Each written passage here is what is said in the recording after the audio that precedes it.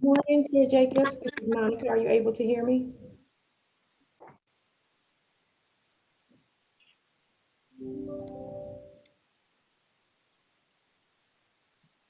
Morning, Chair Jacobs. This is Monica. Are you able to hear me?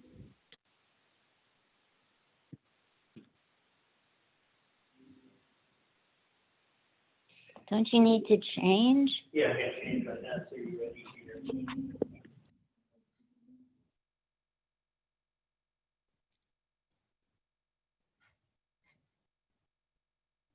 Good morning, Chair Jacobs. This is Monica. Are you able to hear me?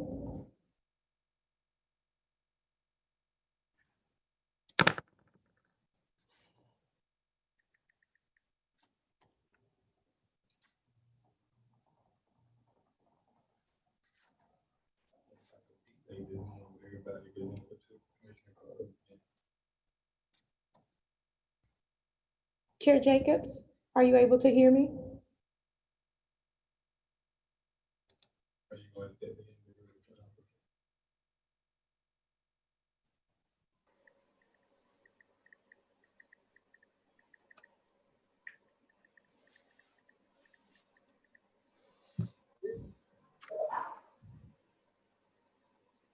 Chair Jacobs, are you able to hear me?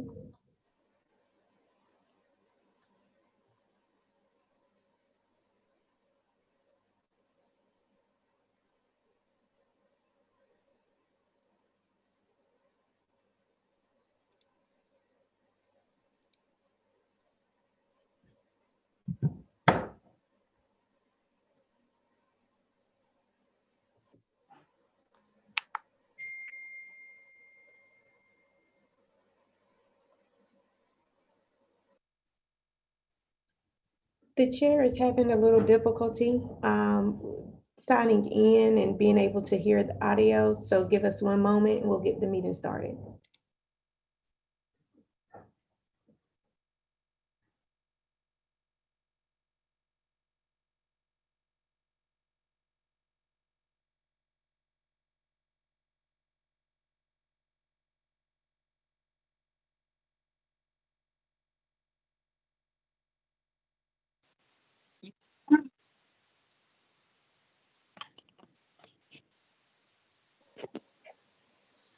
Monica, can you hear me now? Here we go. Yes, ma'am, I can. Thank you very much. Okay. All right. Thank you. We're good No now. problem. We do have all commissioners, the county manager and the attorney on the line. If you wanted to go ahead and start the meeting. Okay, great. Thank you. Good morning, everyone. Welcome to the Monday, October 5th meeting of the Durham County Board of Commissioners to our work session. I will now share the public charge. The Board of Commissioners asks its members and citizens to conduct themselves in a respectful, courteous manner, both with the board and fellow citizens. At any time, should any member of the board or any citizen fail to observe this public charge, the chair will ask the offending person to leave the meeting until that individual regains personal control. Should decorum fail to be restored, the chair will recess the meeting until such time that a genuine commitment to the public charge is observed. And as a courtesy to others, please mute your cell phones and keep yourself muted when you are not speaking during our meeting. We will start with citizen comments, and I will turn that over to you, Monica. Good morning, commissioners, county manager, attorney, and staff, as well as citizens. I'm Monica Toomer, the clerk to the board, and I will be reading the citizen comments that were received for today's work session. As usual, all the comments in their entirety will be posted on the county's website as well as in our staff meetings. And I will read up to 3 minutes of each citizen comment. The first comment comes from citizen Faith Holzart. Like many other Durham residents, we have been troubled by the report of dysfunction in the Durham County Commission, especially during this time of multiple crises. We hope the commission can make progress in an honest reckoning and resolution of these conflicts. Allegations of racist behavior by a white female county commissioner were made by a county employee who is a Black male.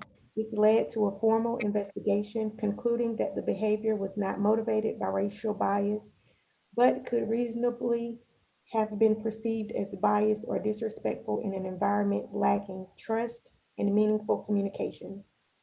The response by Commissioner Heidi Carter introduced the idea that her concerns had been trivialized because she is a woman.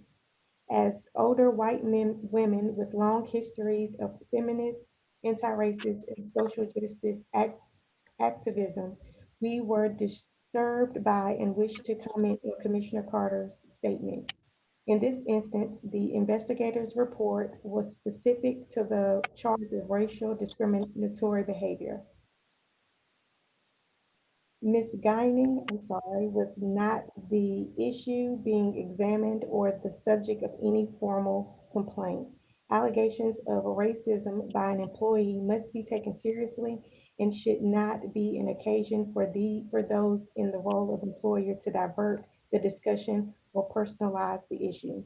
We were deeply offended by the use of feminism in Commissioner Carter's statement. She states that women who are advocating for their priorities and principles do not need to be controlled or moderated, and the degree to which these sexist undertones continue to permeate our conversations is disturbing.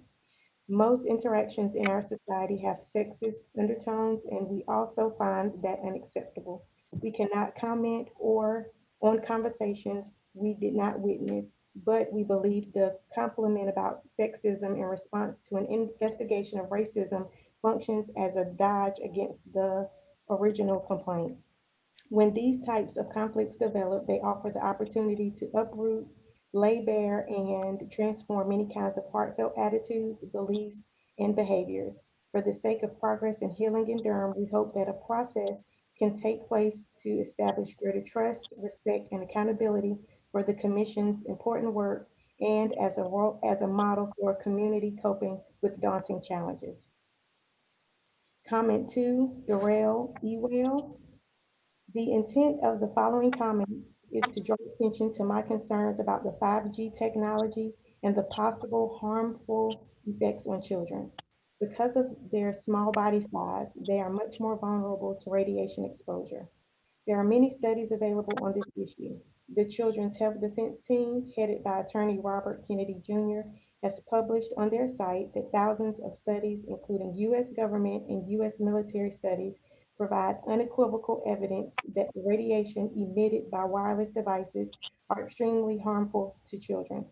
This radiation can have effects such as decreased learning ability, problems with memory and cognitive function, sleep disorder, headache, auditory effects, nosebleeds, heart palpitations, and anxiety. Racial exposure can also pose a danger to the body's DNA, reproductive system, and be a risk factor in cancer, tumor growth, and breaks in the blood-brain barrier.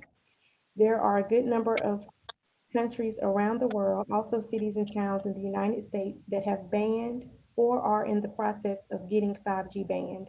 Our children are too precious for us to be careless or too ready to allow installation of the 5G towers to be put into our neighborhoods.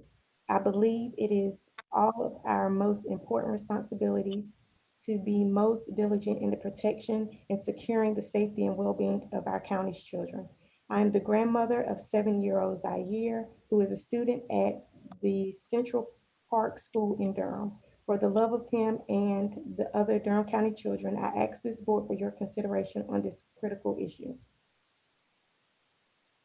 Comment three, Tina Motley Pearson. As a concerned citizen and mother, I am concerned about the potential health implications caused by the rollout of 5G in Durham. There are numerous scientific studies stating the adverse effects of wireless radiation affecting brain development, learning and attention spans, behavior, and mood fertility. Wireless radiation affects our bodies at the cellular level, when breaking down DNA. Although many individuals are affected, children are most at risk. Children's skulls are smaller and thinner, thus they absorb up to 10 times more radiation than adults. Radiation from cell towers in close proximity of schools have been blamed for an increase in childcare cancer. I just used antenna search, and there is a website that will be posted on our website to check out the number of towers and antennas in a 3-mile radius of my home. In the beginning of June 2020, there were 10 towers and 11 antennas. Today, there are 35 towers and 68 antennas. How many antennas and towers are being erected during the lockdown in our areas? Small cell facilities, 5G, are the types of antennas going up everywhere. When I called the planning department, I was told that they are only put up in public areas.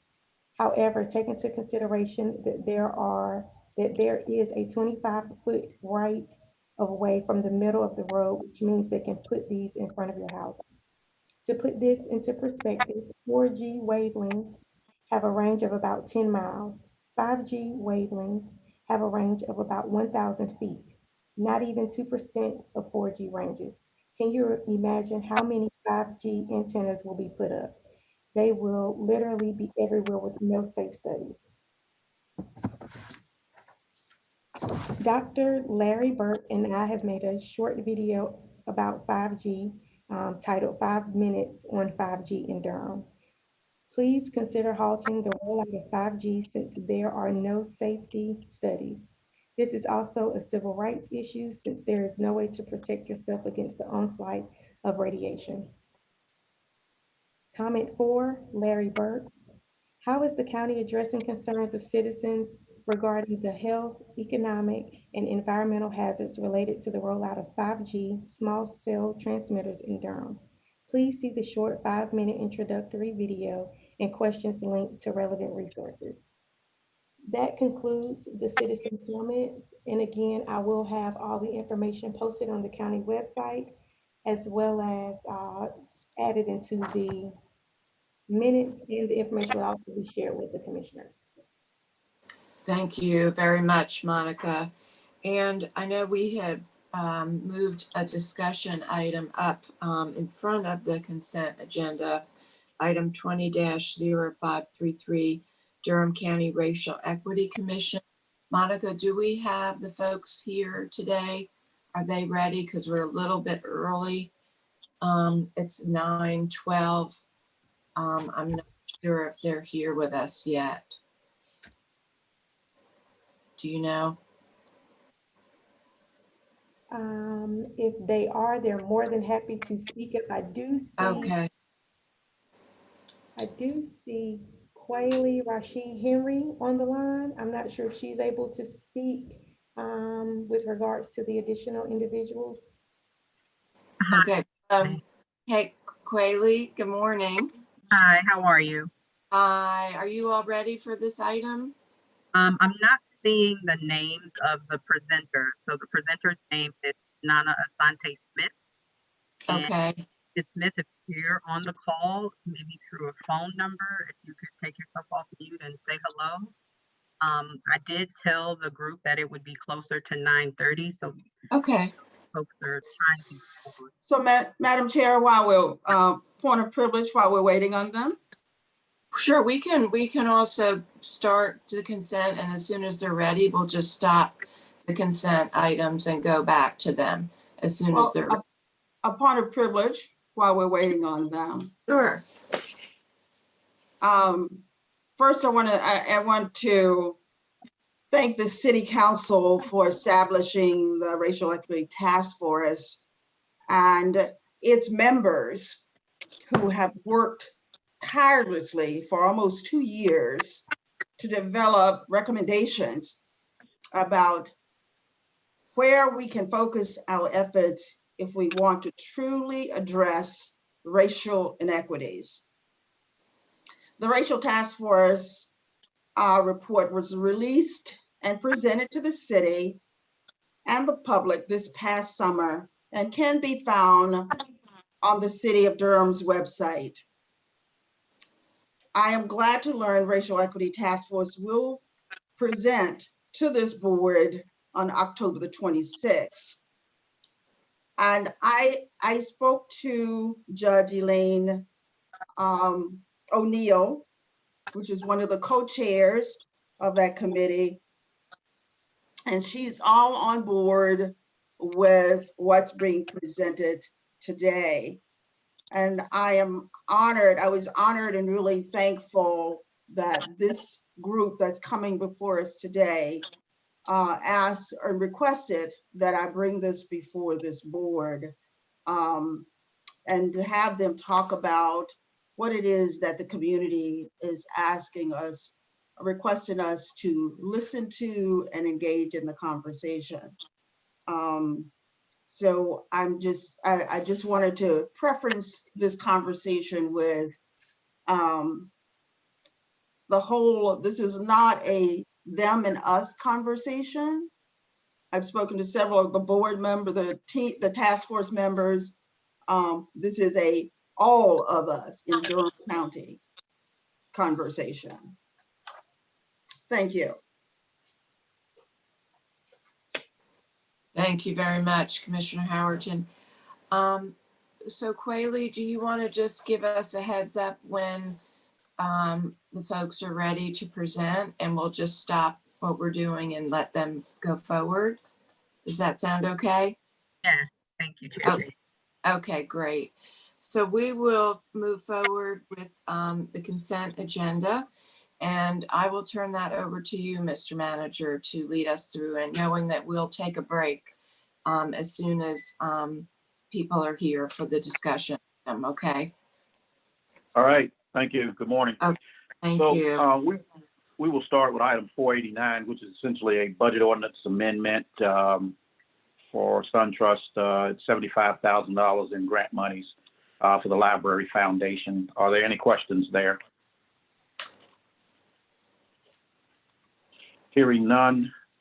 Item 496 is our extended contract for Phoenix Business Incorporated. This is essentially one of the longstanding vendors that we work with in our IT department. And so the extension of that contract is in the amount of about $71,000 plus a $39,000 increase and another $134,000 for the total contract for our SAP expert consultant.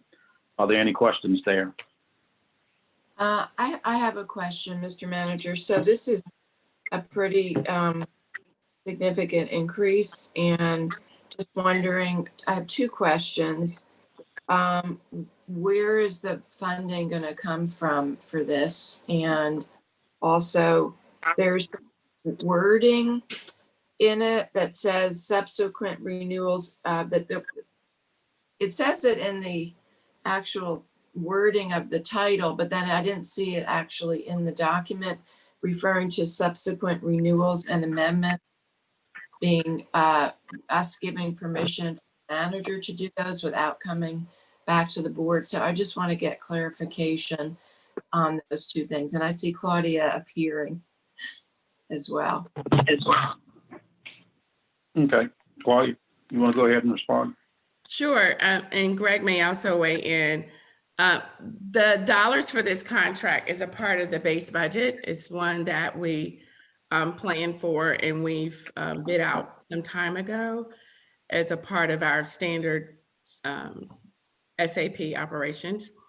The language regarding the subsequent contract, that language has been included sometimes on contracts, and for this one in particular, because of the timing of when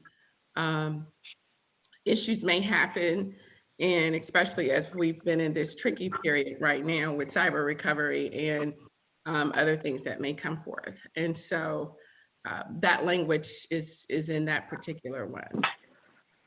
And what does it mean? Does that mean within the amount that's been allocated for already in the budget, or exceeding what has been allocated in the budget?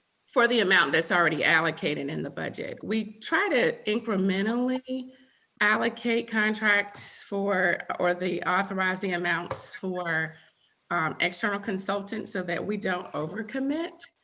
And so although, for instance, we may have 300,000 allocated for consulting externally because of our staffing ratios, and we don't have that particular level of talent in-house, we still sort of incrementally allocate those dollars to the vendor so that we've not overcommitted those dollars.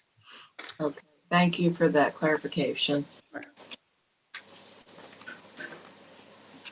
Item 497 is our next item, which is essentially a approval of operational funds in the amount of $209,000 roughly for our maintenance renewal agreements for Microsoft. Are there any questions there? Hearing none, we will go to item 500, which is a budget ordinance amendment that's recognizing $765 to support Bull City United. Are there any questions there? I just had a quick comment, which is that this is, can you just confirm this is an anonymous donation to Bull City United? Is that correct? Or do we know who's made the donation? Joanne, I believe it's anonymous, but I'll ask Joanne to respond. Or Rodney. Good morning. This is Joanne Pierce, General Manager for Health and Wellbeing. Hopefully you can hear me. I would have to lean into ask Director Jenkins if it's anonymous. I do know it was from the community, a community group or member.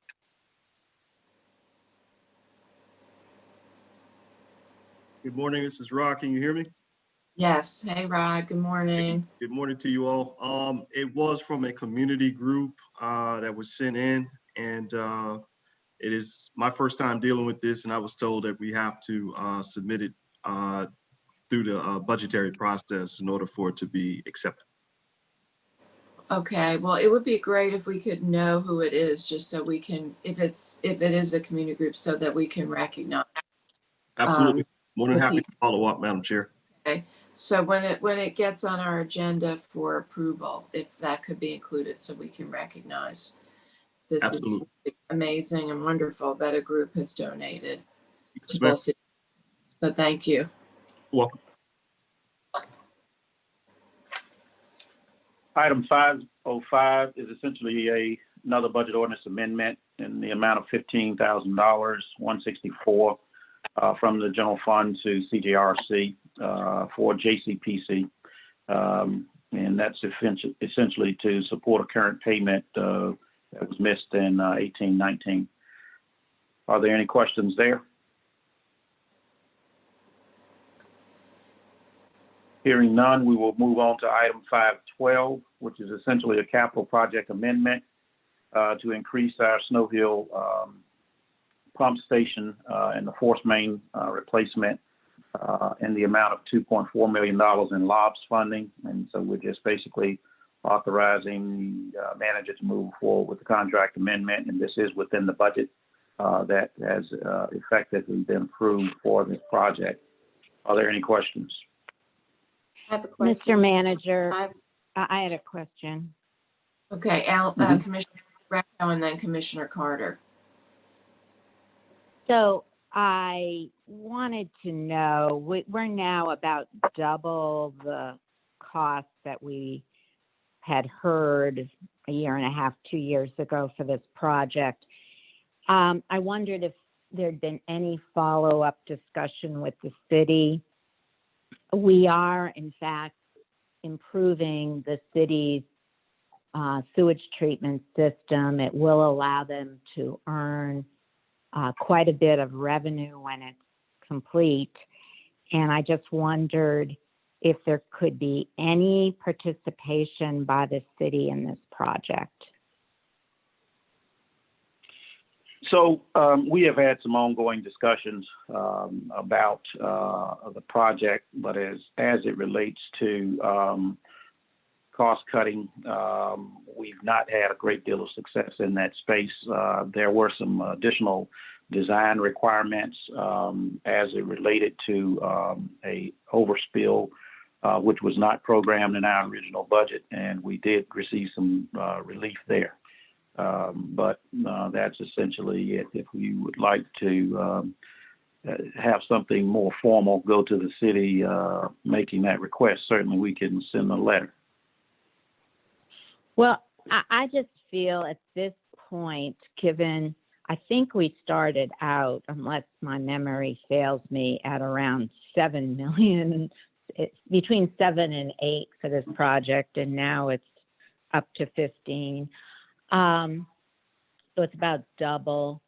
And it seems as though having some discussion about even a small participation in this project, it would be reasonable in the sense of they charge double rate outside the city limits. So there will be a big stream of revenue associated with this increased capacity. And just curious as to whether they would be willing to be a participant in this project. So I'm going to ask Jay to revisit the original cost estimates on this to make sure that that the rest of the board and those who are listening understand essentially the cost elements from the beginning. Jay?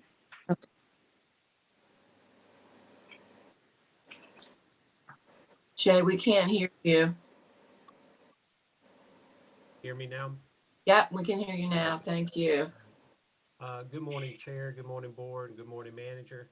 Board, part of what we're seeing is what I'll call a COVID impact with what remains a robust market. To the specifics of Commissioner Reckal's question, we have had conversations in the recent past, even with the federal government as part of Project Warp Speed, of seeking assistance from them. And interestingly enough, they indicated they did not have any available dollars for us at this time.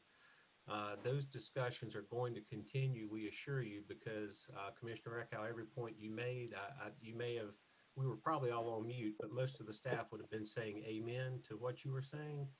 And so we will absolutely continue those discussions to seek assistance where we can. And we are going to try to follow a few threads we've become aware of in the last week or so that we offer some other opportunities to help defray. I would point out, however, this is still an excellent investment, even with what we've seen in these increases. When you look, not just look at the raw tax base that the county will be able to realize from this investment, and it is still an excellent, excellent investment for us, in addition to the jobs and the community benefits we'll get. Well, I agree, and I agree that the county should pay the lion's share, but now we're being asked to fund 2.4 million more on top of the 12.7 that we had committed. And I just feel that just like it's a good investment for us, I would imagine that because we're talking about serving major companies with major flows, and that the city will also reap a nice benefit from this increased capacity to their system, where they will be charging double their normal rates. So that's why I'm raising the issue. Absolutely, Commissioner Reckhow. Your point is very well made. Thank you. Thank you. And I'll just, in terms of Operation Warp Speed, I mean, we have Merck and Corning are really in the center of that. And I know this is very time sensitive, and that Merck is actually involved in manufacturing one of the vaccines right now, getting ready to do that. So, so this is really critical infrastructure, not just for us, but really for everybody. So thank you. Commissioner Cap Carter. Thanks. I actually wanted to say exactly what Ellen said, and then I have another question, but I want to second what Ellen said, agree with all of her points and understand the manager and Jay's points as well. I just want to be sure I'm understanding what we're doing today with this, or what we will be doing when we make the formal approval. Is it correct that we're actually making two decisions on this? That this is a two-step approval, that we're increasing the overall budget for this project by 2.4 million. So that's one step. But the other step of improving the guaranteed maximum price number 2, that's the other decision point here today. Is that correct? I think that's a fair way of putting it, Commissioner Carter. We're still within what is budgeted in the CIP. So what we're trying to do is, rather than pack the contract full of money at once, we're taking draws as we need to better manage our fiscal situation and our cash flows. And so we can certainly let Claudia address that part if you need more depth on that. At the same time, we're also, as part of this item, wanting to approve GMP2, as you noted, which will allow for the next phase of work to begin. And so we're just sort of programming work, money as we're ready to program work, and trying to, we've even broken the contracts back to Commissioner Jacobs' point, Chair Jacobs' point, trying to keep things moving as timely as possible, recognizing the need not just for the companies, but for the broader community related to this effort. So I think the way you characterize it is a reasonable way. The part that's confusing to me is we approve these guaranteed maximum prices in chunks, it seems like, and yet somehow the overall project cost has ballooned, even though we've got maximum price approvals. So I don't know. Is that just looking ahead? We just know that the price is going to be that much higher. Commissioner, we are finding a very interesting market right now.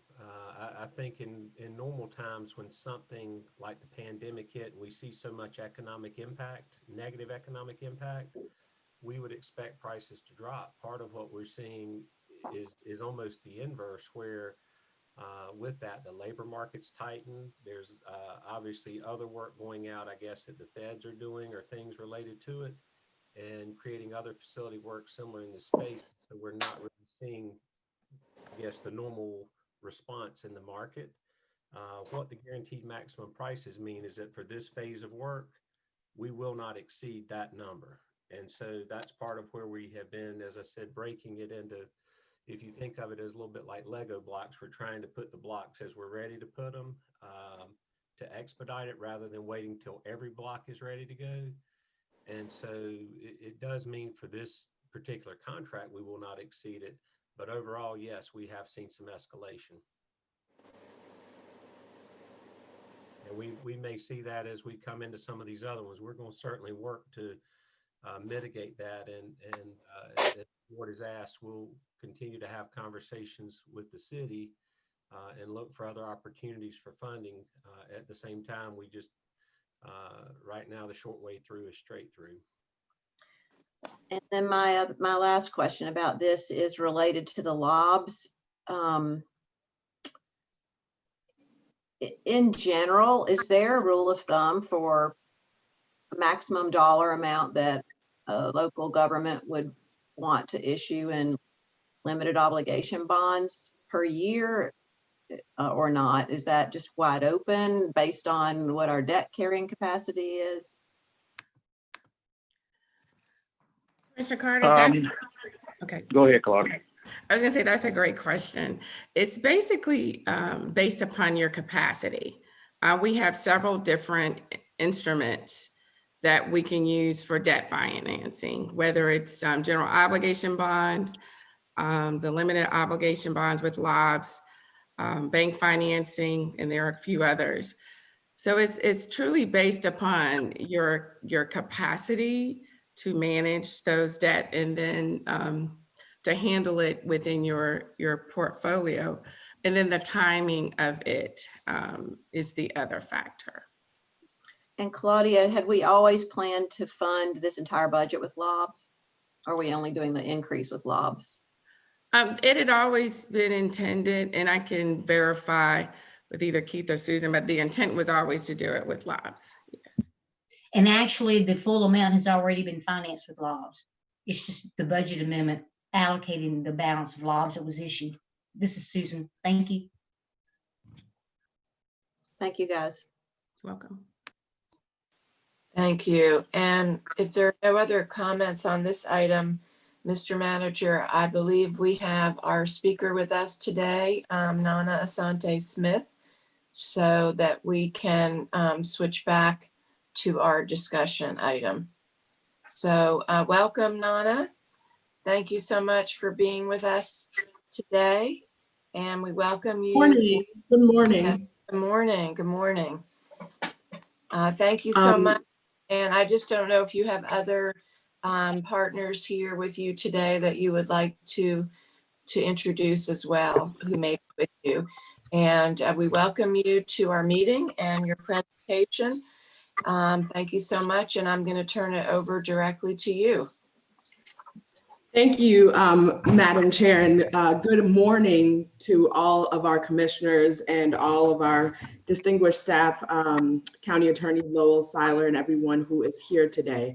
My name is Nana Asante Smith, and I am here on behalf of a Durham Coalition Black Agenda 919 for a presentation that we've entitled Community Support for the Implementation of the Racial Equity Task Force Commission.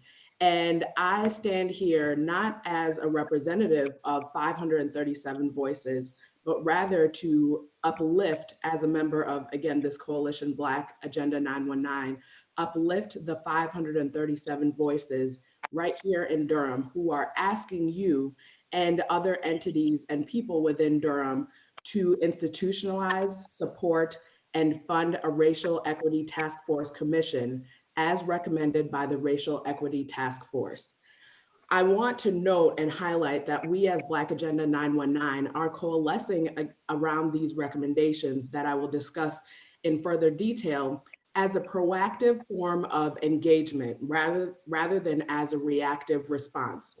It's also important for us to highlight the support of our communities for such a commission and to again uplift the voices and the hard work of the Racial Equity Task Force. This support is undeniable, and I will discuss and illustrate what the support looks like as we go further in the presentation. Excuse me. Most importantly, the bodies of government, such as the Board of County Commissioners and the Racial Equity Task Force themselves, deserve to hear about this input and support for their admirable work and how we feel as various communities about their recommendations. So I want to make it clear that that is why we stand before you today, again, to ask for the full institutionalization, support, and funding of the Racial Equity Task Force Commission as a sustainable and long-term implementation of and representation of Durham City and County's commitment to achieving racial equity here in our city and county. I want to start out by acknowledging this quote by Angela Davis, who is a Black woman, political activist, philosopher, academic, and author, as many of you know. In a racist society, it is not enough to be non-racist. We must be anti-racist. And we as Black Agenda 919 sincerely believe that the work of the Racial Equity Task Force represents this truth and challenges the city and county to live up to this reality and challenge. Very briefly, Black Agenda 919 is a community coalition of people who identify as Black and are committed to creating a brave space for us to brainstorm, collaborate, and allow our voices to be heard on issues that affect the Black community. Really, our priority is to shape our destiny as Black community members and that of our future generations. Now, before I talk again a little more about what this coalescing of community support around the recommendations of the Race Equity Task Force is, I just wanted to put pen to paper in terms of acknowledging who the task force is comprised of and why their work is so important. Again, as I'm sure you know, the task force was formed in October of 2018 and comprised of 17 community member volunteers who dedicated their time, their energy, their lived experiences to really doing research and doing this on the ground work to develop a report to address, and these quotes, I just want to give credence, these quotes are directly from the 60-page report developed by the coalition. And developed by the task force, excuse me. And they were in place to develop a report to, quote, address, develop, and implement policies and actions to ensure a more equitable Durham community. And they achieved this through community conversations, lived experiences, subcommittee work, research, and narrative reviews. I want to also highlight that throughout their diligent work, the specific areas on which they focused included wealth and economy, criminal legal system, health and environmental justice, housing, education, and public history, and really evaluating what racial equity can and should look like in these various aspects of our society. Now, I won't take the time to go in depth in terms of the recommendations for each of those sectors. But again, I think it's so important to put pen to paper to again amplify and uplift the work and conclusions of the Racial Equity Task Force in the area of, for example, wealth and economy, which one of the recommendations is to develop active community support to push forward national policies aimed at ending the racial wealth gap, including a national reparations program, guaranteed basic income, and raising the minimum wage. And as you will see on this slide and within the report, there are numerous other relevant recommendations meant to improve address racial inequities within wealth and economy. Next, we have recommendations within the criminal legal system, and there are many recommendations to be had. And their report thoroughly reflects the work in the depth of their work in developing these recommendations, which include, but are not limited to, the decriminalization of substance abuse and abuse, mental illness, and poverty. Next, we have health and environmental justice, and what addressing racial equity means for the task force in terms of one of their recommendations is to adopt definitions of health, anti-racism, and environment that focus on well-being, are built in natural community spaces, and environmental justice, which also includes a declaration of racism as a public health crisis. Next, we have housing, and we are all privy to, or should be privy to, the abundance of racial inequities that are so pervasive in that area. And one of the recommendations there is to develop and implement public housing and eviction policies that kind of concentrate or address, again, racial inequities, which we see the manifestations of on a daily basis. Within the scope of education, one of the recommendations there is to identify and address issues of racism, including in childcare centers, right? And I think why that is so important is sometimes we have a quintessential notion of where racial inequities exist, right? We don't always recognize, as we should, that these inequities are cultivated so early on in daycare centers, so early on in childcare centers. So we must begin to address these inequities in the ways in which they exist, which is a broad gamut and wide scope. And then we have the recommendations surrounding public history. And this is especially salient. I think sometimes we all forget how important it is to understand that in order to move forward and in order to solidify our future and change our destinies, we must acknowledge and be committed to understanding our history. So one of the recommendations within this component is the implementation of story gathering and storytelling efforts. So those, I gave some kind of brief examples of the recommendations of the Racial Equity Task Force, just to highlight the depth of the work that they have done over this 18-month period, and how thorough that has been, and how that work and that research is really based in uplifting the voices and experiences of those who live right here in Durham. So we move forward to the question, or why we are here today, is how do we actualize these recommendations? And again, the ask unequivocally from members of our community, all 537 of them and counting, as we'll keep our document open for more signatures, is to institutionalize, support, and fund the Race Equity Task Force Commission. I want to quote a portion of this important report that we received from the task force, and it is that it is our belief as a task force that to operationalize and institutionalize racial equity work in the city of Durham, we must create an infrastructure that supports it. In order to create sustainability, we need structures that will last beyond one political administration. And what does this mean? This means the implementation of a joint city-county commission to evaluate and work towards achieving the goals and recommendations as put forth by the task force. It requires a stipend and funding.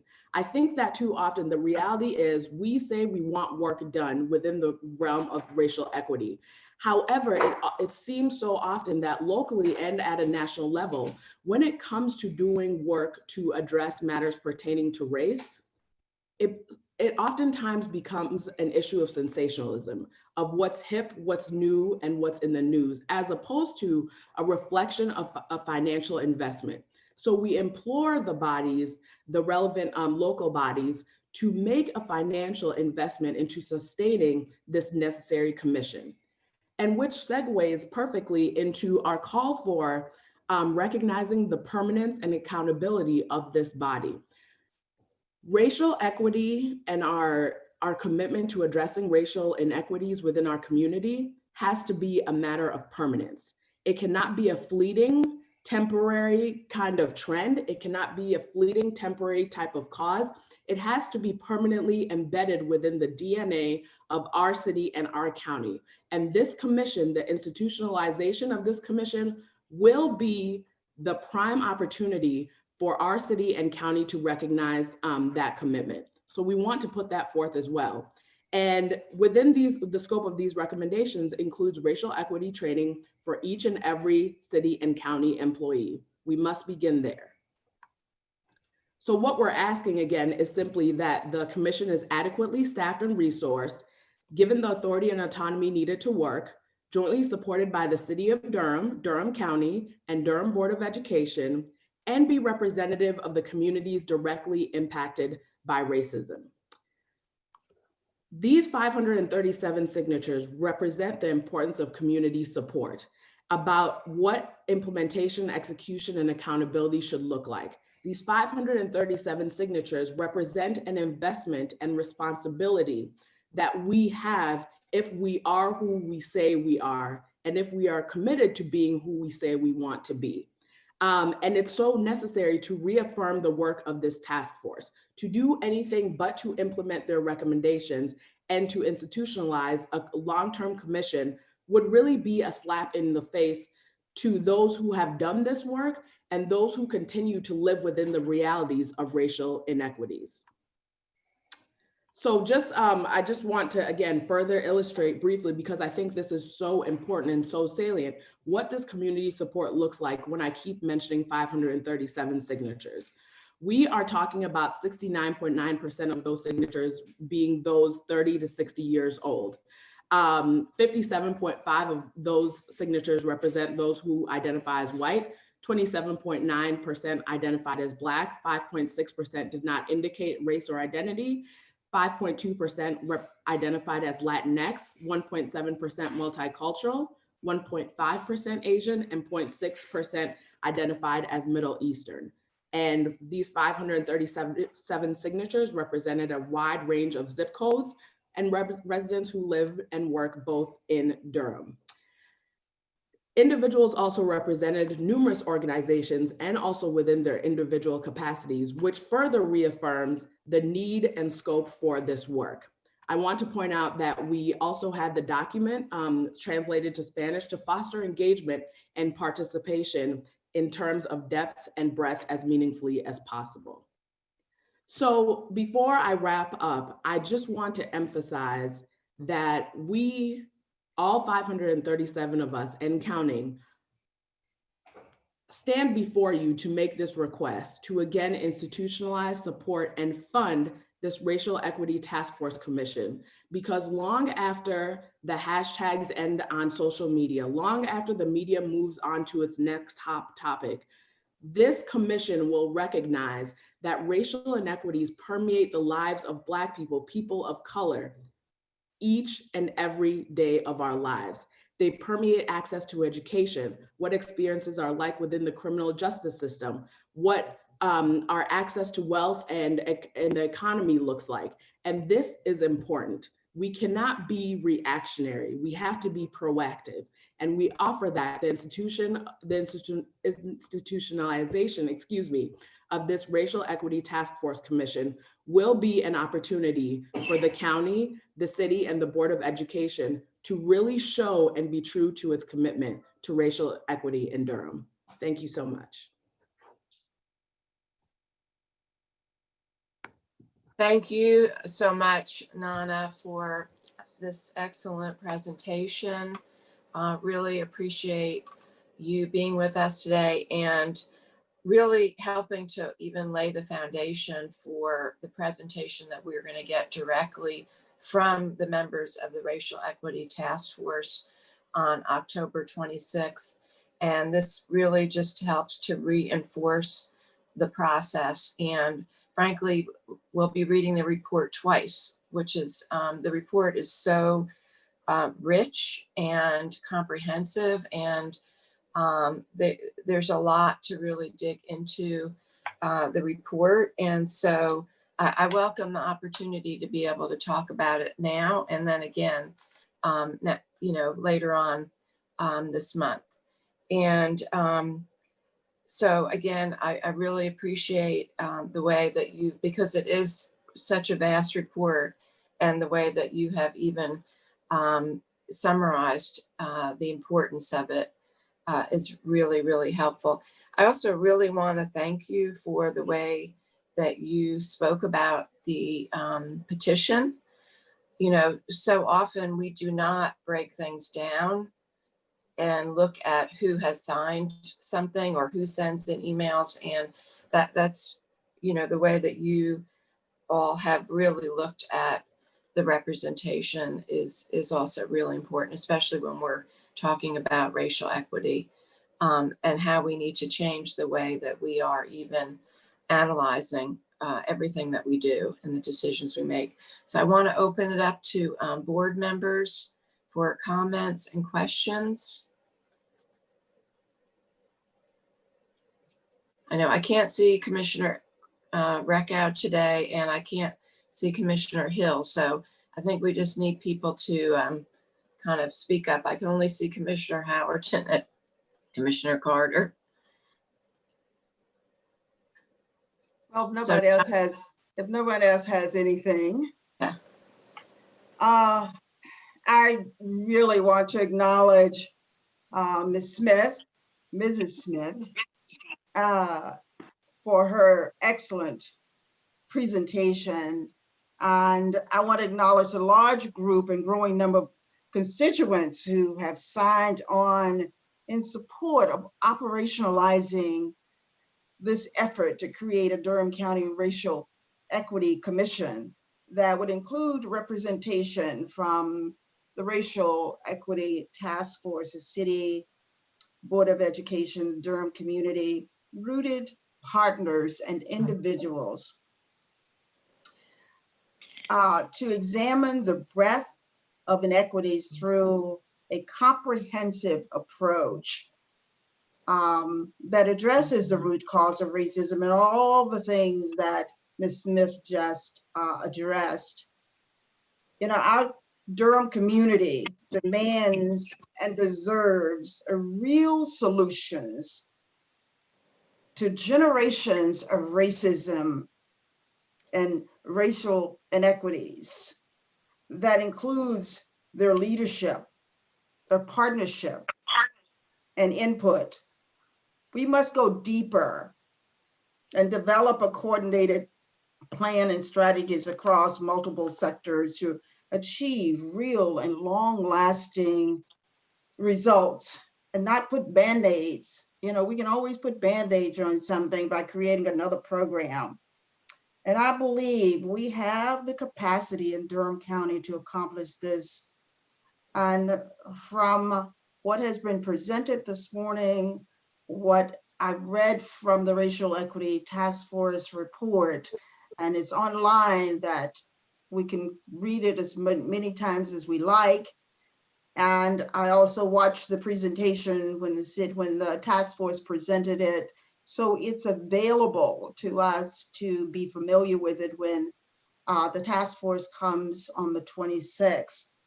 So I just want to say to the community that put this presentation together and the persons that presented it, thank you. Thank you for the work that you're doing. Thank you for your commitment that Durham be a place for all.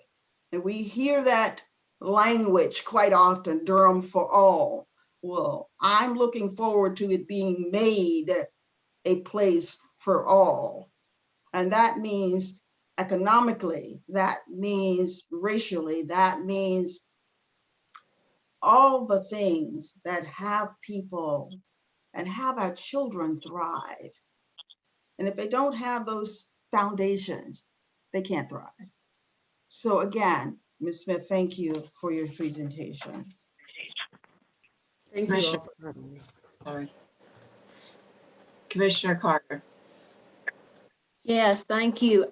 I just want to take a minute to really appreciate Nana Sante Smith and her great presentation today to us, and also just the extreme effort that this Black Agenda 919 group has put into making a unified statement and show of support. It's really impressive. It's a large, very, very large number of you that are talking to us today. And I really appreciate that. I also want to say, as far as the task force itself and their work goes, I am very eager to have their formal presentation to us in a few weeks. Because we were having this presentation today, I did a quick skim of the report, and I had done a quick skim earlier when the city was getting its presentation from them. I just think it's one of the best reports I've seen. It's very thorough. Like Wendy said, it's really rich. There's data. I think their recommendations cover all the important areas, including one I wouldn't have thought of, which is the history. In particular, I know I need to know as much as I can about the history to help support my own efforts to be a better anti-racist. One of the things that I think this presentation today emphasized for me is the fact that the three local government bodies, more and more, were realizing the importance of our collaboration and our partnership with one another. Each of these buckets where we are going to be receiving recommendations from the task force, they intersect, and they intersect the areas of responsibility that the city has, the county has, the school board has. And so it's going to be imperative that we work together. It would actually even be better if we had unified city and county government working on this. Many of the recommendations are ones that currently would be funded locally by the county.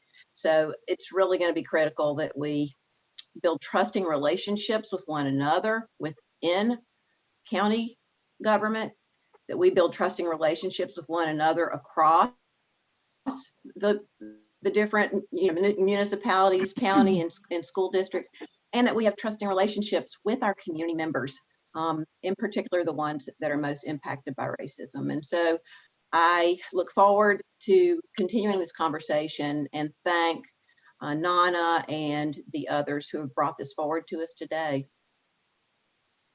Thank you. Any other commissioner? Madam Chair, Commissioner Redcap. yes. I also want to thank Nana for her excellent presentation.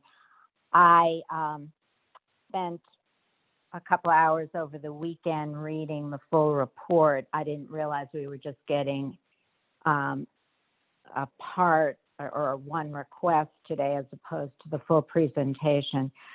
I do want to thank the full task force for their report. And I would say that they went probably as far or further than I would have expected, given that there was no staff support per se and no consultant involved. There was a long list of identified data needs in the report, but that data was not there, which I understand because there wasn't a staffing support.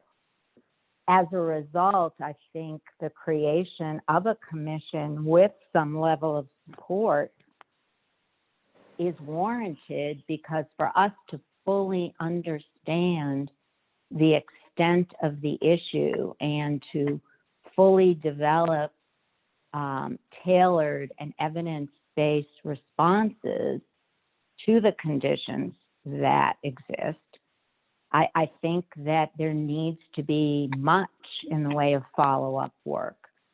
So I look forward to the discussion ahead. And I would suggest that we may want to plan a joint city, county, school board meeting some point in the future to discuss the appropriate next steps among all three bodies together. Thank you. Thank So- you. So just one more thing, Madam Chair. From my understanding, and Ms. Smith, if you want to chime in, I think the group will be coming back to us at a later time after the task force has presented. And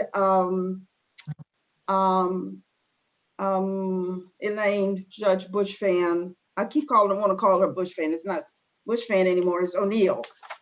She is very much interested in being in touch with the committee.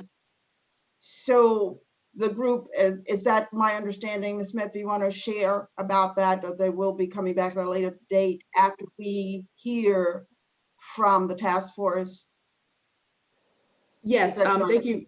Thank you, Commissioner Howerton. I do want to point out and emphasize that Black Agenda 919 has been very intentional about ensuring that this is a collaborative effort. So we have been in consistent communication with Judge O'Neill, for example, and the plan is kind of after today's presentation and after the task force presentation later this month, kind of evaluating at that point what, if anything else, needs to be addressed. And we're ready, especially as we continue to compile signatures and engage in these active conversations, to return as necessary to provide that updated information. So Commissioner Howerton, you are correct. Thank you. Great. Thank you. And I just wanted to give Commissioner Hill a chance to make any comments if he's interested. None at this time. Okay, thank you. Yeah, so, just to follow up, I'm really glad to see, I know that there was in the report, the reference that this should be a joint city-county Board of Education commission. And as Commissioner Carter referenced, all of these issues overlap, and especially the focus on education. All of those recommendations definitely highlight that the Board of Education should be involved.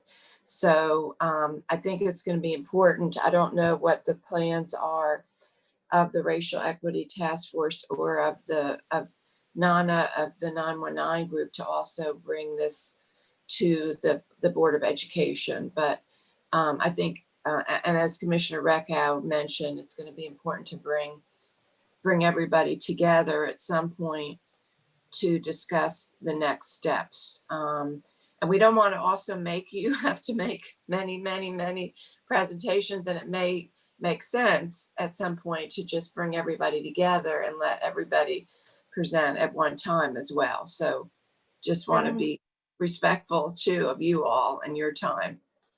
Thank you for that, Madam Chair.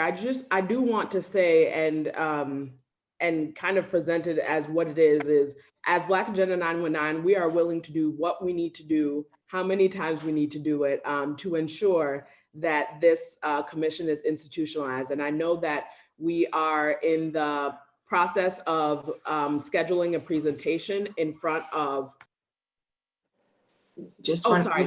Thank Yeah. you. We are in the process of scheduling a presentation with the city council and plan to do so with the school board as well. Certainly if, both groups can somehow get together, but again, we really and deeply recognize that these recommendations permeate so many aspects of people's lives. And what each of those 537 people are saying is that we want these issues addressed. And it is going to require collaboration and a commitment, not just in words, but in action. And so we are ready to embark upon that accountability journey, no matter how many times and how long it takes. So thank you. Right, well, thank you. And in terms of Commissioner Reckow's comment about staff support, I think one of the fortunate things is we now have within Durham Public Schools, within the city government and county government, we have racial equity officers.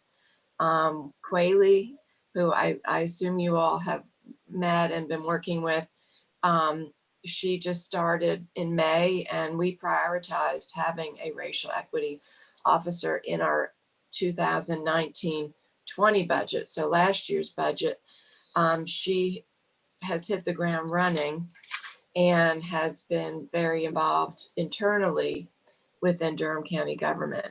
But she is already, both she and the city's racial equity officer have been advising the Durham Recovery and Renewal Task Force. And so we're fortunate we actually even have now staff embedded who I think are going to be great resources. The other thing I just want to mention, of course, is another joint city county school board effort that is getting started, which is the Community Safety and Wellness Task Force, which really does have overlaps with this, especially around all of the health and wellness pieces. So I think there'll have to be some thinking about that as well, but that's very much rooted in racial equity. And I would say we have something on our agenda today that to me is really rooted in a racial equity approach, which is our Let's Get Back on the Bull community health ambassadors.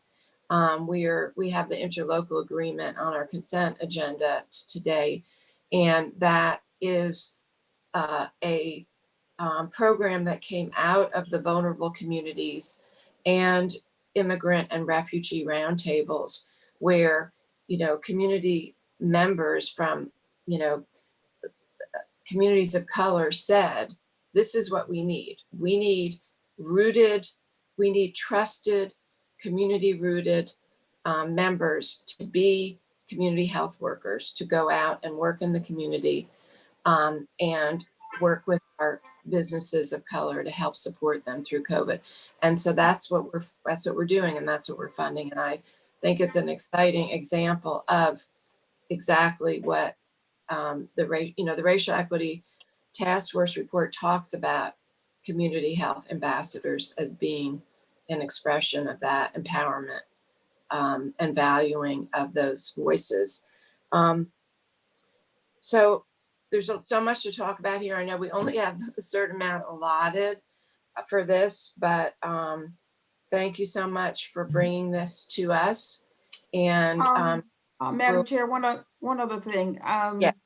Quayle or Joanne, did either one of you have a comment regarding this? Hi, good morning. This is Quayle. And thank you so much for inviting this presentation from Black Agenda 919, Mrs. Asante Smith. I was very excited by the presentation and just excited for the request to make this joint commission. One of the reasons for my excitement is that there's so much synergy between the work that I was brought on to help lead in terms of normalizing conversations on race and getting to true understanding of what that represents, to actually dismantle structural racism, and to get to a point where people understand that there are advantages that exist for white people and disadvantages for people of color that lead to inequities, right? So just getting some solid foundation around what that understanding looks like and what it means for our policies and how we go about our day-to-day lives. And then also thinking about the training needs around all of that.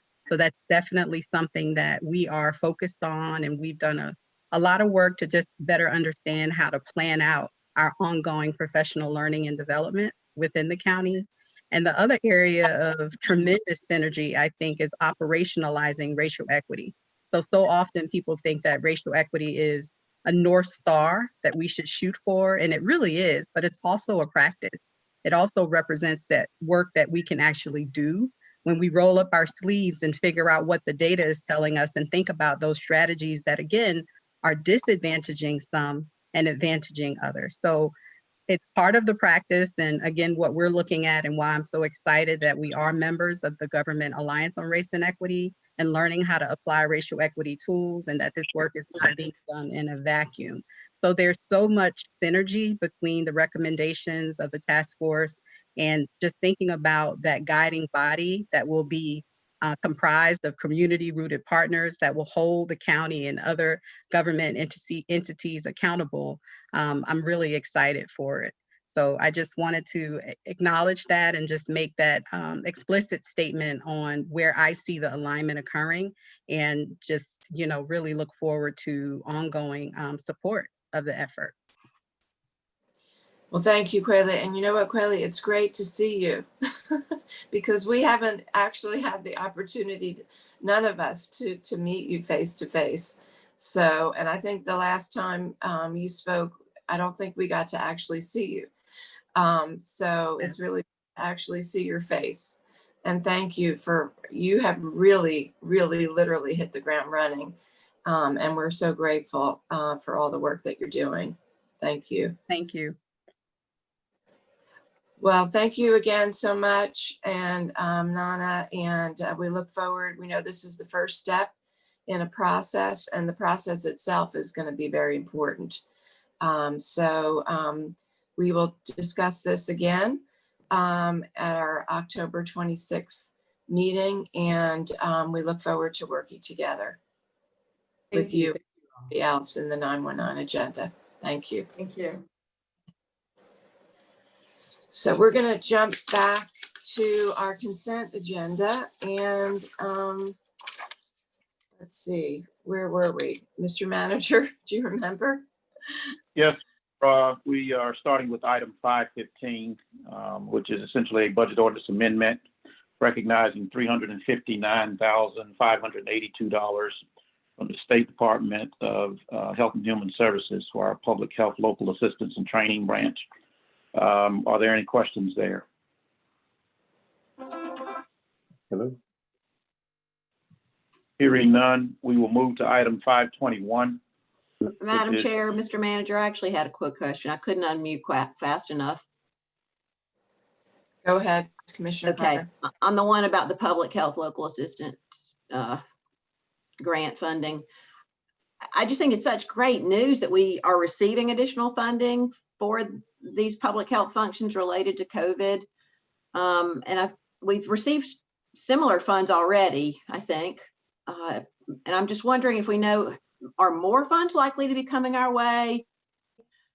And new programming, new services, or expanded programming that we're currently doing? Mainly, I'm just wondering, are we expecting to get more of these funds? Because this is great. Mr. Carter, this is Rod Jenkins. And good morning to you and the fellow commissioners. I think the best answer is to be determined. This is a part of kind of a breaking up of the initial funds that the state indicated that they were giving to public health departments. We were waiting on, I believe it was 1.296 million. And we were patiently waiting on it to aid us in our response. However, the state was a little slow getting that to us. So they decided to kind of break it up in chunks, if you will, just to kind of put it a little bit more mildly. So the answer to the question is yes, we hope to receive more. However, I do believe that it's contingent upon the usage of the funds that we get. And, you know, us basically being able to report back to the state on our efforts. So I hope that answers your question. Thank you, Rod. Yes, ma'am.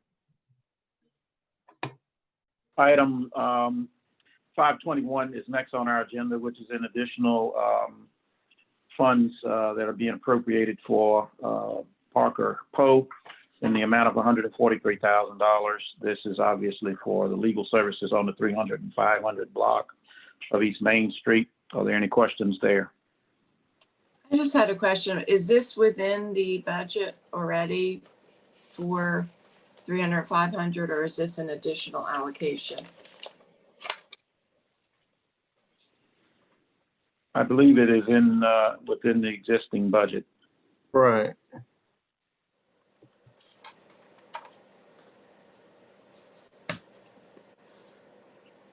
Mr. Manager, I think you're absolutely correct about that. Okay. Yeah. Are there other questions? Item 523 is a service agreement for $200,000 with Made in Durham. Are there any questions there?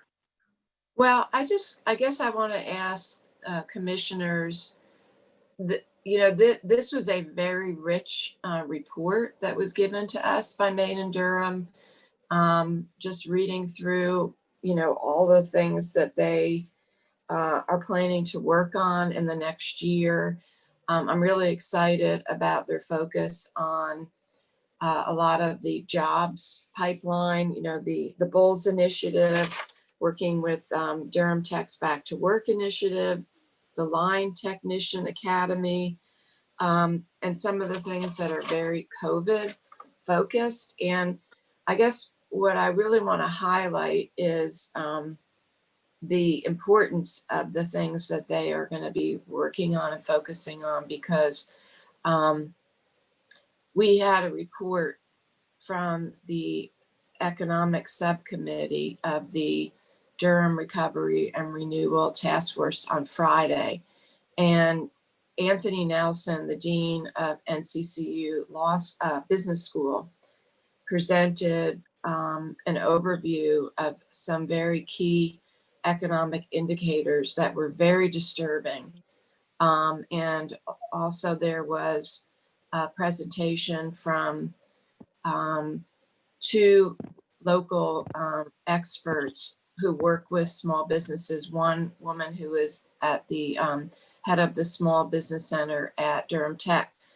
And I've asked that they actually come and present at our joint city-county meeting so that all of our board members can hear this information, because what it's indicating is that, and this is mirroring what we're seeing nationally, is that we're really stagnating right now in terms of our economic recovery, and that the 30% of Durham's hospitality workers are now unemployed, and there isn't any, we're not foreseeing that really improving very much. And then the disparate impact of COVID nationally and locally on low wage workers who are predominantly people of color, and also on women, and how many women have now permanently dropped out of the workforce to care for children and to also do at-home schooling. So I think this is really important that our whole board hears this, and that I think Made in Durham's focus and being a part of this, because this is going to impact young people who are graduating from high school and figuring out what their next steps are as well. So I guess what I'm saying is, I think we need you to be part of, maybe not reporting this report to us, but in any future conversations that we have city and county-wide, city, county, school-wide, community-wide, about what is our economic recovery strategy going to be for Durham, and that you are going to be an important part of that. And I see, Casey, you popped up, so thank you. Madam Chair, Yes, Commissioner Reck. Yeah, I would like, I'm glad Casey's on the call. I didn't get myself muted fast enough to ask these questions, but I appreciate the detail in the service contract that we got, well, the program goals in particular that are tied to the service contract. But I did have some questions. Casey, you laid out quarterly goals and you lay it out once for September. September just ended. Could you give us a status report? Have you met the goals that you laid out for September? Yes, Commissioner Reckow, thank you so much for offering me the opportunity to do that. Yeah, we have been incredibly busy. I would say to you that yes, we have met just about every goal on there in September. And what ones we didn't are actually scheduled for October. We begin a very aggressive awareness campaign starting October 20th. We are currently working in that awareness campaign with 4 of our Made in Durham partner organizations, Durham Children's Initiative, Student U, Emily K, Durham Literacy Center, and are doing programs on bioworks, programs on skilled trades, programs on the lineman technician, starting in October. We've done several of them up until this point, mostly as pilots. But the reason I bring that up, that I want to tie it back to the conversation you just had a minute ago on the Racial Equity Task Force and the proposed commission. One of the most exciting parts of the work that we're about to do is that we just got approval for a second 3-year grant from the Oak Foundation. As you recall, we got a grant. Yeah, we're very excited about that. They were excited about the work that we did with Opportunity Youth and are wanting to continue to work with us on that initiative. And as part of that, I snuck in at the last minute a program, a fund, kind of like a pilot to the point that Nana was making a minute ago, kind of like a small pilot racial equity fund. And so we have about $25,000, $35,000 available to us in 2021 that will allow us to provide grants. And when we say grants, not scholarships, grants to engage our youth, young adults, and quite frankly, early on, we'll probably also, if we have enough money, extend that to their family members as well, to be able to pay them to go back to school. Pay them to go get a biowork program, support them in that effort, not just pay the $350 for the program, but to literally help them be able to live while they go back to school and be able to get a degree and a job, hopefully at the back end. The other thing I would say to you, Ellen, that we also did that I'm super excited about is we also understood that this is going to be our program of work for the year. We heavily engaged, we added 9 new board members to our board in September. 8 of those 9 are on the business side. So we've really strengthened our ties to not just the organizations that are engaged in this work, but also the corporate side that we're looking to. We've brought on Fidelity, PNC, RTI, some locals in the Lenox and Gray, Cocoa Cinnamon's coming on board, the NC Biotech Center's coming on board, the Research Triangle Park's coming on board, Blue Cross Blue Shield's new CEO's on board. So strong in the areas that we're looking to do so that we can make this a good process. So yes, we are off and running on all of these, and we have an extremely busy calendar for October through December.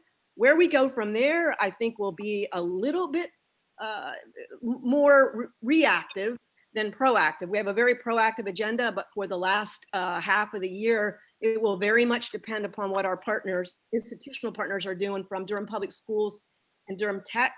Do these programs stay remote? Do they go in person? That affects our capacity building a lot, our seats that we have available. And I will end with that, Ellen. You'll be happy to know that even in 2020 with COVID really disrupting greatly our biowork program at Durham Tech for a period of time, it's up, back and running, and our numbers for 2020 will actually exceed 2019.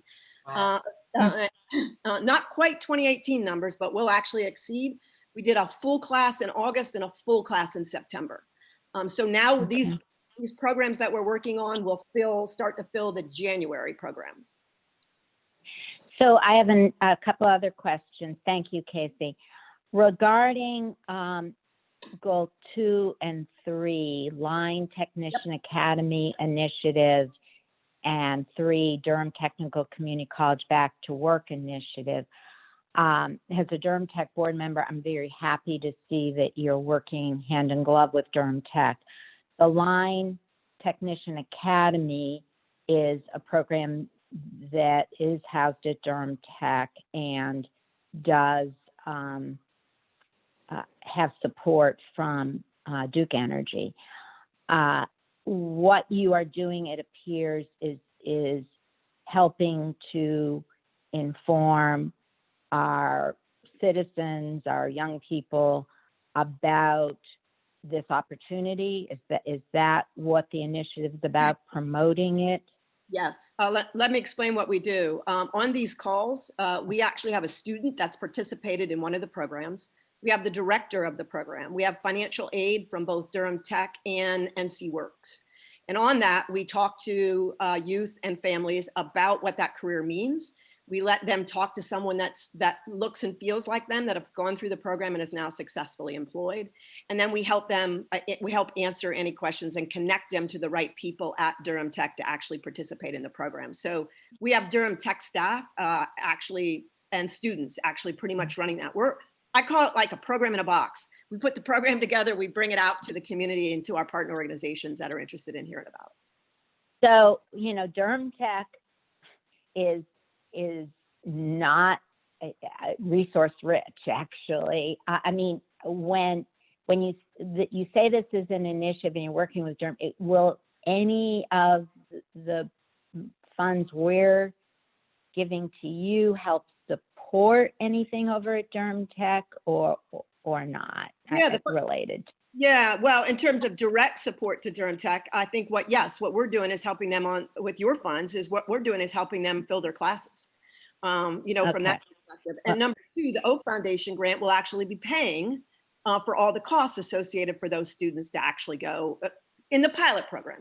We certainly have only a small amount of money at $35,000 because while the programs are not expensive, the cost of going back to school is, and we really are viewing this as a racial equity fund. We really are looking at this as we want to share this opportunity with students and families of color who don't normally see this as an opportunity for them and help underwrite that for them. So from that perspective, yes, the college gets the assets associated with that.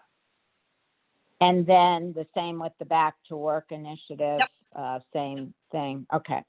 Then I did want to say, particularly since you're targeting high school youth, is the fact that one of the gems that we have in our community is the Middle College High School that does allow high school youth to graduate conceivably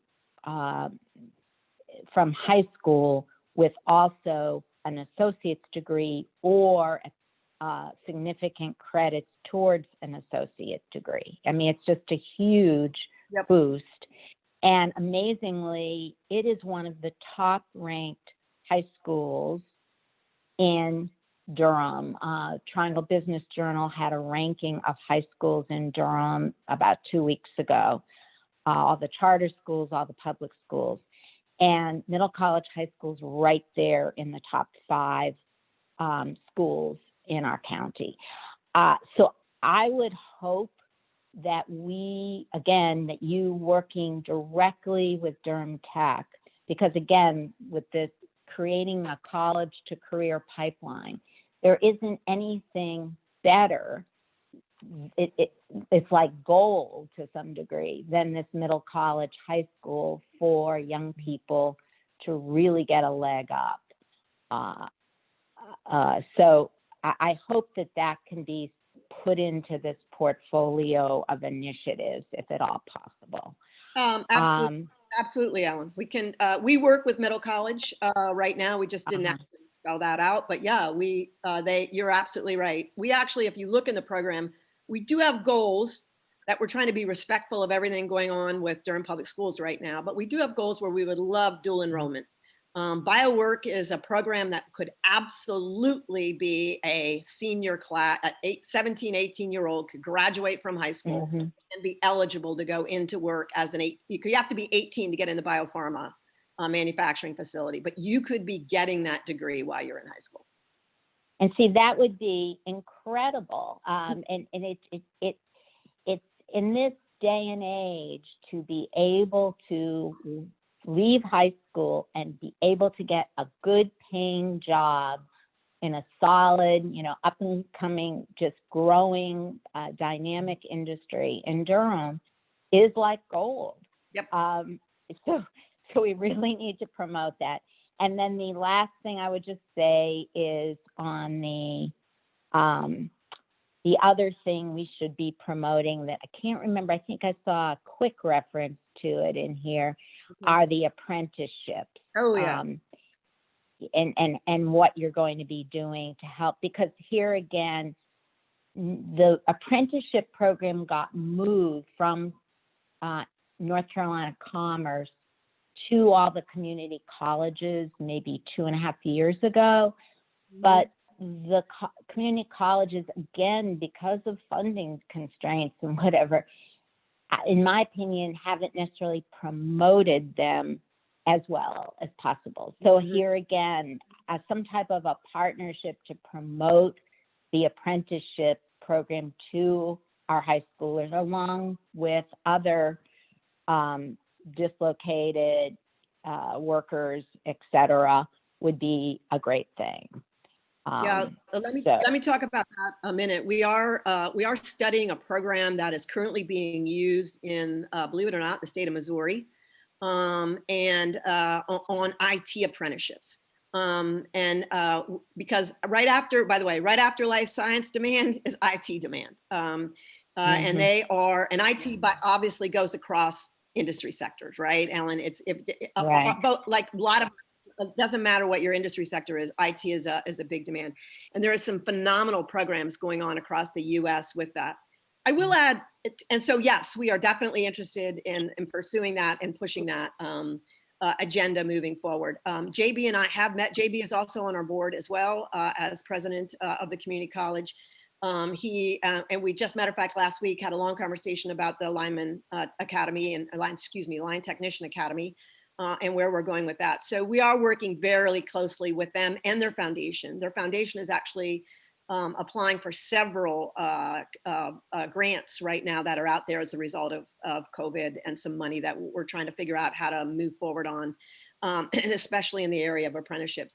One last thing I did forget, it's not in the report because it's not specifically Durham Tech related, but you should be aware, and I'm doing this only because I know some of you are, some of this is actually public. So this is a great public announcement that I do want to make. There's a great program that has come to Durham out of Washington, DC, called Merit. And Merit is a program specifically for IT certification. It's a private sector group, but it works like a nonprofit organization. It basically allows students to come on board, and as a result of coming on board, costs them nothing. They get a 3-month program, 9 weeks of which is a Google IT certification. The last 3 months is a career coach, resume building, and connection with jobs. They only come to a community where they already have a connection for jobs. In Durham in the Triangle, it's Infosys and somebody else whose name escapes me right now. But the program is absolutely dedicated to youth and adults who are unemployed or underemployed and looking to increase their skill sets. When you graduate, if you get a job that pays $40,000 or more, you agree to help pay it forward by paying roughly $150, $160 a month for 2 years so the next person can take the class. If you don't get a job $40,000 or over, or if you lose your $40,000 job, you pay nothing. So it is funded through other initiatives that they have. But it's 80 seats in Raleigh-Durham, and as I speak to you right now, less than 40 are filled. So this is a public announcement. Anyone who's out there interested, we have been pushing youth to the program, but they start next week. And so, and I want to thank Andy Miracle from your staff. Actually, they reached out to Andy. Andy reached out to us, and we've been working with our youth and sending them their way. But if there's anyone listening to this that's interested, please let us know. We'll try and connect you directly. That is super.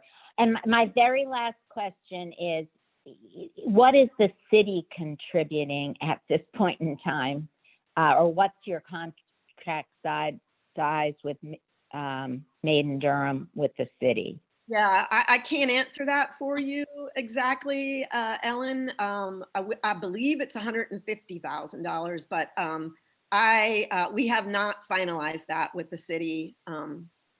It's taking them a little longer with everything I think they have going on and with Tom's transition out. And so I can't exactly answer that. We haven't gotten to that stage yet. Well, Madam Chair, I think there needs to be a conversation with the city, because the city draws down the workforce development funds for our whole community, and they actually draw down some funds that go to them because we have assigned them as our fiscal agent.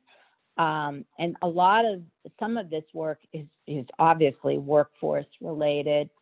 I feel as though of equal partnership. I mean, we went into funding Made in Durham as equal partners, and it seems like that should continue, particularly since they have access to federal support that we don't have, because now all goes to the city.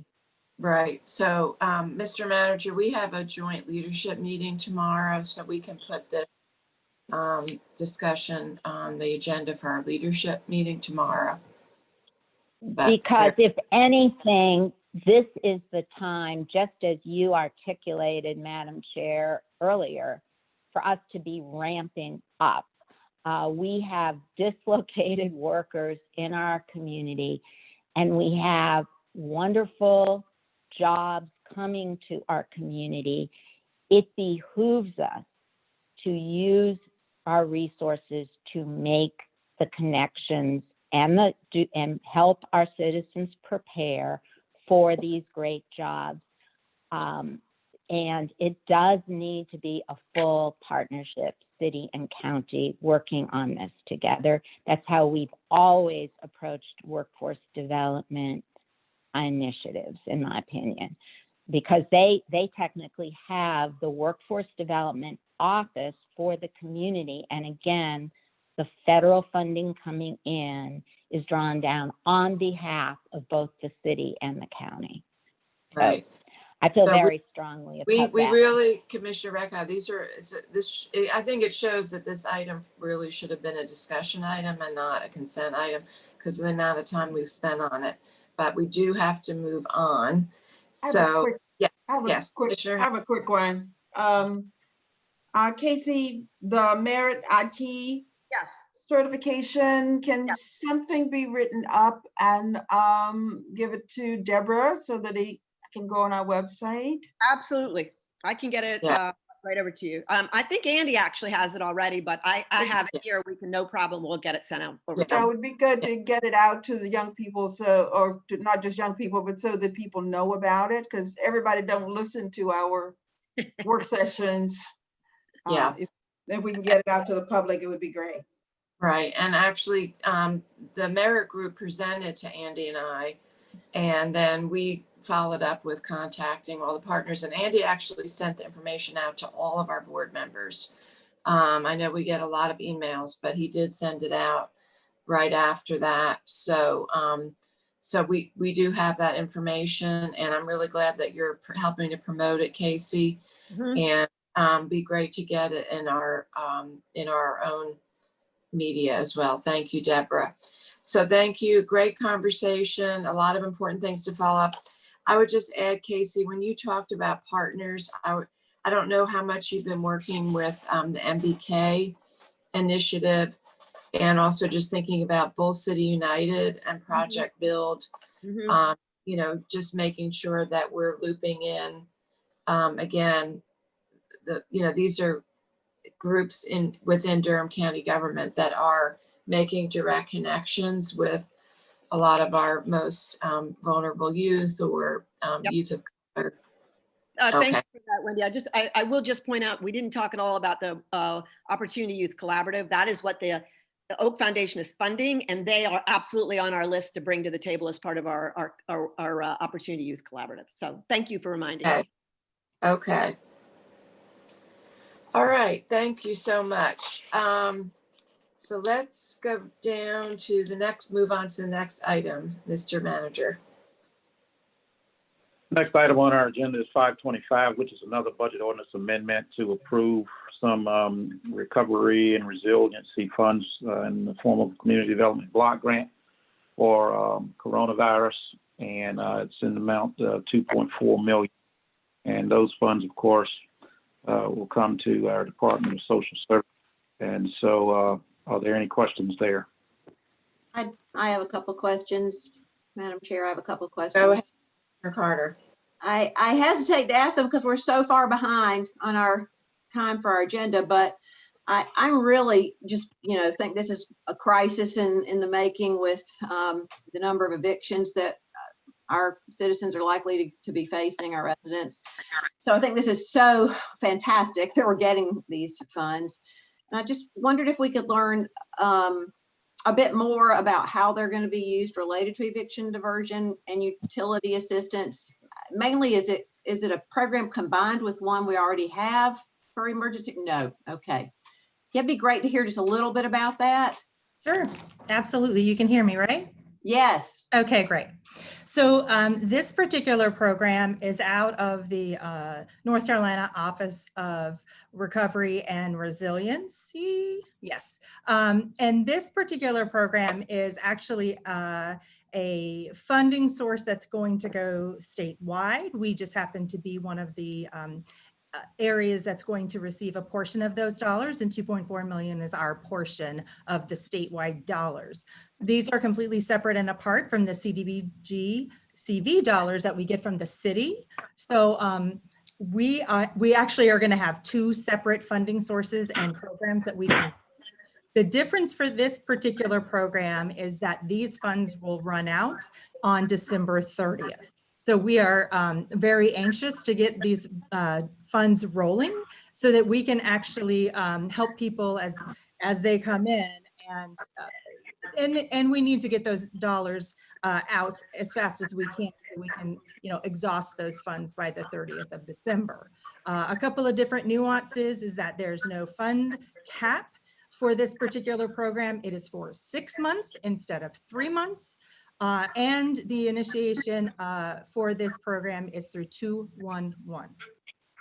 Oh, okay. That was going to be one of my questions, was going to say, what was the portal of entry? So it's 211. Fantastic. Is this only for emergency rental assistance or also any sort of mortgage assistance? No, I believe they have a separate fund designated for mortgages. Okay. And is water service included as a utility? I've been hearing about people having trouble paying their water bills.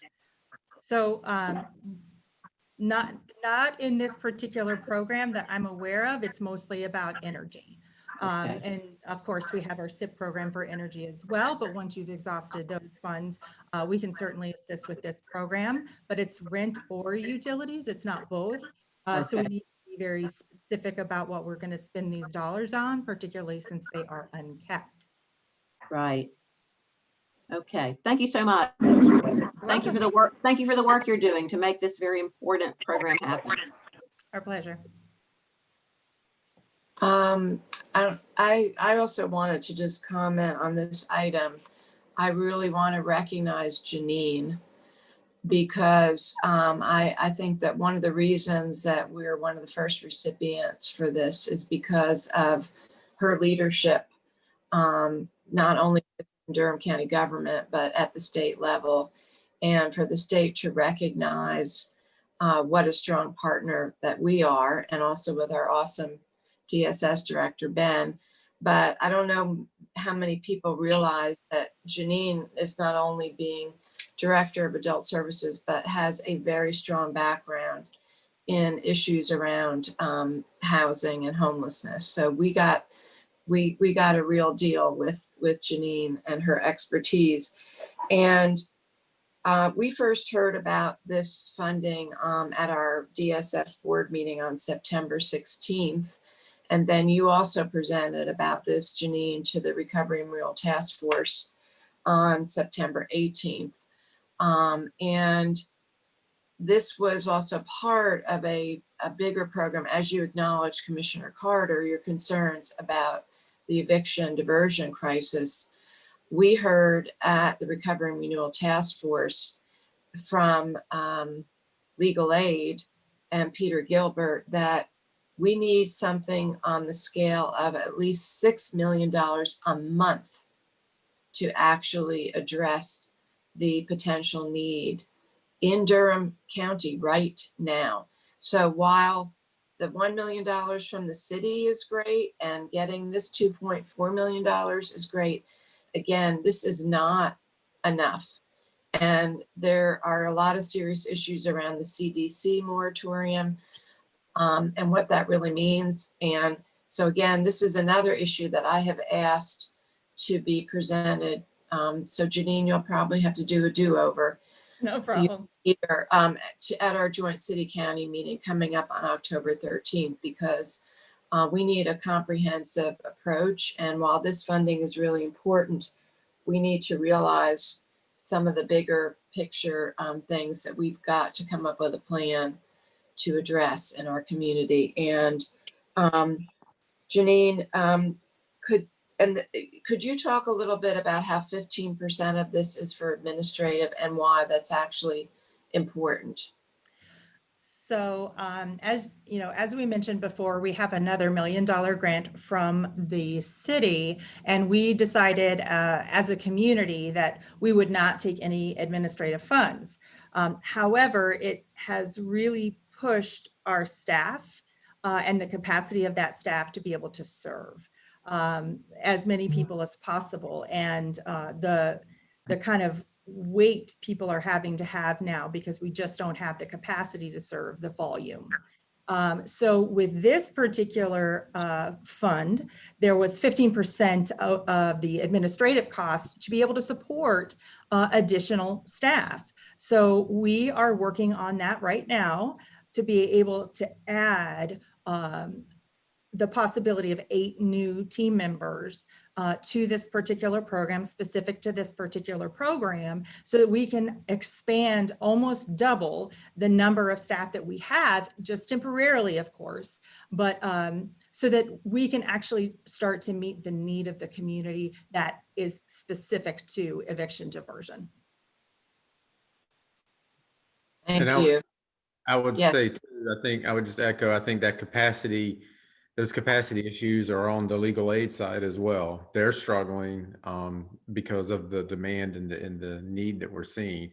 But we want to, since this is kind of a first come, first serve, and it's in and out, and we're trying to spend it as quickly as possible, we wanted to try to take advantage of this 15% to, like Janine says, to hire some temp staff to really help us.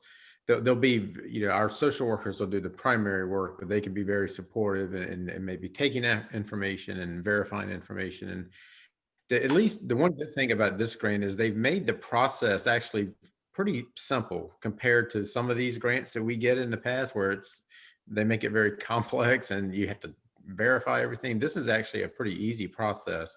And we have some information we can share with the board if you'd like an overall PowerPoint that Janine has from when she went to the original presentation. We're happy to send that to Monica so she can send to you. We'll do that too, but it makes it much easier in terms of the administrative side of it, but it will help us to get the temporary help. Thank you. And also to clarify, this is for all residents of Durham. Correct. All residents. Right. Not just Meaning residents. documented and undocumented citizens, and it's for everybody, which is really, really important. Yep. Yeah. Thank you. Thank you so much. Thank you. Thank you. The next item is 531, and essentially moving some funds around on a capital project budget amendment that comes as a result of residual dollars that was left over from projects. And so we're transferring those monies from the capital projects over into the capital financing fund, about 195,000 of them. And then some of those dollars are also going to the debt service fund. Are there any questions there? Mr. Manager, the transfer of the funds out of the Junction Road account raised a question in my mind. I'm just would be interested in getting a briefing on where we are on Junction Road, perhaps at the November work session, and perhaps have some board discussion on next steps related to that property.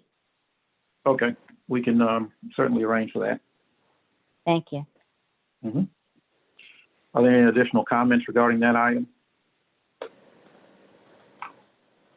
Hearing none, we will go to item 537, which is also another capital project amendment for EMS Station 1 renovations. And basically, we're transferring funds to the debt service fund and appropriating the capital plan fund balance. So that's in the amount of roughly $42,344. Are there any questions there?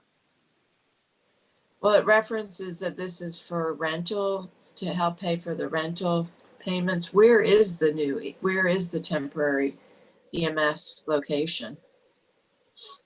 Commissioner, this is Perry Mans, Deputy Director for County Engineering. They're right now they're housed over at the Duke Medical Office Park that sort of sits between Duke Street and Broad Street, right across from the stadium. So okay, thank you.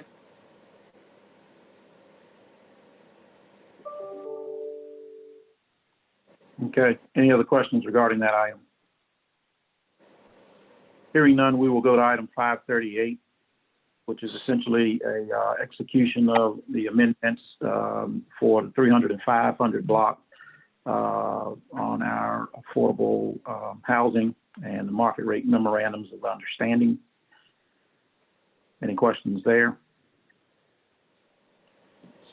The next item is item 539, which is essentially our interlocal agreement on the Back on the Bull Community Health Ambassadors Program, which you talked about a few weeks back. Mr. Manager, I have a couple of questions. Okay. You know, we've heard conversation this morning about economic development and the Black and Brown community being included in the process.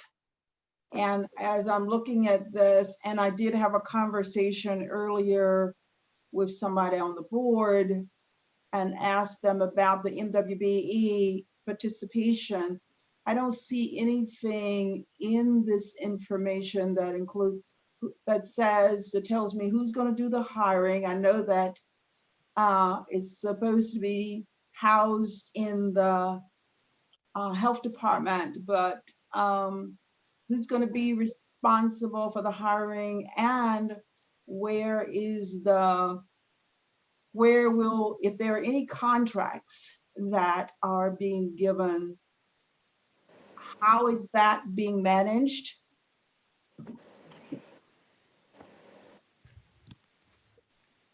Good morning, commissioners. This is Jody Miller, one of the general managers. Their contract is actually with the UNC School of Public Health, the Gillings School of Public Health, to provide this service for both the city and the county. So what you're seeing this morning, Commissioner Howerton, is the actual agreement of transferring the funds that the board agreed to at the August meeting to the city in order to fund the contract with UNC to provide these services. The intent of UNC in hiring the ambassadors is to look for members of the community that can go in and work with different businesses in different areas and really recruit community members to do this work. The contracting processes and procedures that will be used for this work will either come from UNC as they do their work, or will be or happen through the city's process, since the contracting aspect of this program is with UNC and the city. This interlocal agreement just is an agreement between the city and the county approving the funding, supporting the funding that was approved at the August 24th meeting. That still doesn't, thanks Jody for that, but it still doesn't answer my question. There is nothing in the agreement that indicates, so if UNC is handling this process, what's in the process that's going to say that the people, there will be a diversity and equity in how they hire people? But UNC is in a different community. This is Durham. Right. So I can follow up with the city and UNC with that to share with the board their strategies and approaches for hiring and recruitment for the program, and we can send that to the board. I'd appreciate that. If you look at the scope of work that we got, it refers to, there's a lot of documents there, but it refers to out of the 10 members, that four out of 10 at the minimum will be Latinx members of the community. And it also refers to that they will be, serving businesses of color and from community of color. So still, I appreciate that, Madam Chair, but that still doesn't answer my question. I think Jody understands what I'm getting at. I will follow up and get more specific information from UNC and the city on this, and we'll share it via email with the board. Thank you. Thank you. And Jody, I had one question. Thank you, or whoever put in the showing us the funding that we've spent so far and where it's coming from, that final document there. But I guess it says it's listed as 318,244 coming out of the county designated funding, but I thought that 89,000 were going to be funded through the CRF funds. So shouldn't that number be reflected differently in that column? And I'm going to let David Ades address that. We're having to manage and move money around to make sure we account for everything and that we can expeditiously provide the funding, but also making sure that we're taking them out of the appropriate sources based within the time frame. So I'm going to let David explain that. Hello, Chair and everyone. The challenge of explaining the CARES funding, CRF funding is going to last for a long time with us, we believe. The bottom line, what's happening is, in order to fund the expense, we have to use existing county dollars. The end result of the reimbursement's a different part of the story that will happen. And yes, 89,000 of that is planned to come from the CRF, exactly as you stated. But the actual county expense up front must come from county dollars. So I think we probably need to add another column to that, what was given to us, showing which funds will at some point get reimbursed through which means. I think that'll help, because when we look at it, that'll help us understand. We had a good conversation with staff, I think it was last Thursday, of trying to figure out a way to summarize a very complicated mass of stuff. So we'll continue to work on that and try to bring that forward. Yeah, maybe another column that shows which money will be reimbursable or will be able to recoup from, whether it's FEMA, CRF, I don't know, the state, right? Because there's that with the housing funding, we may be getting that back from the state. Okay, thank you. Thank you.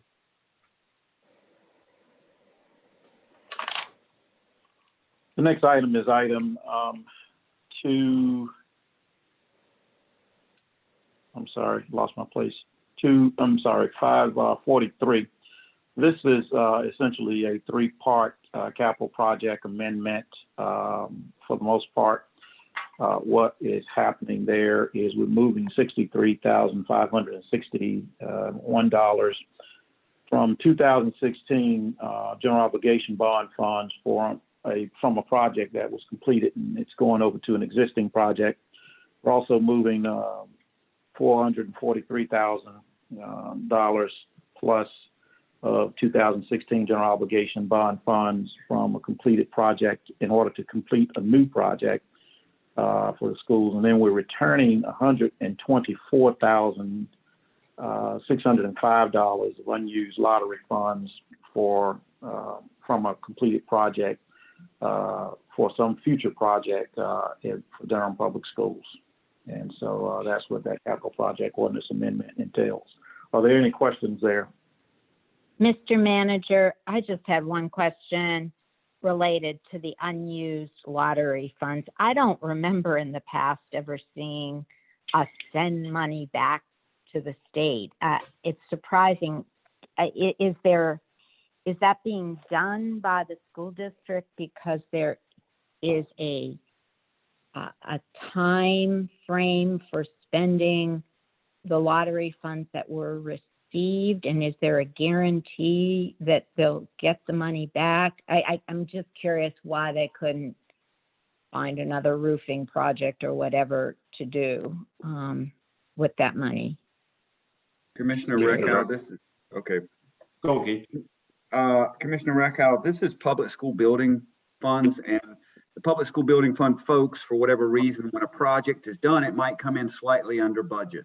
In this case, however much money is being transferred. Public school building fund folks ask for that money to go back to the public school building fund, but it's still allotted for Durham County. And then Durham County Public Schools will re-request those funds for any new project. The public school system never loses those funds. It just has to go through the process again. It can't simply be transferred from one project to another project. It has to go back to public school building funds and then go back to Durham Public Schools.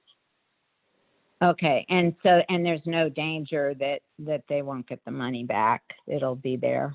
No danger. It's like a bank account. Okay. Yes, ma'am. Thank you. Okay. The next item is item 546, which is essentially another budget ordinance amendment, was just recognizing $33,000 that's going to the Sheriff's Department from a Homeland Security grant. Are there any questions there? The next item is item 547, which is our memorandum of agreement with the Department of Public Safety and our county youth home. Are there any questions there? I just had a quick question. It referenced that we were now getting up to the amount that Guilford and Mecklenburg were getting. And so Jody, were they getting it before us, and if so, for how long? Yes, Chair Jacobs, they have been receiving the rate of the $53.38 since the spring. And when it was brought to our attention, we reached out to the North Carolina Department of Public Safety, their Juvenile Detention Division, and asked for our rate to be increased as well. And the Department of Public Safety was agreeable to that. And what you're seeing on the consent agenda is just an amended agreement that provides that starting from this past September, moving forward, that we will receive the higher rate of the $153.38. Well, Jody, I appreciate your work on this. Is there any way we can retroactively get back the money when they started funding Mecklenburg and Guilford at that rate? I did ask that question when we were reviewing the agreement, and the way the billing cycle works makes it really difficult to do that. And so, because I even wanted to go back until the beginning of the fiscal year. And so what we were able to make work and reasonable based on the billing cycle would be a September start date. But what you'll see is we have an opportunity to extend this agreement for 2 more years at the higher rate as well. And so we'll be able to play a little catch up with the higher rate as we move forward. All right, thank you. Any other questions? Hearing none, we will go to item 550, which is an amendment to our Nighthawk security contract in the amount of $222,139. Obviously, this is addressing a number of our COVID issues. And of course, these dollars are coming from the monies that we recently received via a grant from the Center of Tech and Civic Life. Any questions there? Well, Mr. Manager, does that mean that this is security that's going to be used specifically for the election? Yes. Okay, well, I would just suggest that that's in reference specifically in the description of the item, because it doesn't say that at all in the item. And it's important, if it's going to be funded by that grant, that it should be referenced that the security is specifically for the election. I have a few follow-up questions. One, it says something about, it showed us where security is being currently funded now. And it said that Sanford at Warren was 127,000, and which I just questioned because that's as high as some of the larger libraries, or even higher than East. And it said Main Library is at 313,000. And since the library is not open, I'm just trying to understand why the contract is so high.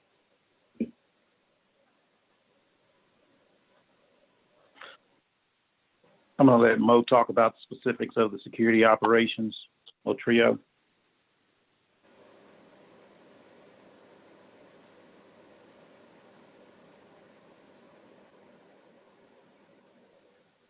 Hello, is Mo on? I am checking now, and I actually do not see her on the line. This is Claudia. I am not sure. Mo was on at one point, so something may have happened. And I can follow up on those particular questions. The immediate adjustment, as you mentioned, is related to the elections. And with the funding that we received from the grant, this allows us to move forward with that. I can follow up on the other questions and comments that you made. Unfortunately, I don't have those right before me. So we can send that back to you and have it ready for the next meeting. Okay.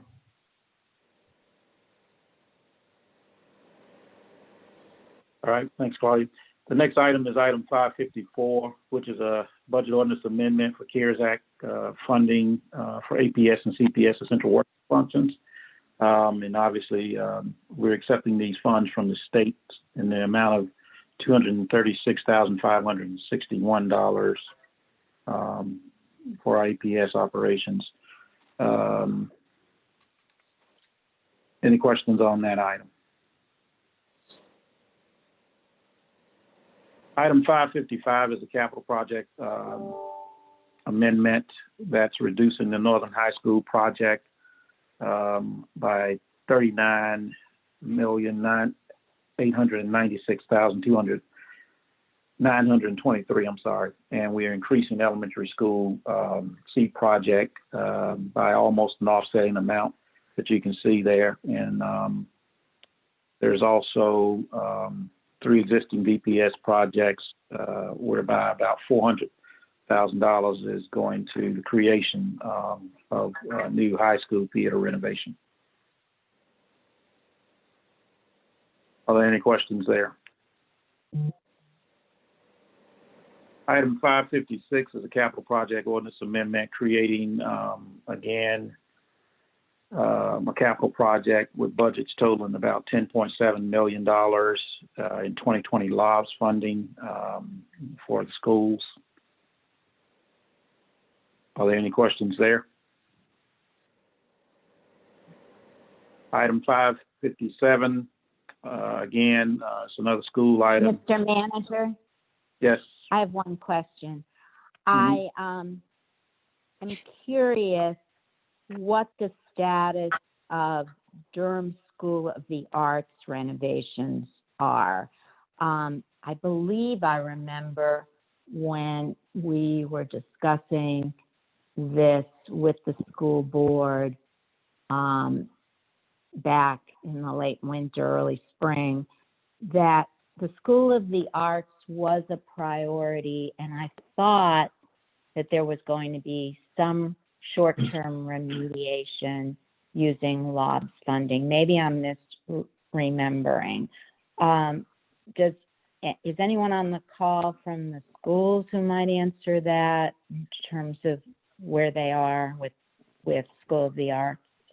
Commissioner Raquel, this is Susan Tezai, and that's the next item on the agenda, item number 557. And we're doing, we're planning on issuing the LOBS for the Durham Public School of the Arts, as well as the LOBS issuance for the Northern this coming spring. So that project is coming to you in the next agenda item. Okay. So, and Commissioner Raquel, Matthew Palmer from Durham Public Schools is on the line, and he might be willing to give you an update more specifically on okay, because it was confusing. They're creating 7 public school projects using the 2020 LOB. So I guess, okay. So this would be basically School of the Arts is in the next tranche of LOBs in 2021. Is that the situation? Yes, ma'am. Okay. But maybe we could get a little bit more information on it from the school district. Yes, ma'am. Matthew Palmer is on the line from Durham Public Schools. Okay. If you'd like to hear right now, I believe you might can speak. Good morning, all. Pleasure to be here with you and to share our work on Durham School of the Arts, as well as our other 50+ DPS campuses. Specifically, Commissioner Recco, in response to your inquiry with Durham School of the Arts, there are actually a number of projects that have overlapping timelines that are improving the overall building condition and envelope of the DSA campus. Currently, as you go by, you may see the fencing and that corresponds with the replacement of the roof at DSA. We're currently working on that. And you see here as well, enhancements to the HVAC system. The LOB funding that is denoted here for this new establishment of a project is in respect to the mutually acknowledged need by the Board of Education and the County Commissioners of a comprehensive Durham School of the Arts renovation of the entire campus. So to clarify the point, we have several ongoing projects that are in the near term. This is in specific reference to establishing a comprehensive campus renovation for DSA. Okay, great. Because our whole board toured the DSA campus last December.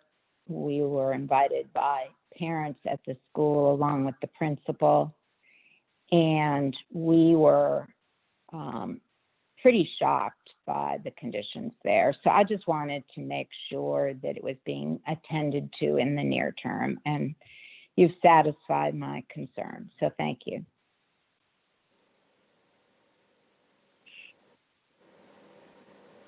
Are there any other questions on that particular item? Hearing none, we're going to go to item 557, which is also another capital project amendment that is for a school renovation project at the amount of about $7.7 million, and going to be using the issuance of the future 2021 LOBS funding for this project. And basically, the board is being asked to create a new capital project using this interfund loan from the general fund until we plan for our 2021 LOBS issuance. Are there any questions on that particular item? Well, I just want to say it's really exciting to see all of these consent agenda items related to the Durham Public Schools CIP. I think it's an expression of the work that's happening between our staff and the DPS staff and moving these capital projects forward, and to see all the schools listed here that are going to have renovations getting started. And this is exactly what we've all been working towards. So thank you to all of the staff in Durham Public Schools and Durham County who is making this happen.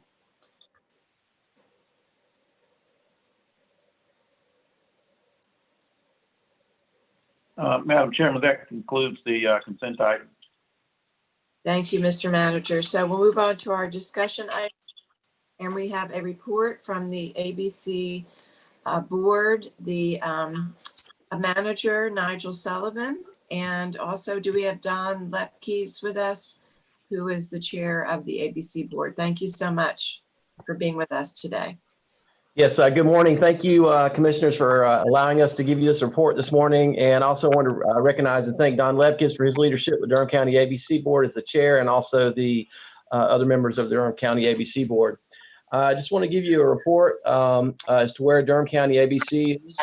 In September 2019, I began to develop a plan to begin modernizing the operations and retail locations for Durham County ABC. This plan includes improved distribution to retail stores and from the state warehouse, improved ordering to maximize profitability, improved customer service to our retail customers and mixed beverage customers, a capital improvement plan to modernize the retail locations as well. In fiscal year 2020, sales were up year to date through February by a little over $2 million, or 7.85% before the impacts of COVID-19 were felt. Even with the loss of mixed beverage sales in March through June of this past year, which accounts for 20% of our overall sales, we still saw year-to-date sales of $44.2 million, which was an increase of $3.88 million, or 9.63% year-to-date. I'm happy to report we've just ended the first quarter of FY 2021. Sales ended up at $11.3 million, which is $1.4 million over last year, or an increase of 14.45%. Strong retail sales have continued to offset our losses in the mixed beverage department. We are starting to see some increases in our mixed beverage department as restaurants have reopened. We still are not seeing very much from bars yet. Our improved inventory, product selection, and customer service have all been key to continuing to see strong retail sales in Durham County. We've also built relationships with local bourbon clubs that we sell private barrels of select product to the members. This has increased traffic to our locations, and now local clubs can purchase through our board instead of another board, bringing those funds back into Durham County. We've improved distribution to all local stores from our local warehouse from 1 time per week to 2 times per week. This has allowed us to keep up with inventory demands in stores with smaller locations. We also accept deliveries from the state warehouse 2 times per week now instead of 1 time per week. This allows us the opportunity to receive a better product, a selection of product from the state, allowing with the 2 deliveries per week. We will continue to reinvest increased profits into our inventory and capital improvements in our retail locations. One of the challenges from the ABC Commission report in reference to the privatization push in 2019 was that North Carolina ABC boards needed to increase the number of locations and the size of locations to increase product selection. We started our capital improvement campaign this year. Our first project was relocating the Roxborough Road location into the Riverview Shopping Center. We opened the Riverview location on August 1st of this year. In our first 2 months of operation, we have seen an increase in sales of $282,462, or a 63.12% increase. The good thing is that this store has not negatively impacted sales in other Durham County ABC locations. We have other capital improvements that we have started this year. We started the remodel of our Holloway location in June 2020 and expect completion in June 2021. We have also started construction of an organic location at Ravenstone Shopping Center at the intersection of Highway 98 and Sharon Road.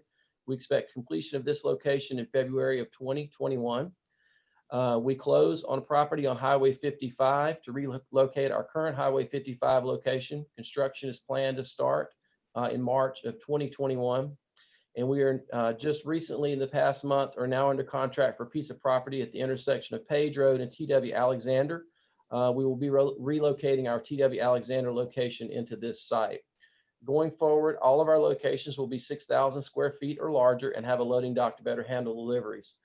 Just so you can better understand, most of our current locations are anywhere from 2,500 square feet to 3,500 square feet, which is just not adequate for the sales volume that we're doing through all of the retail stores.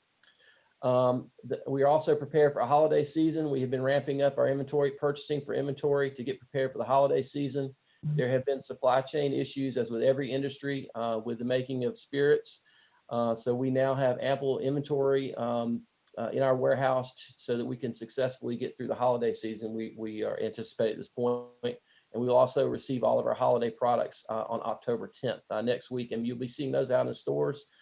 in preparation for the holiday season. Just as if you've been to any other retailer recently, big box retailer, you will see that they have a lot of Christmas stuff out as well. Personally, Are you done with the computer?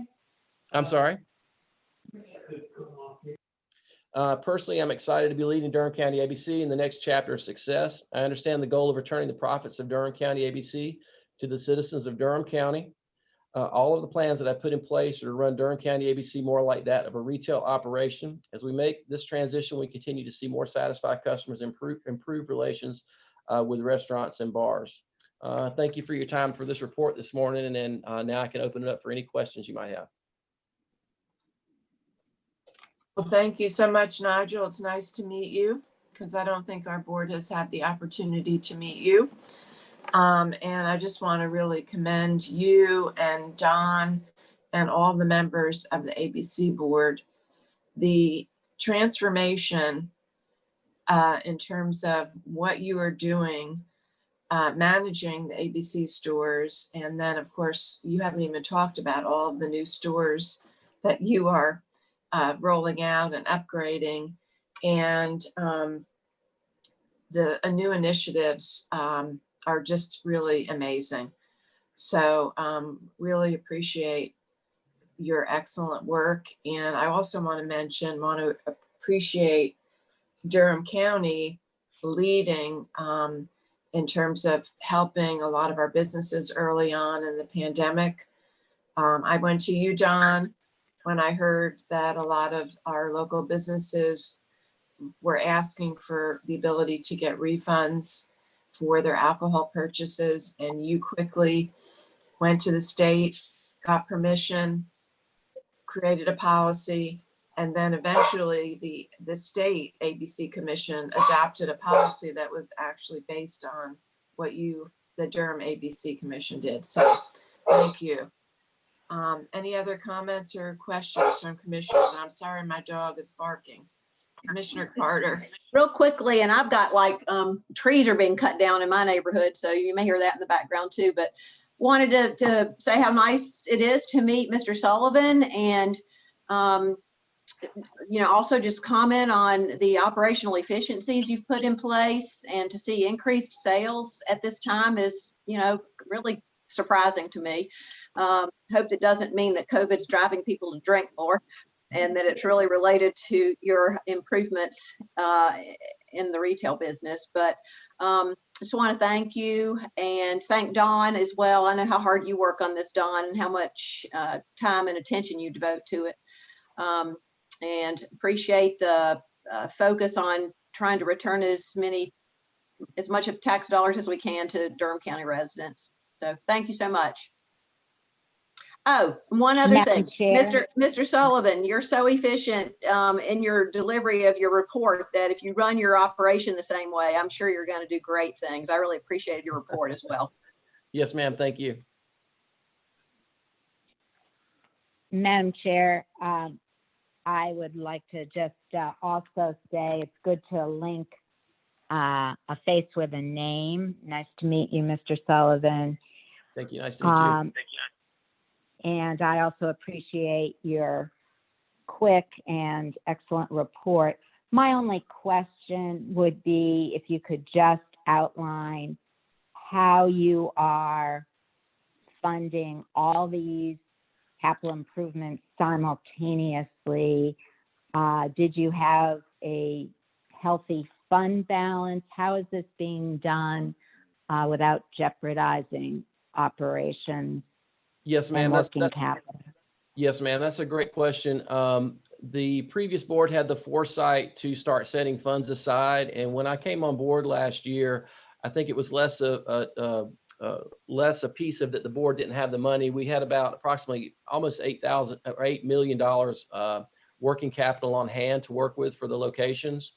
It was to put the plan in place for that, and we have structured the plan in such that we will be able to self-fund all of these projects over the next 5 to 10 years as we go through. The other thing we have done as well is and just as an example, we only have $1 million less in our working capital this year than we had the previous years. We just ended up on the last month. And that's with increased inventory levels. We've almost doubled the amount of inventory we have in preparation for the holiday season. And then also we have just completed the Riverview location, and we are currently in the middle of 2 projects, and we're only $1 million less in working capital than we had the previous year as far as cash on hand. We've improved profitability by controlling operating expenses. Even with the increase in sales, we're only seeing operating expenses increase by about $20,000 year to date so far. So we're doing a very nice job of controlling our operating expenses as well, to ensure that we can self-fund these projects as we go. And in the Riverview project, for example, just in those first 2 months, as I said, we've seen an increase in revenue, or excuse me, in profit for that store of $382,000. So you can just see from getting that, bringing that one store online, we've been able to put $382,000 right back into the budget. Well, that's excellent report. It's so excellent that it leads me to ask a follow-up question, which would be, I hope, or a request, I hope that you and the board will look carefully at what you can distribute to the city and the county for the upcoming fiscal year. We budgeted a certain amount, but if things go as well as you have conveyed and continue that way, perhaps the distribution could be greater. That would be terrific, in the sense that some of our other revenue sources are down significantly or languishing. So just want to put in a plug for that. Yes, ma'am. And I know the board is working on, that's something we're working on to make sure that we are able to do that. This past year, we were able to give an additional $100,000 this past spring, even with all the COVID issues that we had going on. But that's something that we're looking at. And the other communication we've given to Keith Lane, as well, is that with these improvements in the locations, that the long-term goal is, as we improve the locations and increase sales and profitability, the goal is to give the county more money to return that to the citizens of the county. Thank you very much. Yes, ma'am.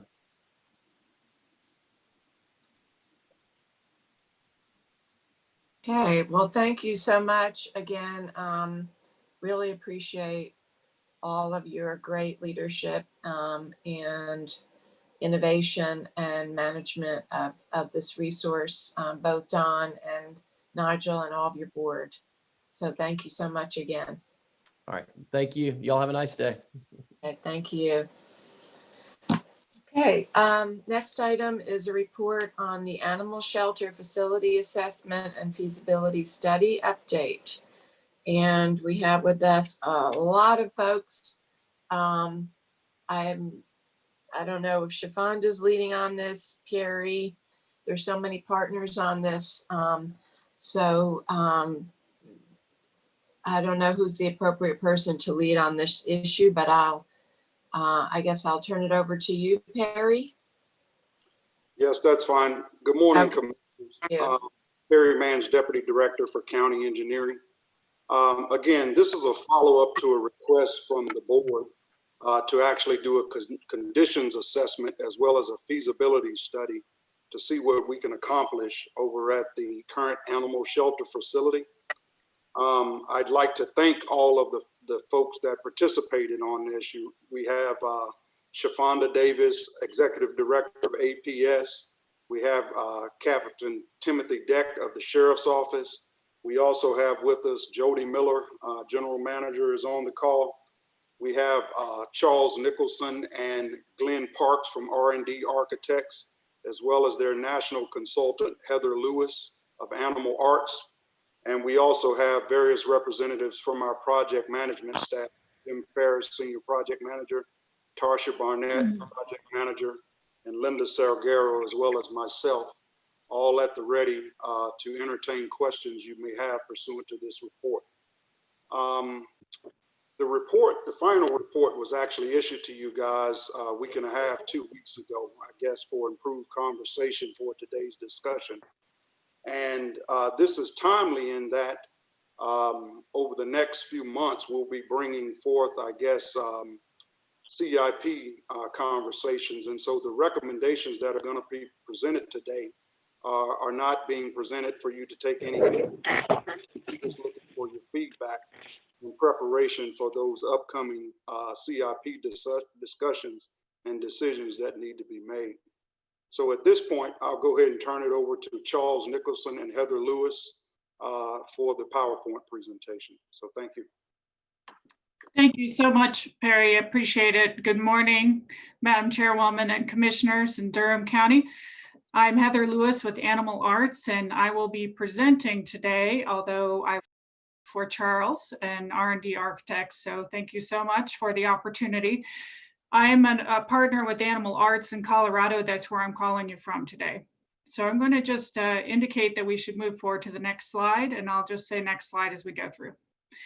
This project, as Perry indicated, has many stakeholders, and those include your commission right here, and the manager's office, the Durham County Engineering and Environmental Services, Durham County Operations, Durham County Sheriff's Office, which manages the animal control services for the county, and the APS of Durham. And Shafanda Davis is representing APS today.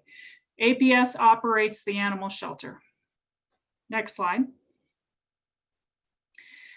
As I mentioned, I'm Heather Lewis with Animal Arts Design Studios out of Boulder, Colorado. We are a national firm, so we work with communities all around the nation to assess animal shelters, and that's why I'm leading the presentation.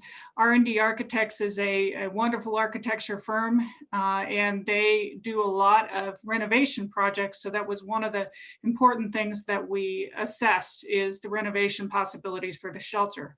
We also have these wonderful consultants who contributed to the report and helped us assess the shelter as we went through this entire process. Next slide. The programs that are provided by the county, by the APS of Durham, are many and varied, and this is typical for animal shelters around the nation. One of the things that we know about animals and the reason that they end up in shelters is that it's a complex issue, and therefore we need to have many programs to be able to help with this complex issue. So you can read the programs here in the presentation that are being provided. There are a couple of these programs that are provided solely or jointly with APS. One of them is low cost spay and neuter, and that's an important program because it helps reduce animal homelessness and the root cause for which animals get in the shelter to begin with.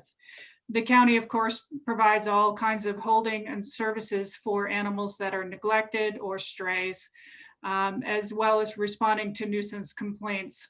They also have a wonderful adoption program and foster and volunteer programs. Next slide. So this feasibility study process took 4 steps. The first was that, as mentioned, we assessed the condition of the existing facilities, and we did that very carefully in collaboration with R&D Architects and all of the consulting engineers who were part of this study. We then went on to a needs assessment, and we hosted a workshop last December with all the county stakeholders and APS to talk about the needs for the animal shelter.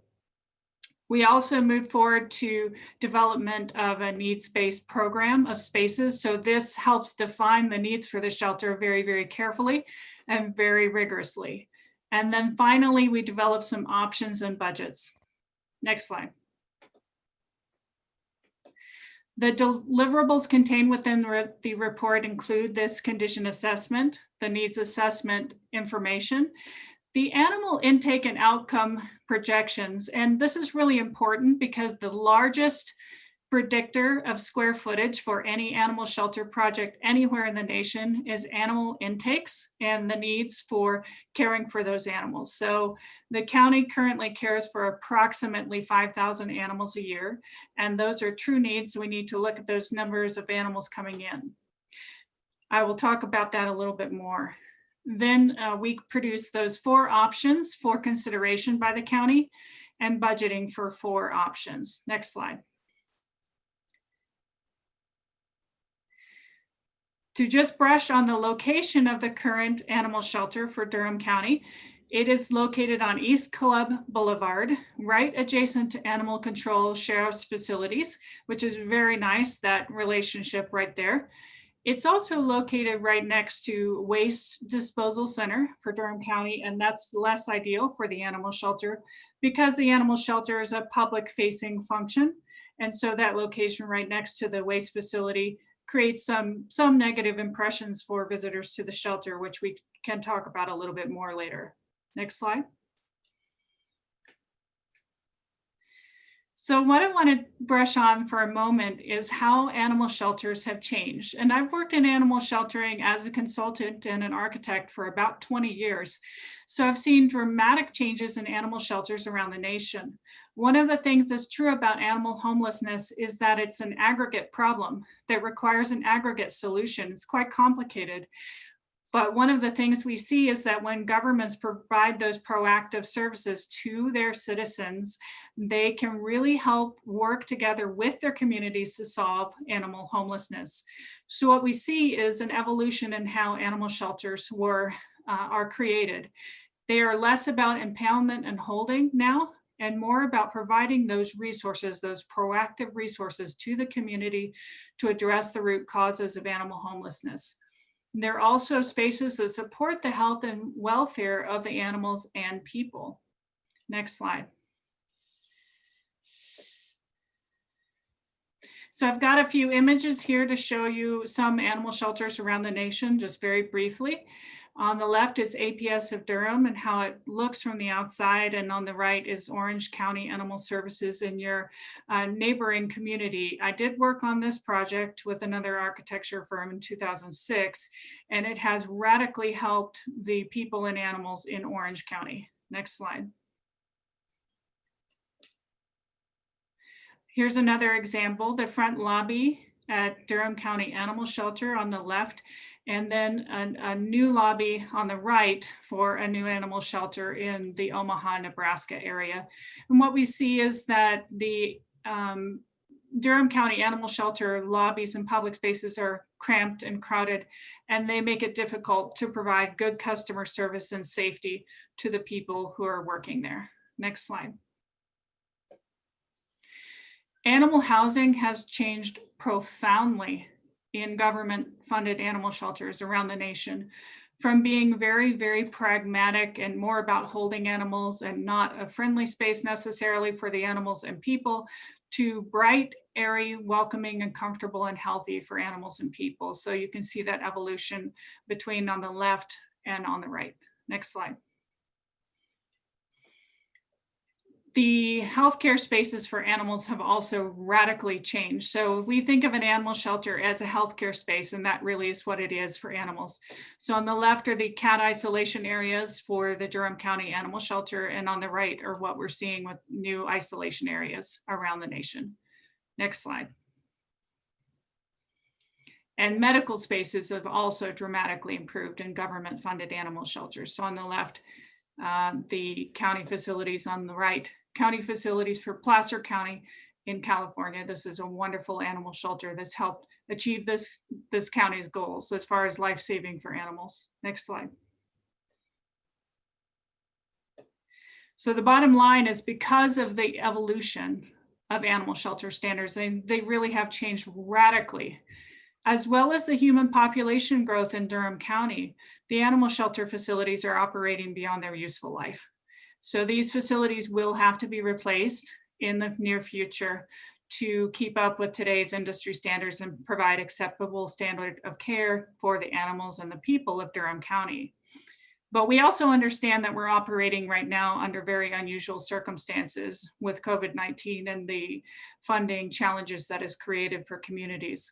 So our report includes an interim project that can be provided in the short term to make improvements. Next slide. So these are some key facts that go into the recommendations that our team is providing. One key fact that's really important to know is that the current facilities are undersized in every single functional area. So when we evaluate animal shelters around the nation, we realize that not every county and city has the funds to replace a shelter immediately. one of the things we look at is whether or not the shelter can be renovated. The difficulty here is that every single functional area is too small. Another key fact is that the current site is not large enough to support a significant expansion. Another key fact is that the current site is not friendly for adoption. You may think of this as more of an opinion than a fact, but upon standing there in front of the animal shelter, we did observe people having difficulty pulling off that very, very busy road, difficulty with parking because the parking lot's so small, difficulty finding the front door. And we also observed some people complaining about some of the odors that came from waste services. So I think there are some problems with the current site. Then the last key fact is that the current building does not support high life-saving goals for the animals.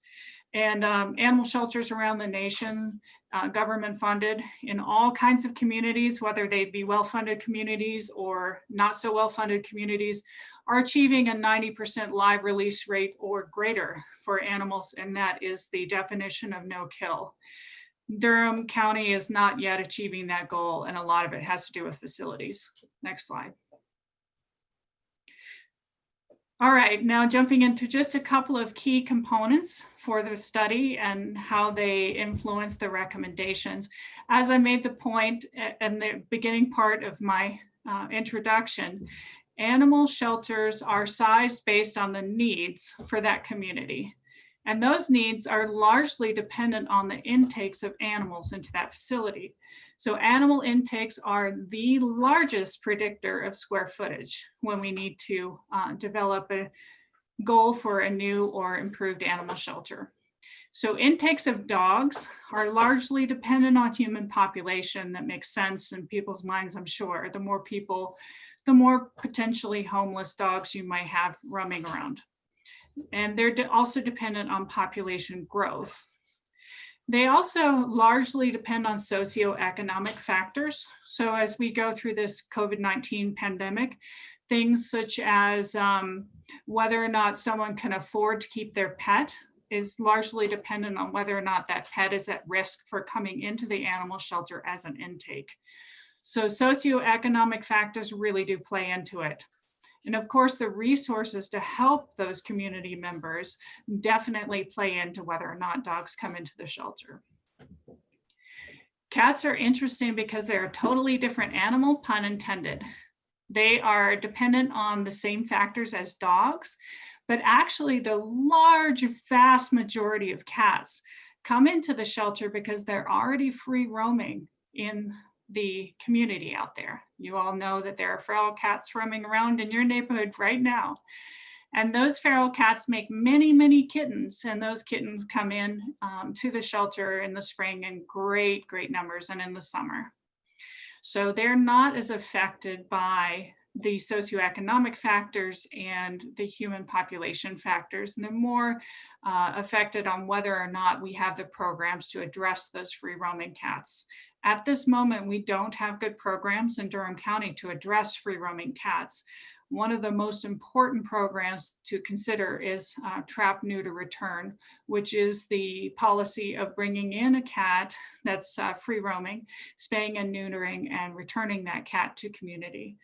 Those programs are utilized in shelters around the nation. I worked with the city of Louisville, Kentucky, which is not an extremely well-funded community in terms of animal sheltering, but they did see a 70% decrease in cat intakes into the shelter by addressing trap, neuter, and return.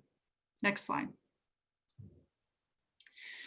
So we, as animal shelter consultants, do not want to build you a shelter that's too large. Think of an animal shelter just for this moment as like a Costco. We have to get the produce in and we have to get it out before it spoils. Okay, I love animals, so that's the only time I'd use that kind of retail analogy, but it makes so much sense. The longer an animal is in the shelter, the more likely it's going to suffer. And it's the same thing with you if you go into a hospital. The longer you're in a hospital, the worse off you're going to be. So we actually want to build just the right tool for Durham County. So that is understanding the projections of intakes now and in the future, understanding your life-saving goals for your community, and understanding the required length of stay for the animals in the shelter. This has a lot to do with government policy and quite a lot to do with how effective the shelter is in its physical facility for helping to move those animals into adoptive homes. Right now, there are some government policies in Durham County that keep animals in the shelter a little bit longer than necessary. And we would want to recommend that you consider that along with a new shelter to reduce the number of times, days that an animal has to stay in the shelter and reduce your costs. Next slide, please. In summary, our requirements for the new animal shelter, based on all of the research with the project stakeholders here, have to do with these numbers of animals. So 95 dogs in the shelter, 27 puppies, 82 cats, and 102 kittens. So you can see that kittens make up the majority of animals coming into the shelter in that particular category. Next slide, please. And then the program of spaces that is created based on both housing those animals and caring for them, as well as the programs that are already in place in Durham County, make for a 36,000 square foot animal shelter with another 11,000 square feet of exterior covered square footage. So this is mostly covered kennel that goes inside and outside. So a total footprint of 43,300 square feet. The required site for that size building is 6.2 acres. Next slide. In looking at some possibilities for the county and trying to come up with the most efficient possibility and most efficient recommendation, we did look at some variations. One was the potential of doing a 2-story animal shelter. The difficulty with doing a 2-story animal shelter is there are actually many difficulties, but to sum it up, you can't put that much on the second floor. So it only slightly decreases the footprint. It actually increases the gross square footage, and it also increases the construction costs. So even though we got a little bit of a savings on site, hardly any, about 1/3 of an acre, we were getting some other detriments with the 2-story possibility. So we do not recommend that as the way to go unless you had to. Next slide. The summary of the major program elements that the recommendations include are public spaces, animal spaces, veterinary staff, and all those support spaces to care for those people and animals. Next slide. And these are the options we considered. The first option was remodeling and expansion of the current facilities on the current site. And there's one good benefit of that, and that is the co-location of the sheriff animal control. However, this is really not even possible. It was a rejected option due to feasibility and age of the existing facility, and the cost of those renovations were extraordinary. So the option 2 is a new facility on an adjacent site, which is a site across the street, 2152 East Club Boulevard. We would have loved to make this work as a potential. It is possible, but it's not advisable because that site is actually quite small and it's very, very steep. So it makes for a very difficult and expensive development. So the recommended option by our entire team and all the project stakeholders is a new facility on a new site. We understand that this option would cost less because it would allow us to make more intelligent development choices and provides the most benefit to the stakeholders to this project. However, right now we have a very unusual situation in this county and many others around the nation going through the global pandemic and all of the challenges that has produced. So we do have another option 4, which is an interim repair and improvements to the existing shelter. This is not a long-term solution, and it's developed as an intermediate measure to help improve the welfare of people and animals in the short term. Next slide. So this is the recommended option, $28.2 million. using comparable data from current animal shelter construction, as well as a range of anticipated soft costs. If your head is spinning right now because that seems like a lot of money, consider that an animal shelter is essentially a hospital facility where the patients go to the bathroom on the floor. So these are really, really expensive buildings just because they have to be practical. They have to be cleanable. They have to be sanitary. They have to be easy to maintain. But this option 3 is actually the least expensive option and provides the most benefit to the citizens of Durham County. Site acquisition and escalation costs are excluded from this budget. Next slide, please. So very briefly, the option 3, there's a couple of breakdowns here. We won't go through that in detail, but we can certainly come back to it if you like. Just suffice it to say, we have included all of the soft costs that are part of this project. Next slide. In locating a new shelter, ultimately, we want to consider those socioeconomic factors and drive time for animal control. So it's very, very important that we stay within a short drive time of the current facilities. The current facilities are relatively easy to access, and they're also located in areas of economic need. So a new shelter should be in that same kind of zone of Durham County's. Next slide.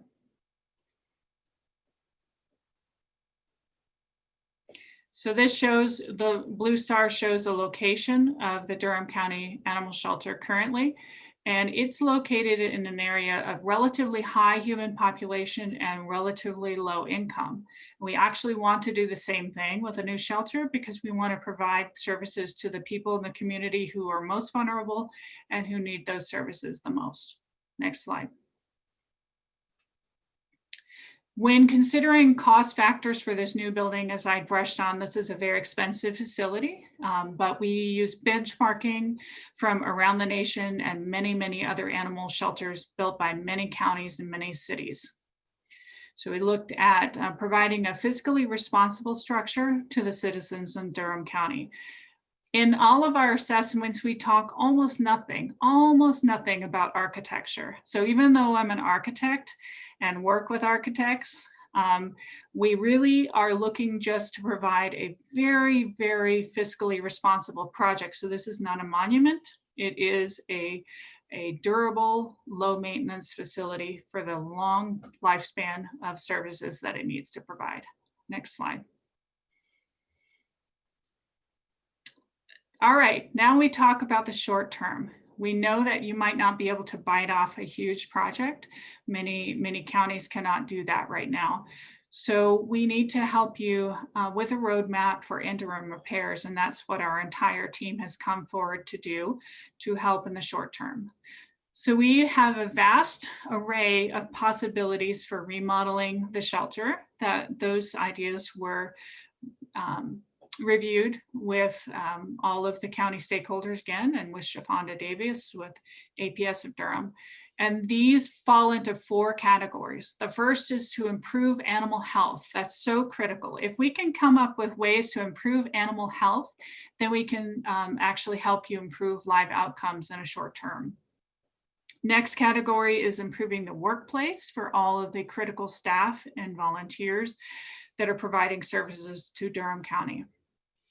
Brighten the interiors, which sounds maybe a little bit more superficial, but is very important when you have a facility that has to be safe and has to be functional. And then creating a welcoming entry. Right now, the building has a slightly utilitarian and austere feel. So we do have some options for improving that feeling in the short term, which helps with attracting adopters and helping people get the services they need. Next slide. So these fall into this kind of a description of typical work, decluttering projects, improving animal housing, improving HVAC, which is really important for biological risk management. And no year is this more important than this year with our concerns about COVID-19. So the improvements we're recommending are more about animal health, but they'll help human health as well. Painting and lighting and storage. The total cost for these improvements is about $2.4 million in 2020 dollars, and they can be selected item by item as a menu to meet budgets that the county might have. Next slide, please. I realize this is small, but we can certainly come back to this slide if you have questions, but these are the menu of options that we provided along with R&D architects to help create some possibilities for short-term improvements to the shelter. And again, the entire team believes that the animal health improvements, which are the numbers that are shown in the green color, are by far the most important for helping for the short term in terms of caring for the animals better and caring for the people who care for those animals. Next slide. In summary, I want to just tell a very brief story about one of the shelters that we've been involved in.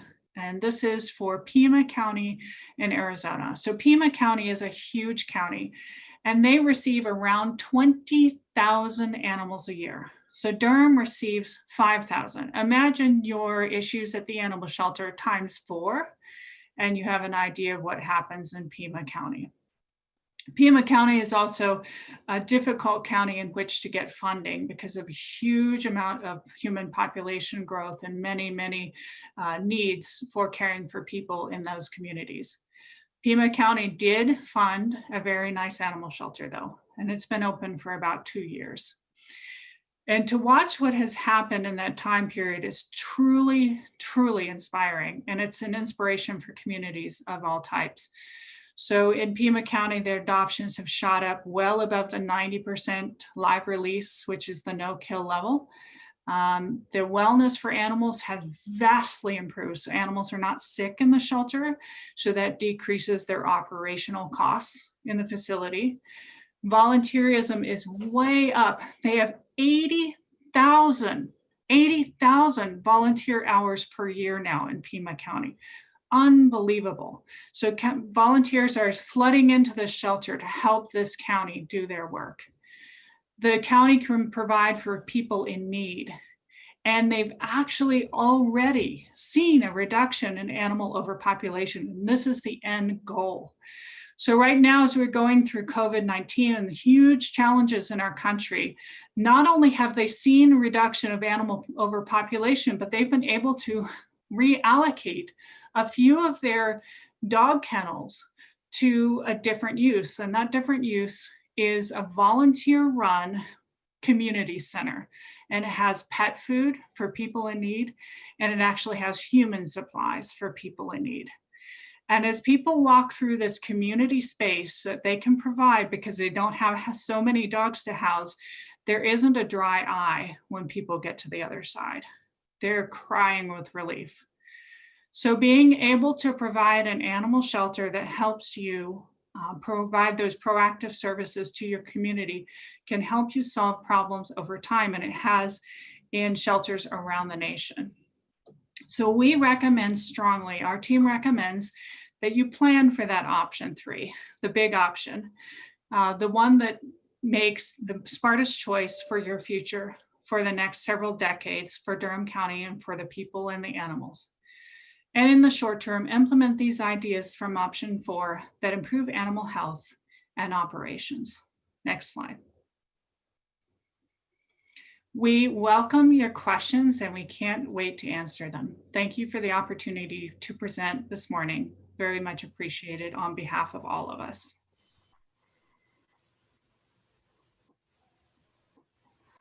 Well, thank you so much, Heather, and just everybody. I see Siobhan down there, Charles Nicholson, I know Perry, Timothy Deck been a part of it. There are just so many people that Perry listed in the beginning of this item. It's really been clearly a true collaboration and partnership with so many people with knowledge and skills and different areas of expertise working together on this. Heather, that was a fantastic presentation, and I read the study and all the information that was provided to us. Just really appreciate the holistic approach to this issue. And I really learned so much from just reading the report and from your presentation. I have a number of comments and questions, but I'm going to stop and I'll wait until the end and let other commissioners go first. So anyone want to jump in here on this very important issue? I have a few comments and questions. Yeah, thanks. First of all, I agree. This is just an amazing feasibility study and really helpful information that you've provided for us as far as how we might go about addressing the very real need we have at our current shelter. I'm the commissioner who is appointed to the Animal Welfare Advisory Committee, and I see, every time we have a meeting, just how hard Shafonda Davis and her team are working and how much the people who work at that shelter care, certainly about animal welfare, but understand that that's so tightly connected to human welfare. And it's a really important service that Durham County provides for our residents.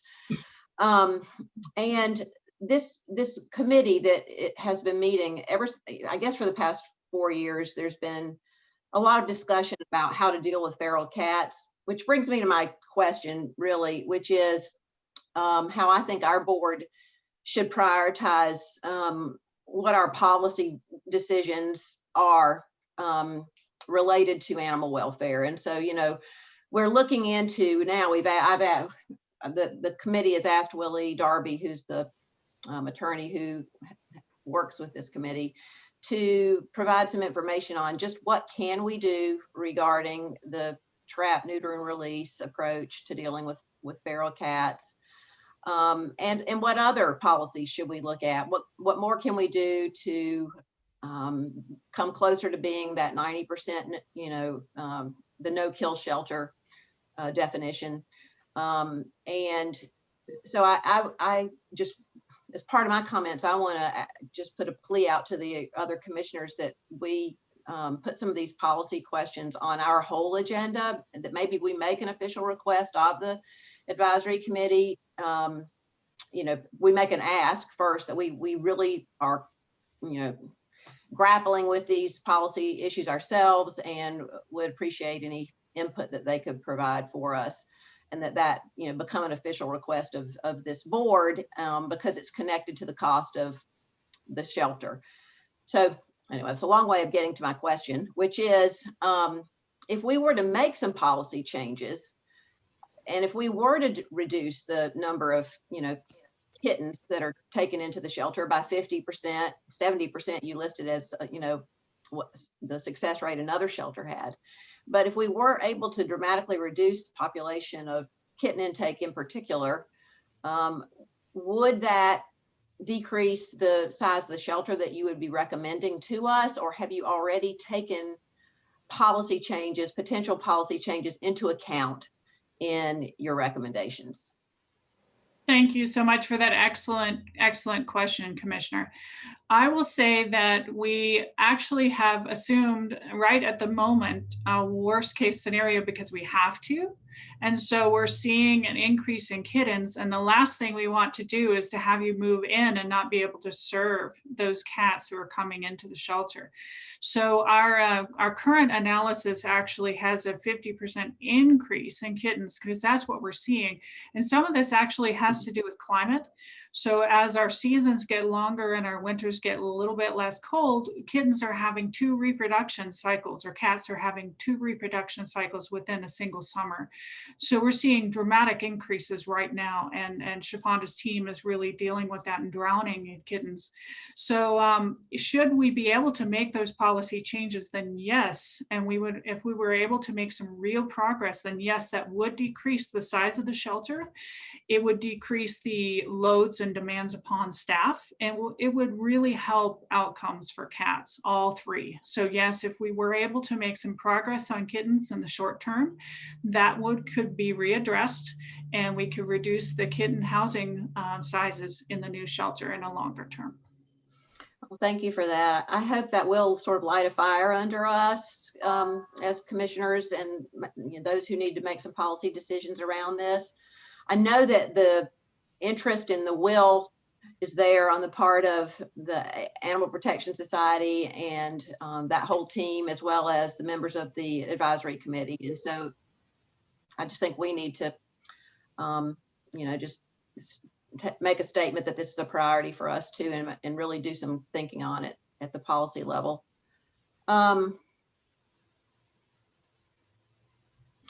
Okay, I think that's all for me. Thanks.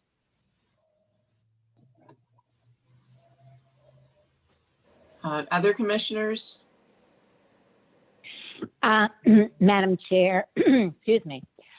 First of all, I'd like to thank everyone involved for the excellent report and presentation today. I learned a lot, and I thought it was very well thought through, so thank you. Following up on Commissioner Carter, and I appreciate her raising some of these policy questions, it seems to me that a dual-pronged approach of looking at some strategic short-term improvements that have been suggested, even as we plan a longer-term full-fledged new facility, makes sense. But also, as Commissioner Carter raised, even now beginning to look at best practices and think through policy changes that could make the facility more efficient could help in the short term in terms of even our current undersized facility serving better, at least in the short term. So I think everything you've said, and then those things you pointed out where we have fertile ground to improve, if we do some operational changes, then I think that would be a logical path forward. So thank you very much.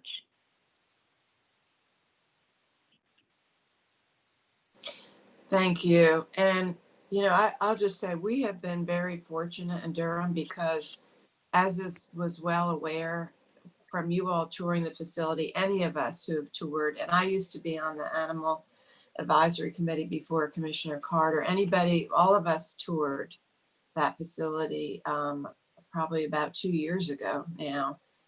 And what's amazing is how terrible the condition is, and how in those conditions we get such great service from Shafanda and her team and the members of the APS. I mean, that's actually what's the most astounding, is how functioning things really are, considering the conditions that, you spoke a lot, Heather, about the direct connection between the facility and the treatment of the animals and the health of the animals and their ability to be adopted.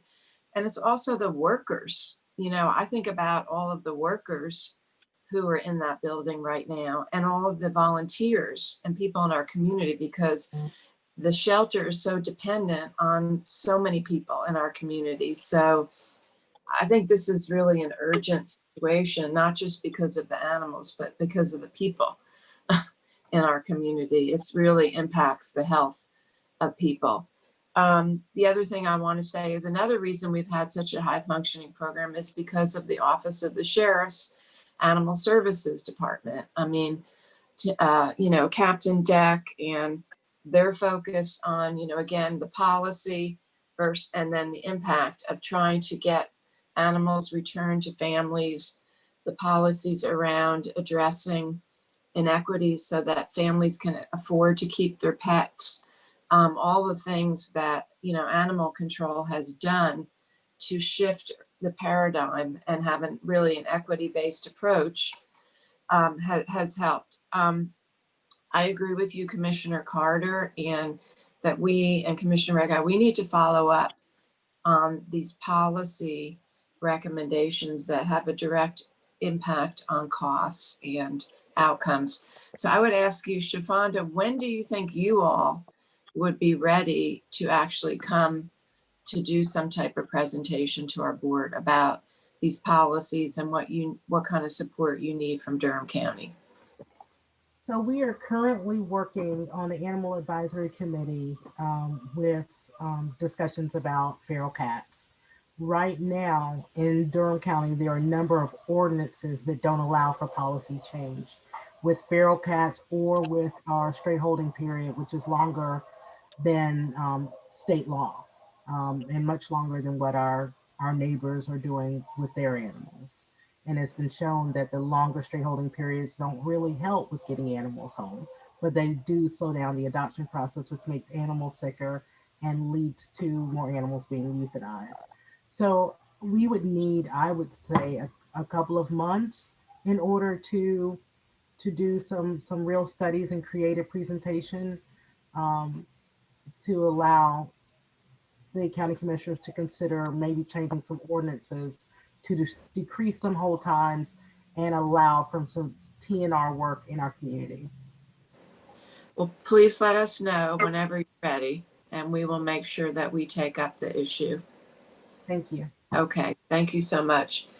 The other question I had is, or I guess the one, I like the fact that you're also looking at a building that's environmentally sustainable, which is, again, one of our guiding principles and policies in Durham County. The other recommendation that I would have and request is that the location be transit friendly. I think it's really important that wherever this ends up, it's either on a bus line or it has a bus stop right out in front. We want to make sure that this is not a location that's just accessible to people who have cars. And I'm very sensitive to that because I remember one night when I was on the Animal Services Committee that a member of our community came to a meeting where they had to take several buses and then walk a very long distance to actually get to the shelter. And that has really stuck with me. So I think that needs to be a priority as well. So I guess I'd like to hear from staff. What Perry, and I don't know if this is Keith, but in terms of the short-term needs, the almost $2.9 million. I know there really is an urgency around that. What are the next steps at looking at how we can start funding those? And does it mean we take a look at our CIP? Are there things that we could move around that are less urgent? What are your recommendations on that? Commissioners, that's a very good question. As I stated earlier, that dollar threshold that you just eclipses our CIP number. And so what we need to do is make sure that we don't look at this project in isolation. We actually bring this project as part of I guess, overall look and discussions pursuant to the upcoming CIP. We're in the process right now of updating our space needs analysis and facility master plan, really looking at projects that have surfaced to the top just based on the current economic climate and through discussions with you all. And so just to be fair to budget, I really haven't talked to Keith or David about funding this right now. We wanted to be able to look at this project not in a vacuum, but as a bigger picture with the current economic climate we have. So that was our intent. And like I said, we hope to revisit this as part of those upcoming discussions. Well, do we have some type of time frame? Because I think there is some urgency to this with the conditions, the actual conditions. That this is a great study, but it has taken time to do the study, and we saw what the conditions were like about 2 years ago, and they're not getting any better. And I know we do keep spending money. Mo and her staff in general services have done a great job, trying the best they can, and we've been continually allocating Band-Aids right? So could you give us some idea though of when you, because again, it may be that we have to look at shifting the timing of things based on, you know, this is really this is a health issue, a safety and a health issue. So what are your thoughts on that? Well, in that case, Commissioner, I would have to punt to Keith and David because we have not had the comprehensive discussions yet to even get an understanding of what projects are going to be forecasted or recommended to you all. But again, they may have some ideas, excuse me, some thoughts around how we can accomplish this quicker. So, Madam Chair, could I ask Yeah. a follow-up question? Sure. So what is our placeholder amount in the current CIP for the animal shelter? There isn't one. that's correct. There isn't one at all. No, ma'am. This Okay. is we were waiting on this So- study. Yeah. Well, I agree to some degree with what the chair just said, in the sense that we toured the facility and it really looked terrible. I guess though, General Services did go in and address some of the absolute most immediate needs. So maybe it's not quite as bad as when we saw it. But I think given how long it takes, because even when we authorize funding, there will then be the time for the planning and whatever. The project won't start even after we authorize it for close to a year.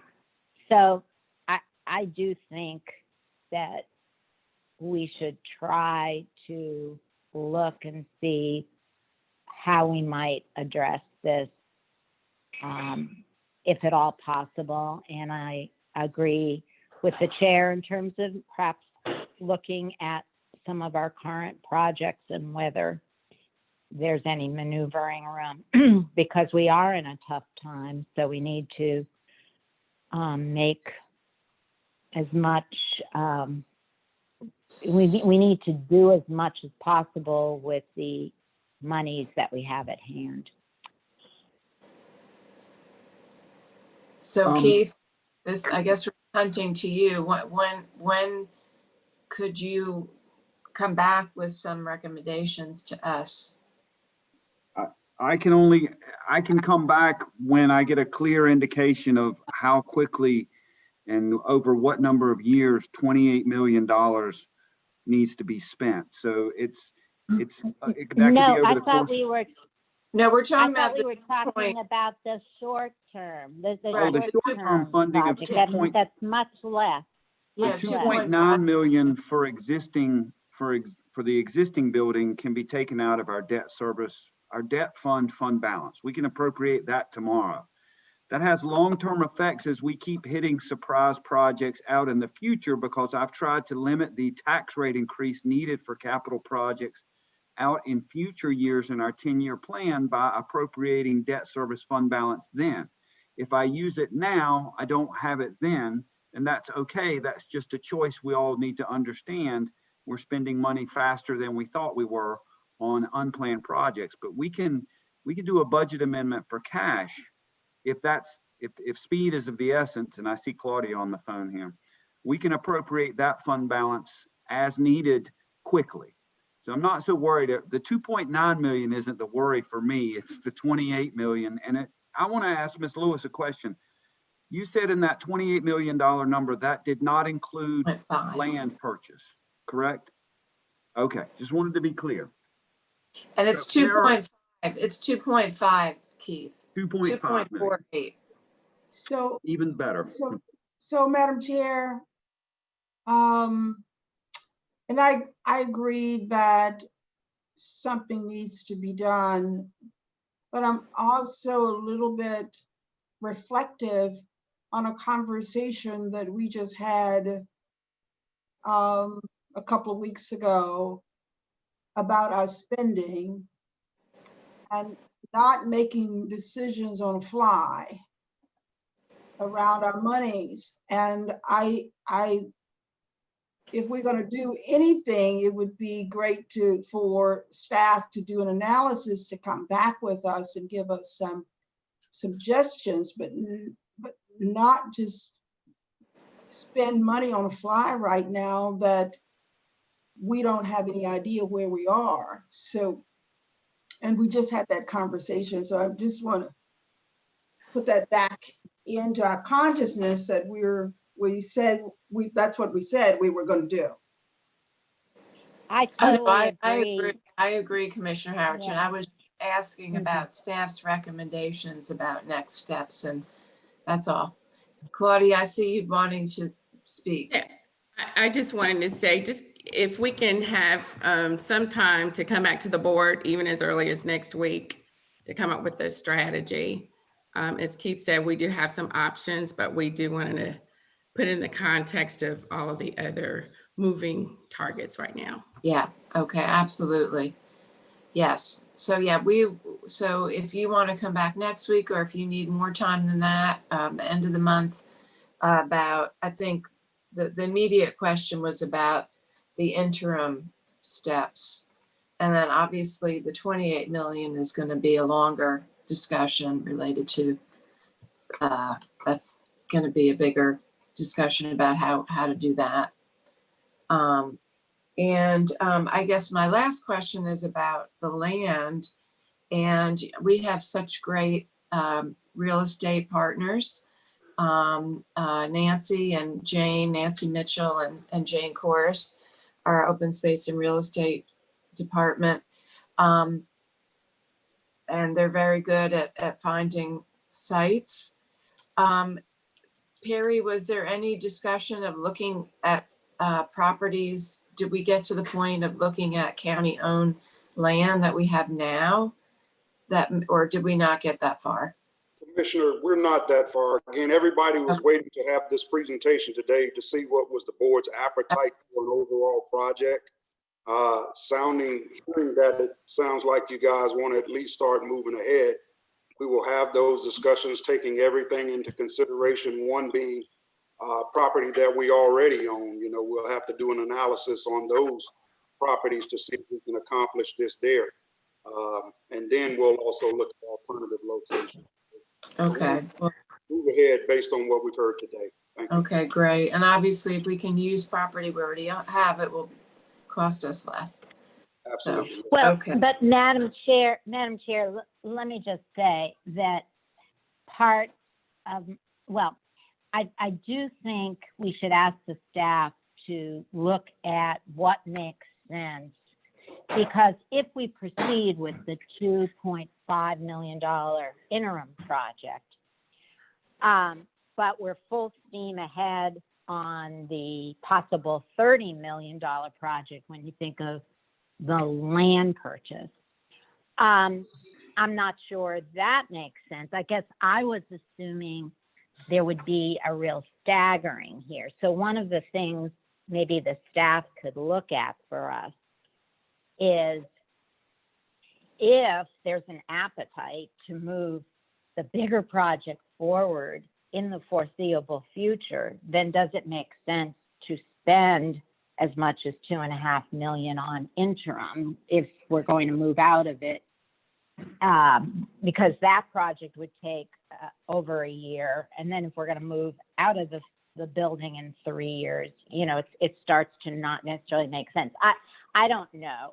So why don't we ask the staff to look at the short term and a logical sequencing that makes some sense if we're going to sequence.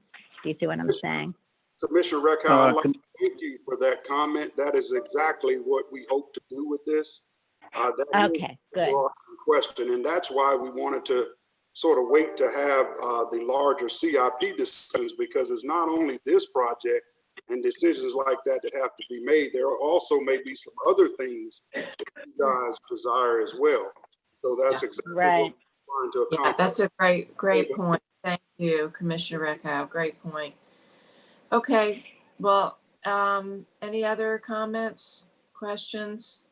So it sounds like Shafanda will come back to us when she's ready. And that Perry, you and the budget staff will look at this and you'll let us know in the short term. In the near future, you'll come back with some recommendations or options. And thank you all so much again for this really fantastic study. Really appreciate all of your work on it. Thank you. Pleasure. Thank you. Okay, next we are going to have a report on the draft Eno Haw Regional Hazard Mitigation Plan. And I see that we have Leslie O'Connor, who is our Chief Emergency Manager, with us today. Hello, Leslie. Hi, good afternoon, Madam Chair and Commissioners. All right, thank you, Monica. So I'm excited to bring forth to the board and management the updated 2020 refresh of the Eno Haw Hazard Mitigation Plan. Sorry, got a baby in the background. I'll apologize if you hear that. No, I like babies. This project was undertaken starting in late 2018 and was concluded for the most part for the planning process in late 2019 and is now being brought to the jurisdictions that are included for their approval by the governing bodies. Monica, if you'll go to the next slide, please.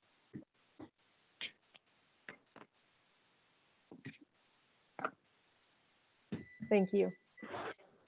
So the Disaster Mitigation Act of 2000 requires a federal emergency management agency or FEMA approved hazard mitigation plan for all local jurisdictions. And this is for county and also their municipalities that are included. In having a hazard mitigation plan, this meets requirements for federal mitigation grants. And those grants include the Hazard Mitigation Grant Program, which is a post-disaster mitigation fund.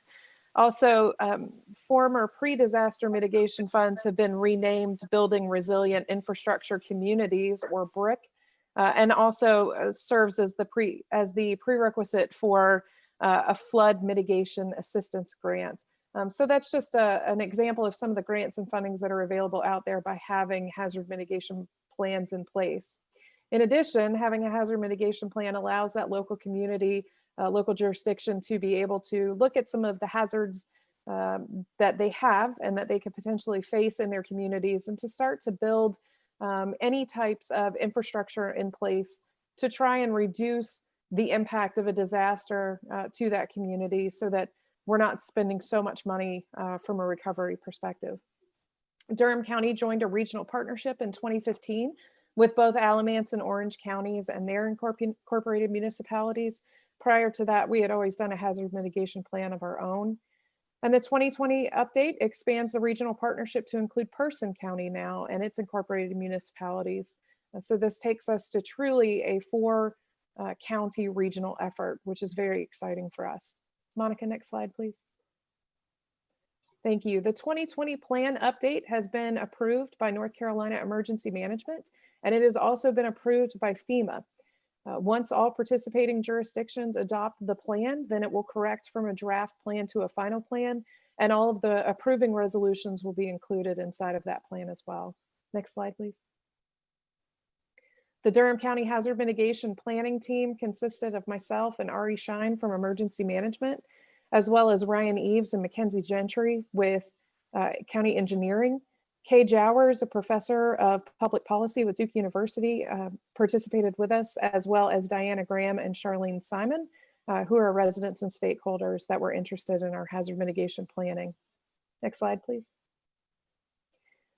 So the first part of the hazard mitigation plan is to look at hazards that are assessed and to be included in the plan. This year, we very much wanted to focus on, with this revamp, ensuring that we were planning for all hazards, not just natural hazards. And so we did request that technological hazards and also human caused hazards be included in the hazard mitigation plan and in those hazards that hazard assessment. We were successful in getting some of those included, which you'll see terrorism, mass casualty, infectious diseases, radiological emergencies, dam failures, civil unrest. So we did have those included, and that will help us with our city and county hazard identification and risk assessment to assist with accreditation as we move forward as an emergency management program. So you'll see the items that are considered high risk for our area include extreme heat, severe winter storms, hurricane and tropical storms, critical infrastructure failure, infectious disease, and note that this was prior to the COVID pandemic that this was all completed, terrorism and mass casualty, tornado, a radiological emergency, severe weather, drought, flood, and wildfire. Additionally, there are items that are considered a moderate risk based on the criteria that was put forth by the consultant, and those include dam failure, cyber threat, civil unrest, and a hazardous materials incident, whether that is at a fixed facility or that could also be considered a transportation facility. And lastly, included in low risk were earthquake and landslide. And there is a note that low risks are not prioritized for mitigation actions, but it doesn't mean that we can't complete those mitigation actions if we are to find any that could be done. Next slide, please. Thank you. So by way of the mitigation action plans for this year, or this next 5 years, our previous hazard mitigation plan included quite a few items that have now just become day-to-day activity. Something such as continued enforcement of flood damage prevention ordinance, or continued participation in the community rating system program. Those are day-to-day functions that are included, whether it be in ordinance or in standard policy and procedure. And we went ahead and pulled those out because they're not truly projects that help us with mitigation. What we do have as a high priority is the implementation of the stormwater utility fee for all properties within the unincorporated areas of Durham County, which engineering brought to the board previously, and I believe is doing more work on that. Additionally, we will be seeking funding, whether it's through grants, federal funds, and maybe some requests for state or local funds to install backup generators or quick connect hookups for mobile generators on any newly constructed county or city critical facilities. And I do want to highlight one opportunity that we have here that we're moving forward with is with Northern High School and the rebuild of Northern High School. We've worked with the school system to ensure that there is a generator hookup that meets the needs for that facility to be an evacuation center or potentially a long-term shelter. And that's a relationship that we didn't previously have. And so we get to, put that as kudos in our mitigation plans so that we have a location, if we do have to house folks because of a disaster, we've got a location that we now will have power to, we can have HVAC to, and not just the minimum building code requirements. Additionally, we would like to identify and obtain additional properties to increase protected open space as a land use tool, reducing adverse impacts from floods. Previously, in the last 5 years, there were 9 facilities where flood-prone properties were bought out and became city and or county property as a result. So we'd like to be able to continue on with that or do acquisition, elevation projects. So that's potential for elevating properties and or acquiring properties. And lastly, seeking funding to retrofit critical facilities and city and county owned facilities for improved resilience to all hazards with the use of latest building materials and technology. This could include, but is not limited to, wind retrofits, low water consumption fixtures, leak detection, backup generators, ignition resistant materials, and so on and so forth. This to me is not a comprehensive list of hazard mitigation action plans, and it does not limit the mitigation that can be done with regards to any of the risks that we have. And as you'll see in an upcoming slide about kind of our next steps in future planning, you'll see that this becomes a part of it. What other things can we do for mitigation actions? Next slide, please. So those future mitigation strategies, one thing that I really want to focus on with the emergency management group and also with all of our stakeholders that are involved in hazard mitigation is to get these items done. The last thing that I want to see is that they're in process or they haven't been started or anything of that nature. So we'd like to create a project management plan to complete the mitigation strategies based on board approval of our plan.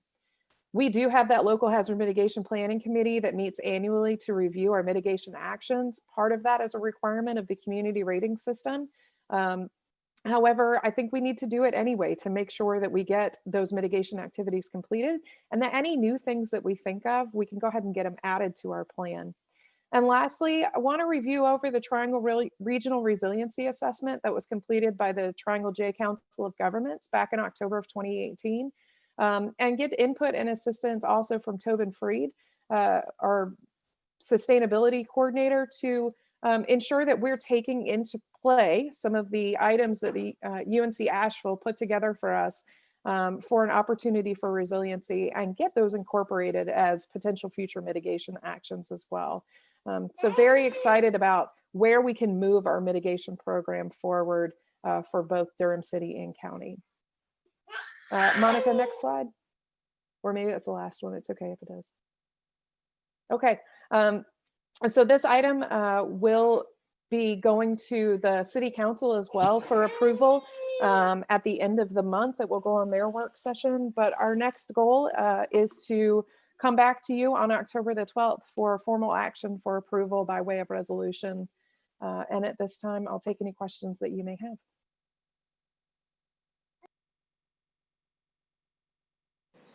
Well, thank you so much, Leslie, for that report. And, you know, as I was reading it, I was thinking about just how many of the hazards, well, first of all, how many high-risk hazards we actually have in Durham County. It's a lot. And then also just how many we've experienced in virtually the last year and a half, from the gas explosion downtown, you know, our pandemic, the cyber attack, you know, the you know, unrest that we've had in our community. You know, and then of course we've got climate change happening. And so those impacts, so we have a lot to deal with. I appreciate that I did look at what other communities are doing. I appreciate that you have picked very concrete things for us to focus on instead of just having a laundry list. I guess my question is, how can this be incorporated into, I mean, you kind of alluded it to with Northern, but incorporated into the transit planning that we're doing now and our land use plan, both of those, you know, the updates to those plans. So I know that from the Fire Marshal Division of Office of Emergency Services, Mike Webb has been included in the land use program and able to act as a voice for emergency management and bring items back to us. It's also been working with him with plan reviews for the schools and him understanding what emergency management does to see these are things that they would be very interested in. It's getting our faces and getting our mission of mitigation in front of these planning groups.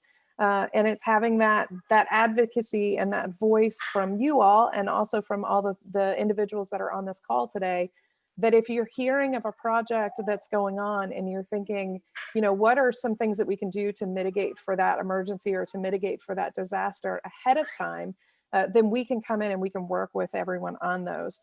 One of the issues that we face is sometimes we're not aware of those projects that are occurring. And so our goal with getting in front of everyone is to say, hey, we're here. This is the work that we do, and include us on your planning so that we can put that money and those projects in place beforehand. And that way, again, there aren't so many impacts and there's not the massive amount of dollars that are spent on the recovery end of this.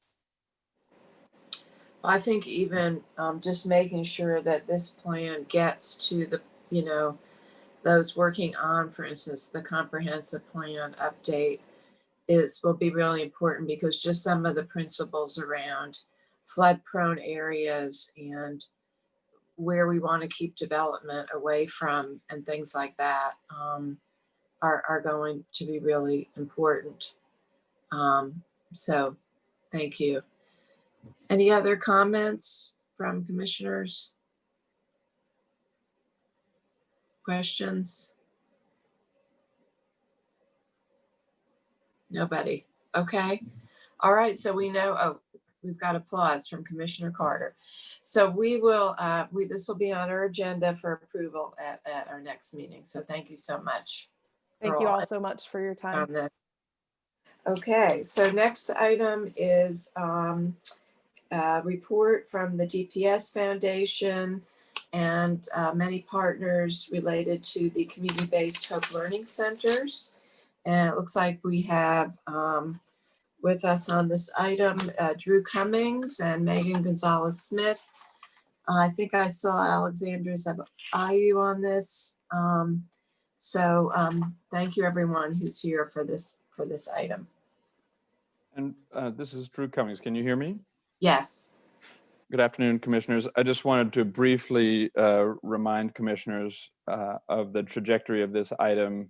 It's been discussed for some time. You all approved in principle this amount of funding at your August 24th meeting, and the time since then has been spent sort of developing contracts pursuant to those commitments from both the city and the county. And with that, I hope you had a chance to look over fairly broad range of support materials that had been sent in, but I know that a lot has been happening in this arena and that there are likely to be some questions, which I'm sure Megan and Alexandra are prepared to respond to. So with that, I'll hand it over to whichever of Megan and Alexandra is going to kick this off.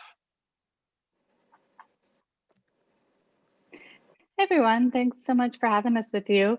As Drew shared, we've been in conversation with you all for a while about this work and have shared some updates via email recently and with supporting materials. So Alexandra and I are here to answer any questions that you all have at this point before we finalize the contract. Thank you. And just to clarify, are we asked to vote on this at this meeting today, Drew, or is this for October 12th? This would be come back on consent on October 12th. Okay. All right. Any questions from board members?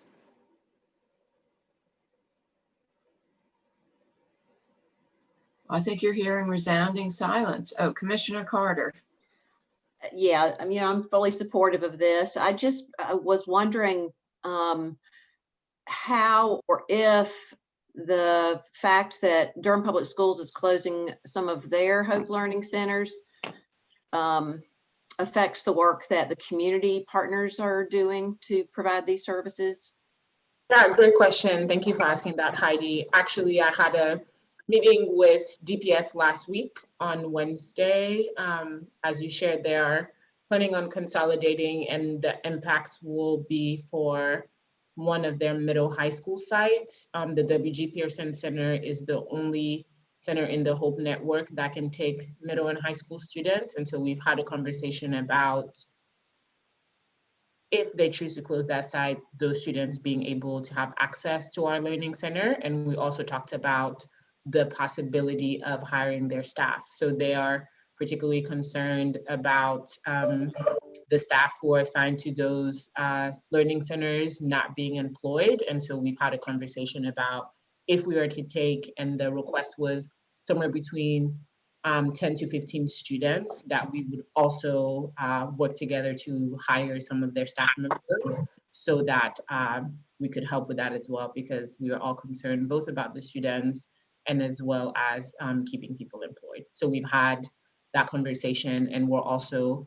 pretty clear that if we get to a place, we have a little bit of room, but if we get to a place where our site is also full and their middle and high school sites are also full, we would need to have a community-wide conversation about how do we continue to meet the needs of middle and high school students moving forward. So that conversation has been part of our collective to make sure we're taking care of all of our young people. Great, great.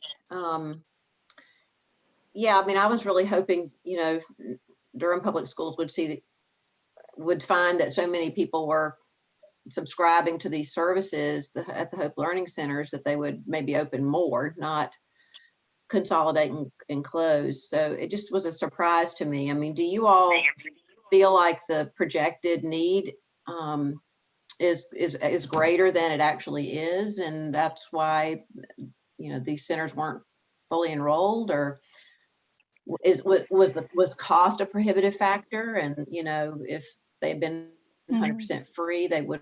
Just wondering if you could speculate on that at all. Yeah, I'm happy to speak to that some, and then welcome Alexandra to share too. You know, there are several different hypotheses of why the enrollment hasn't been higher. It could be, you know, that it's an indicator of students and families still not feeling totally comfortable going back in the buildings. But before we draw that conclusion, we think there's still a lot of work to be done around messaging and ensuring that all students and families know about these. You know, there's a lot of noise out there. Families are coping with a lot of things. And so we know it's going to take a lot of repeated messages to get this information to families. And so the foundation is working with the district to also talk about how we can be supportive and think through strategies together about really, you know, first, we think the front lines need to be ensuring that every teacher, counselor, social worker, principal knows about learning centers as a resource for students who seem to be struggling with remote learning as one of the first options to discuss with that family and to help them also through the enrollment process, and to think about how there can be additional supports for helping them enroll. And then to the point of cost, the DPS centers so far have had a cost of students who qualify for free lunch can have free access, but students who qualify for reduced lunch have a reduced rate of $70 a week per student. And we do know that that's prohibitive for most, if not all, families who qualify for reduced rate lunch. So the DPS Foundation is going to be contributing funds. We have approved up to $300,000 as an initial allocation to support DPS in making seats free for students who also qualify for reduced lunch. And so we're going to need to communicate that out to families. And so that's new, and we're working with the district on that right now. Well, thanks. That's a great answer. And it sounds like the ideas that you have for increasing enrollment are really solid and are likely to be successful. So thanks for all of your efforts.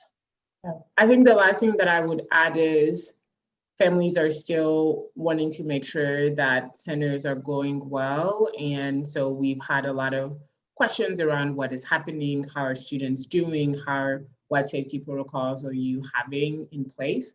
So I think those are still fair concerns. And so we're still answering those. I would like to report that all of the community centers have not had any positive cases of COVID. That's not to suggest that we won't, but I think it is important for the community to hear that we are doing our due diligence, and also that everyone who is participating in these centers understand that we have a collective responsibility to each other. And so really making sure that if people have any symptoms that they're not coming into the space, feels really important for people to hear that it's a community of people who recognize we need this resource, and is also operating and taking care of each other by not potentially coming to the space if there are any concerns.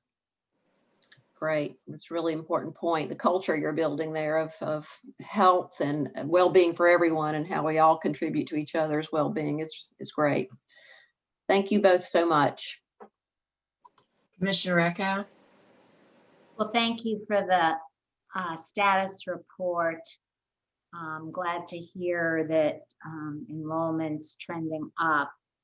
I did have a couple of questions. First of all, where are you in terms of the exact number, for instance, of housing authority children at your learning centers to date? Yeah, I don't have that exact report with students to students, but we are planning on having it by October 16th. So we can send that to you in a report that will say all of the students that we know who've disclosed that. It is for all of the Hope Community Centers, we are all using the criteria that the county and city funded for access into the center. And so we have that information. All of the partners we wrote in the memo that we sent you, that by October 16th, you will have that update with us, with also the number of students who are accessing it. So I don't have off the top of my head, but we will have it for you shortly. Okay, and well, let me say this. I am concerned that we have 2,000 students approximately, as I understand it, in the Durham public schools who live in public housing. That's not insignificant.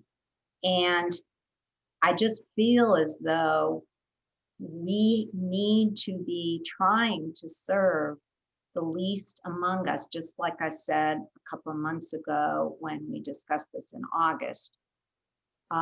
It is very important. I know it's hard work, but it's very important. I'll be happy to share with you a article that just really opened my eyes in the past week. I guess I read it about 8 days ago, about how very disadvantaged youth are not dealing very well with virtual learning. This is actually almost a crisis. And I think we as a community, while it's tough, we need to help the students who really, really need our help. So I just challenge everyone involved. You actually have places left.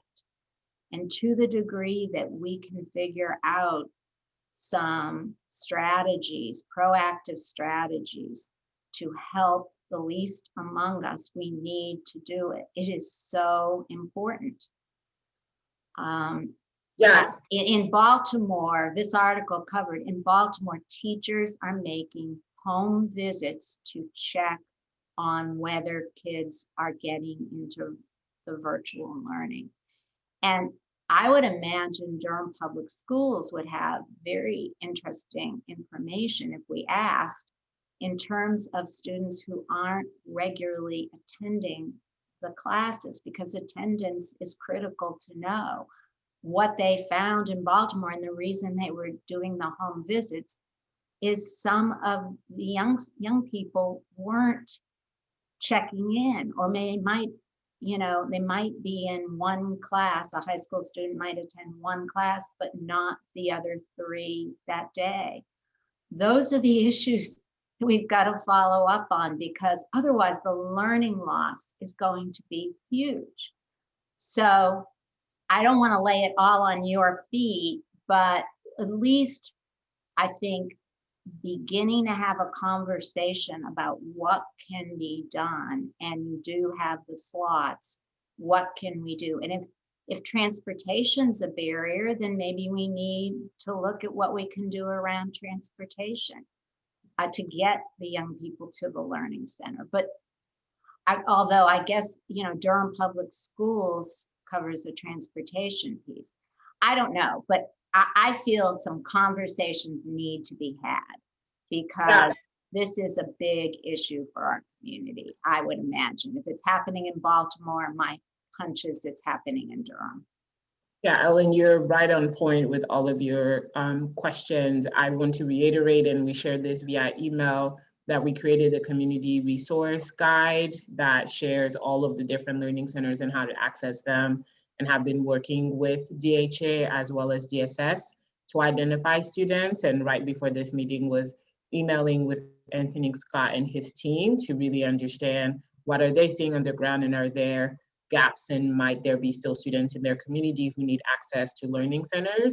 So we're all on the same page. And as the first semester comes to an end, we are hopeful to have conversations with the district around who are the students who are engaging on a regular basis, who are the students who are not engaging, and do they need learning centers, as Megan shared, in order to make sure that as we move from October to January 15th, that if there are students who did not on their own come and say, I need a learning center, that we can partner with social workers and guidance counselors to have those conversations with families to make sure that they are accessing learning centers. So I want you to hear that the students who are currently in learning centers fit the criteria that we developed together, which includes students who are in the foster care system, students whose families have lost jobs, students who are displaced, students who qualify, who live in Durham Housing Authority homes. So those are the students there. I just want to make sure that before I tell you it's 50% of the students or 75% that I have those numbers, but I want to assure you that they are as much of a priority to us as they are to the whole community, to make sure that we are servicing them well. Okay. Well, I'll look forward to getting the information. I guess we're talking about 10 days from now. And what so far are you seeing in terms of your regular attendance at the learning centers? Are the students attending regularly? Do you take attendance daily? How does this work? Yeah, so speaking on behalf of all partners, know the most information about Student U. So I want to be mindful of that. I think what we're seeing is some students and families are there every day, and some students are there more sporadically. On our end, even students who would be there on a more sporadic basis, families share that information with us ahead of time. And there are some students who are taking care of their younger siblings and so can't come every day, but need to come 2 or 3 times a week. And so we're balancing that. And I think the continued conversations for students who are not there every day is what is happening. Transportation has been a question and a concern that families have raised. And so we on the Student UN are trying to understand how much of a barrier is it? What can we do? Might providing students with bus passes be helpful? If not, and we do need a bus response and a transportation response, what might that look like during the second semester? So those are conversations that we're having. I think it's important to name that students and families are committed, but also the students that we are surveying are facing a variety of different other challenges, some of that being caretakers for their younger siblings, especially at the middle and high school level.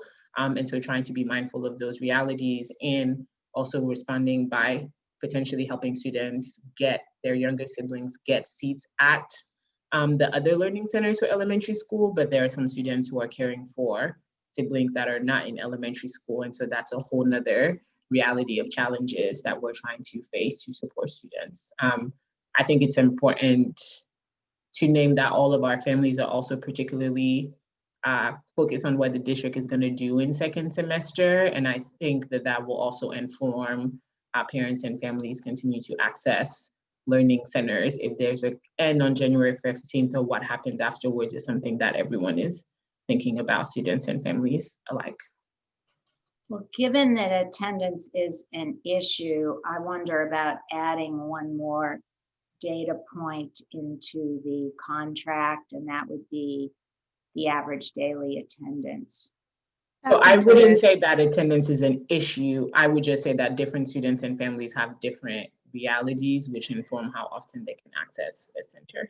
Well, and attendance I've is just included in our report.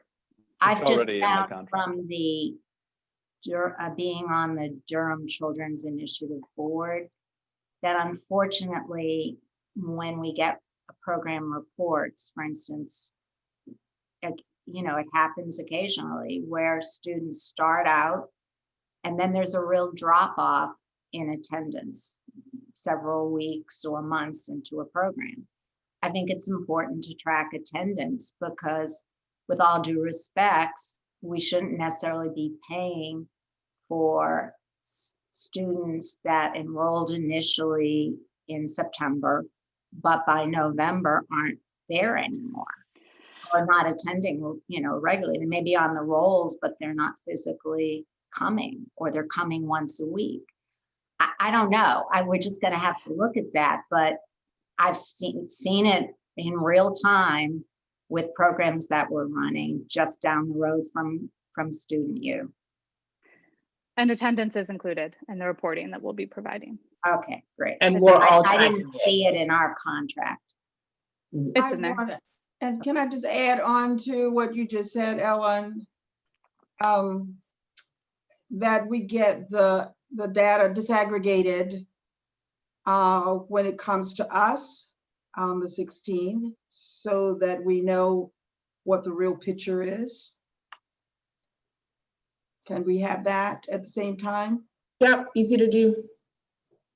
And that's already in the contract as well. We knew that commissioners would be interested in really knowing and understanding who is availing themselves of these centers.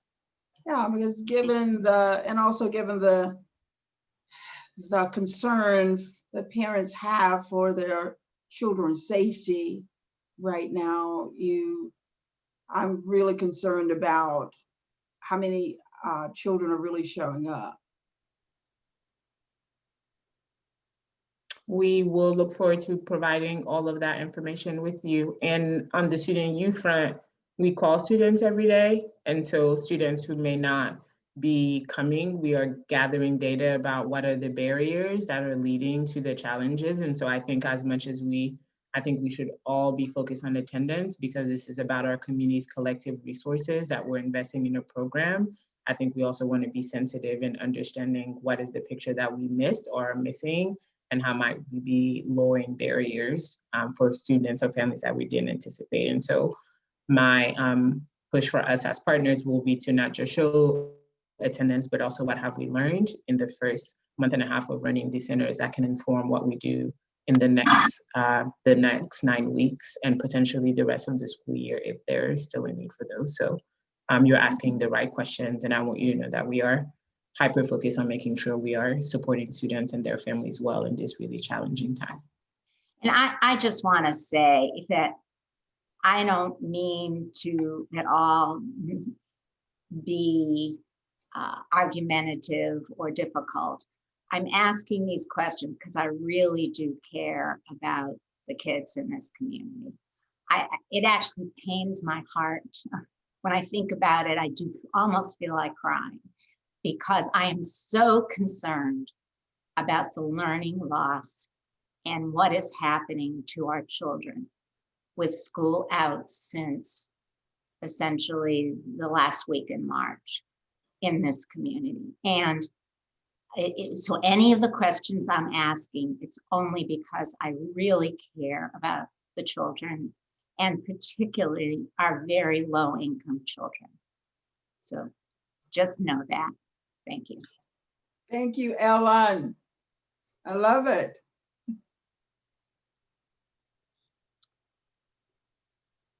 Sorry about that. Thank you.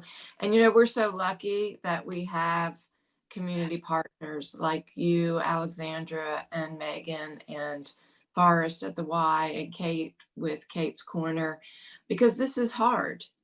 This is really, really hard.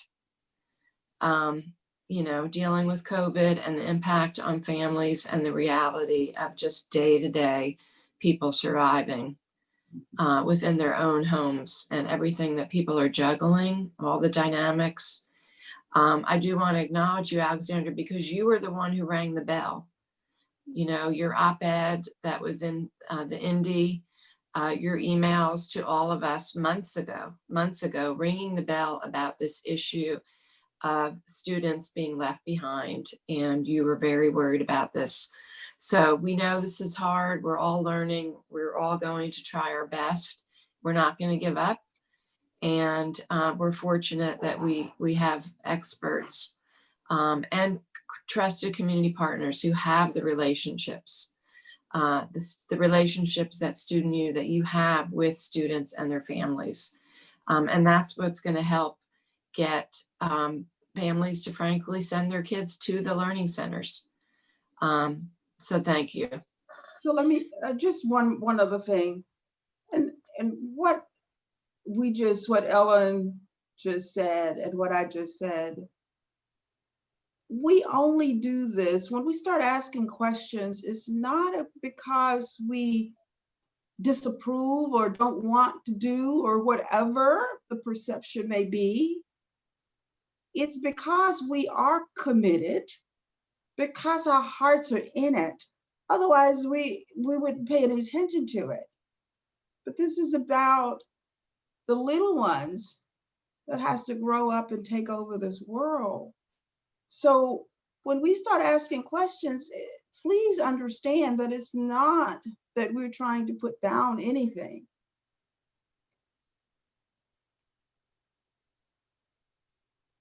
That is the spirit in which I hear your questions. I just want to make sure that our responses are comprehensive, but there's no feeling of tension or opposition, just wanting to make sure that I reiterate your questions and also can as part of the community partners that we are doing our due diligence and are accountable to the investment that you are making to our city. So I appreciate the questions and your level of engagement, both 10,000 feet above the ground and in the weeds. I think it's important for our community to see you all as our leaders investing public dollars into this work, also making sure that we are delivering on our promise. So we hear your questions in that spirit and are grateful for your support.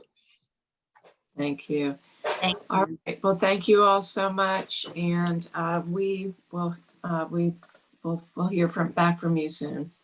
Thank you. Thank you all so much. Bye-bye. Okay, next item.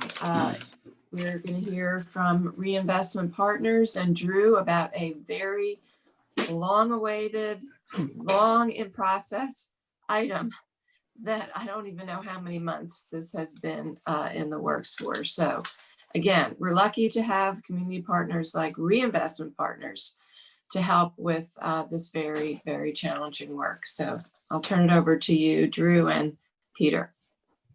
Thank you, Chair Jacobs. You're right that this one has been percolating for a long time, longer I know than Peter had hoped it would, but I appreciate him hanging in there with the overall goal of serving our homeless population better.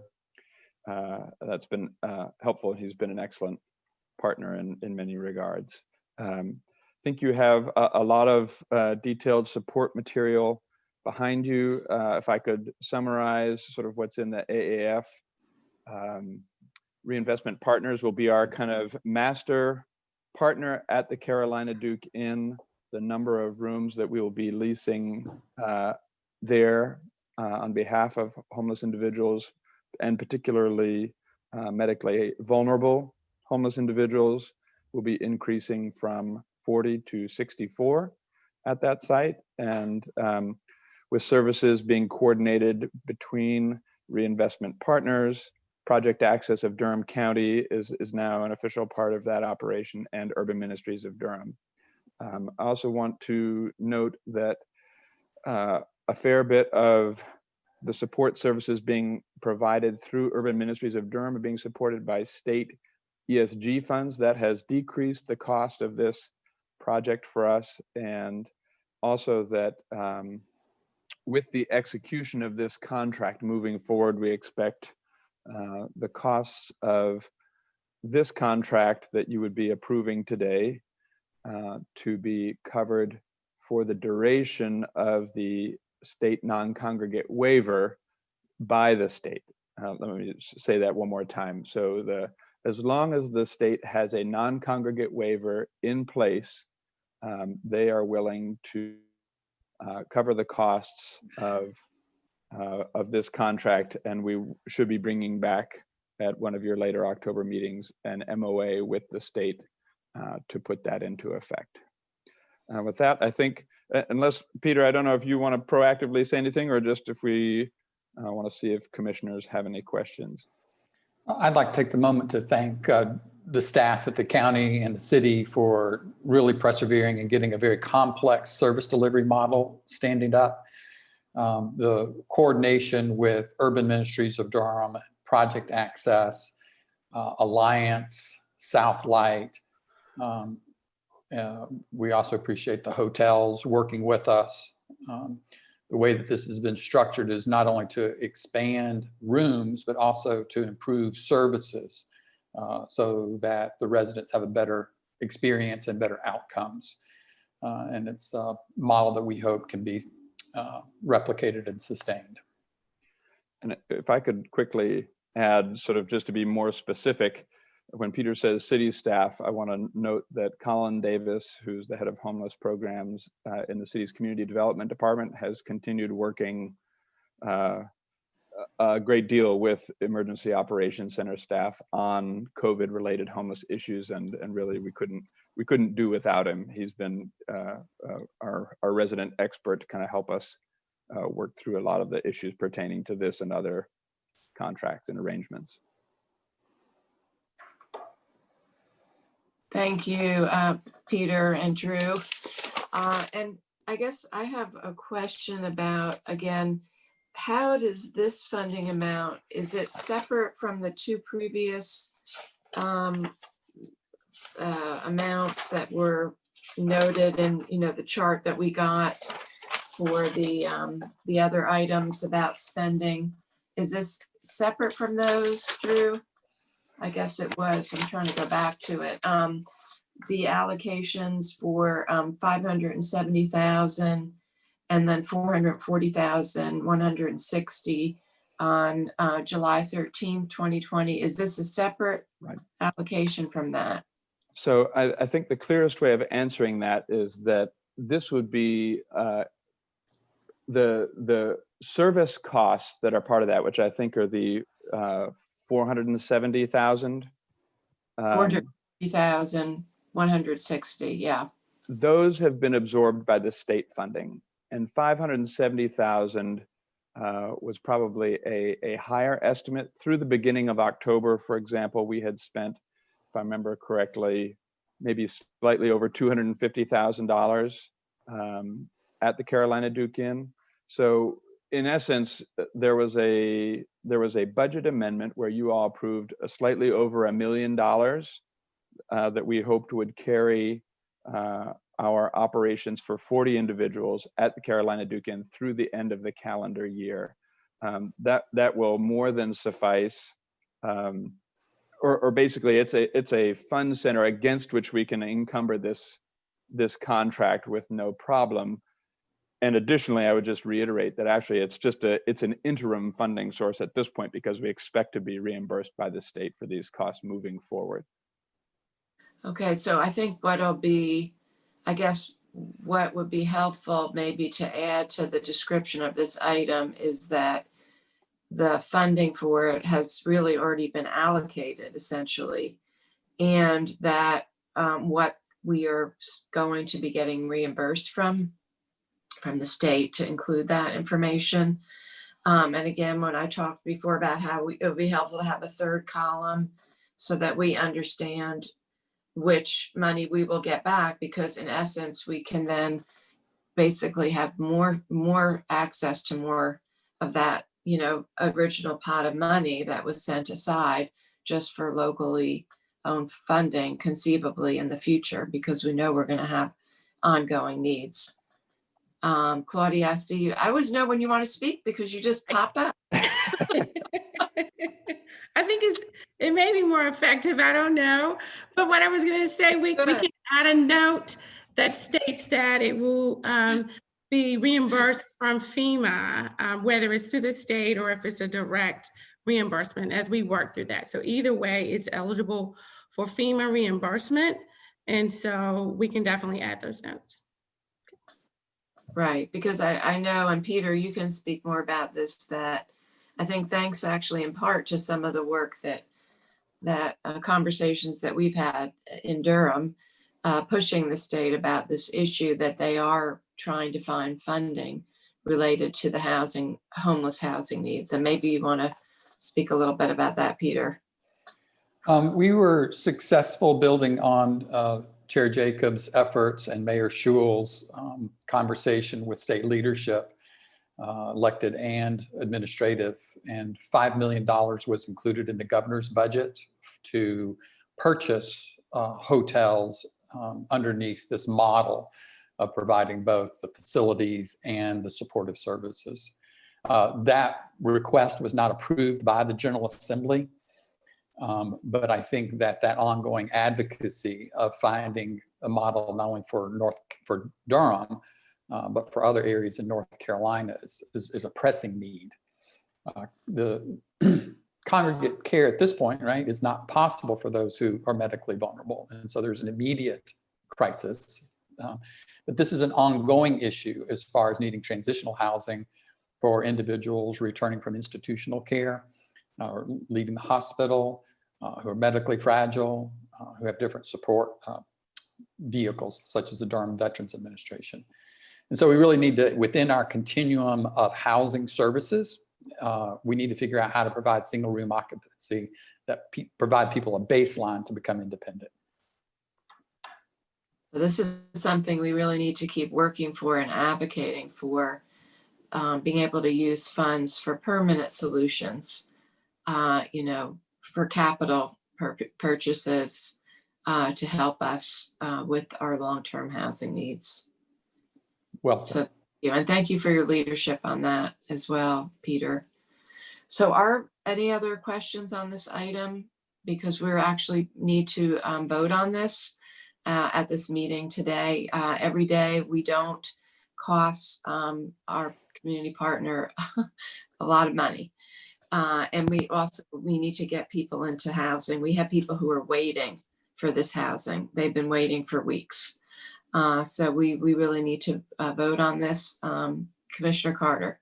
I just have a quick question. Well, first I would say how pleased I am we're moving this forward, and want to thank Peter and Drew and Colin and all the partners for persevering and making this a reality. It is complicated to understand the whole model. And I look forward to trying to understand it better as we go forward, especially as we try to make this kind of model something that we can actually sustain.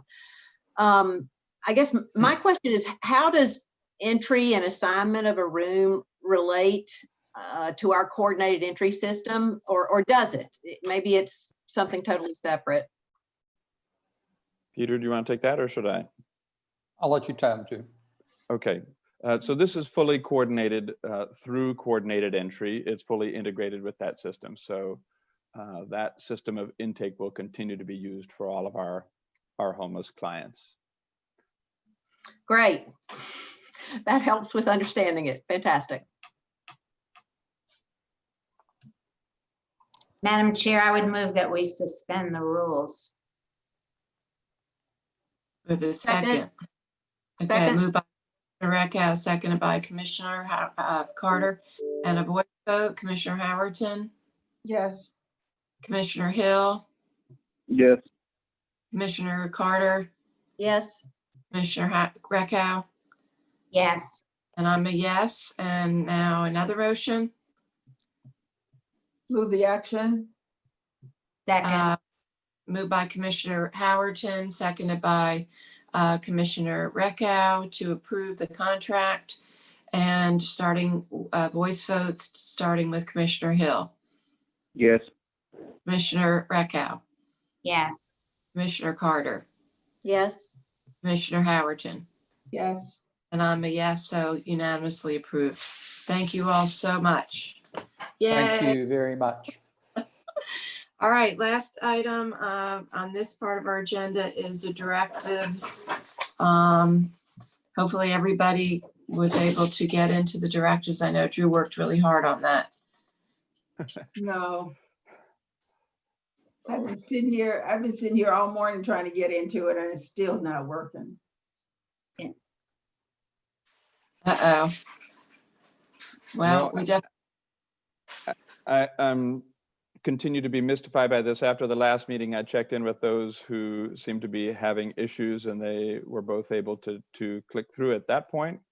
I did. I was able to get into it the last time, but today it's just not, it's not working. It will not go, it will not open up. All right, we will not give up. If it's any consolation, I think we're fairly caught up on directives at this point. I was pleased at how few were still in yellow status. Continue to pester folks about the ones that are still there, and got one more knocked off this morning. So are there any questions relating to any of those items? I have two follow-up questions. One is, and I know Commissioner Howerton, maybe you can answer this. When is it that, do you know when we will be bringing back the Juneteenth discussion? That's being worked on from a legislative body. And so from the legislative area to the county is, so when I get a response back from the legislators, which right now they're not in session, and we're working on from that end to the local. Okay. We're attempting to get it passed at the state level. If they refuse it, then we'll just do what we do with the county, but it would have more of a punch if we can get it approved from the state level. Okay. And so Drew, you might want to update that because in the directives, it said it will be coming back to us in October. So if you could just update the language on that. And the other item was related to August 24th, when our board asked a lot of questions about getting follow-up information about funding issues and spending issues. So Mr. Manager, I just wanted to follow up about, and I didn't see this specifically referenced, Drew, in the directive, but we did ask specifically about hazard pay. So I guess, Mr. Manager, when are we going to get, there were a lot of questions that were asked about hazard pay, about the policy, how much we've spent so far. And I know we had gotten an update from Claudia that she had sent us an email on May 28th, but we've asked questions about just how much have we spent total thus far, and what is, which departments and types of, types of employees who qualified, and just what is the plan for us paying for it. I did get informed that the city of Durham started their COVID pay on March 30th, and they ended it on June 19th. And they have spent a total of $433,000 on hazard pay. So just wondering when we will get, I don't know if it'll be through email or a memo or bring it back to a meeting. Just wanted to find out what the follow-up is on that. I can give some feedback about that.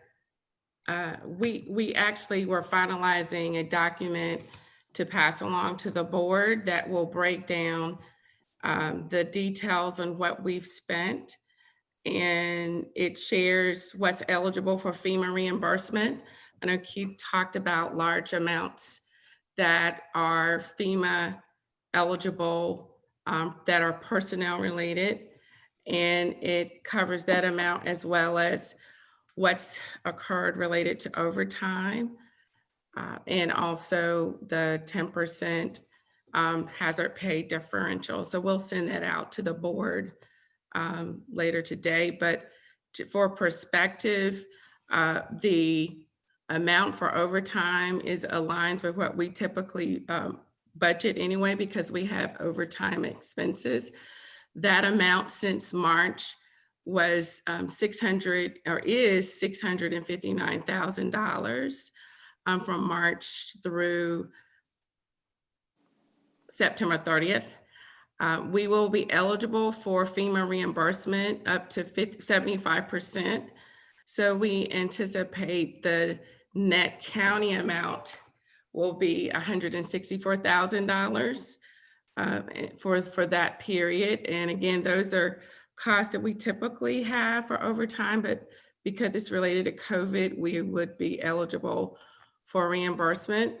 As it relates to hazardous pay, since March, that amount was about $3 million. Of that amount, 1.8 million has been reimbursed, is on our plan through the CARES Act funding, and as has been shared before, a large percentage of our staff in comparison to the city are directly related either through EMS or through other areas for the hazard pay categories. And the remaining amount, we would have FEMA reimbursement up to 75%, which would bring a net county cost at a high level of $700,000. So we'll be sending that to you, and we'll also get you additional information as well. Thank you. So following up, thank you, Claudia, for that information. Following up on what you just said, though, and given concerns about our spend rate and our revenues not coming in necessarily as we predicted, what's the administration's thinking in terms of continuing the hazard? We will be discussing some of that later this week with the county manager. He mentioned that there's an opening, there will be some discussions with staff, and I'll have him weigh in.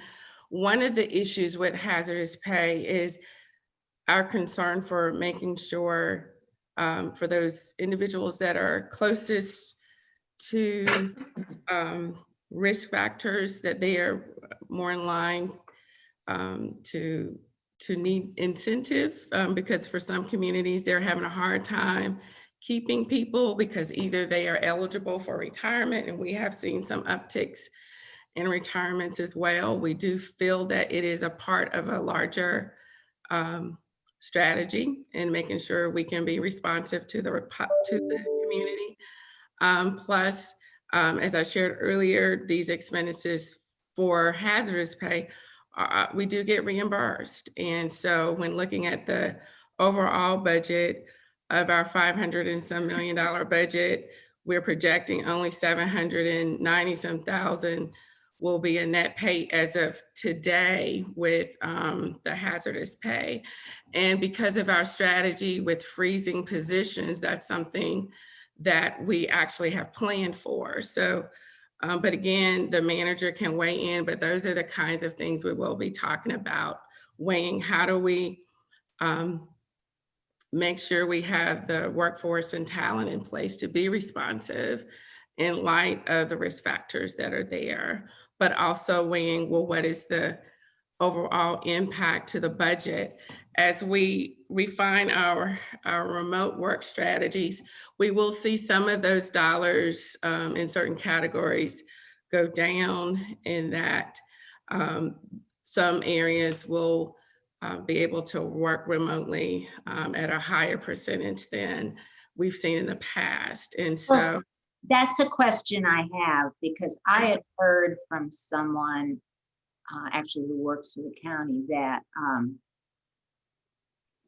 that people were qualifying for hazardous pay. I don't know if this is still true, if they could work remotely but decided to work in the office. Is that how it was being interpreted or not? Well, if a person can work remotely and they come into the office and they are not eligible for the hazardous pay. But if they have a responsibility or job that they cannot do remotely, then they are eligible for it. And I can have someone else make sure that I'm saying it correctly. Well, so, but let me, I'm going to push the envelope here a little bit. So you could be in an office job where you have your own office and but you're doing payroll or something in finance, and you just feel as though you need to be on that county computer there, the main, whatever. So you come in, so you're working alone in the office, but you would be eligible for hazardous pay because technically you could have done the payroll at home. You just decided that you wanted to be there or not? No. So if you could do it at home, then that means you would not be eligible. Okay. But all right. So let's say you couldn't do it at home, but you're because when we think of hazardous pay, I guess I'm thinking of the detention officers in the jail and the EMS employees, not someone sitting at a desk. But you're saying our definition does include that if you're needed to be physically at that office, then that would be considered hazardous. That is correct, because unfortunately, the risk factors are still there, and I'll just leave it that way. I think that may be the best way to frame it. And we don't have many who fall into that category. And I know Susan, if she's on the line, she can speak to it.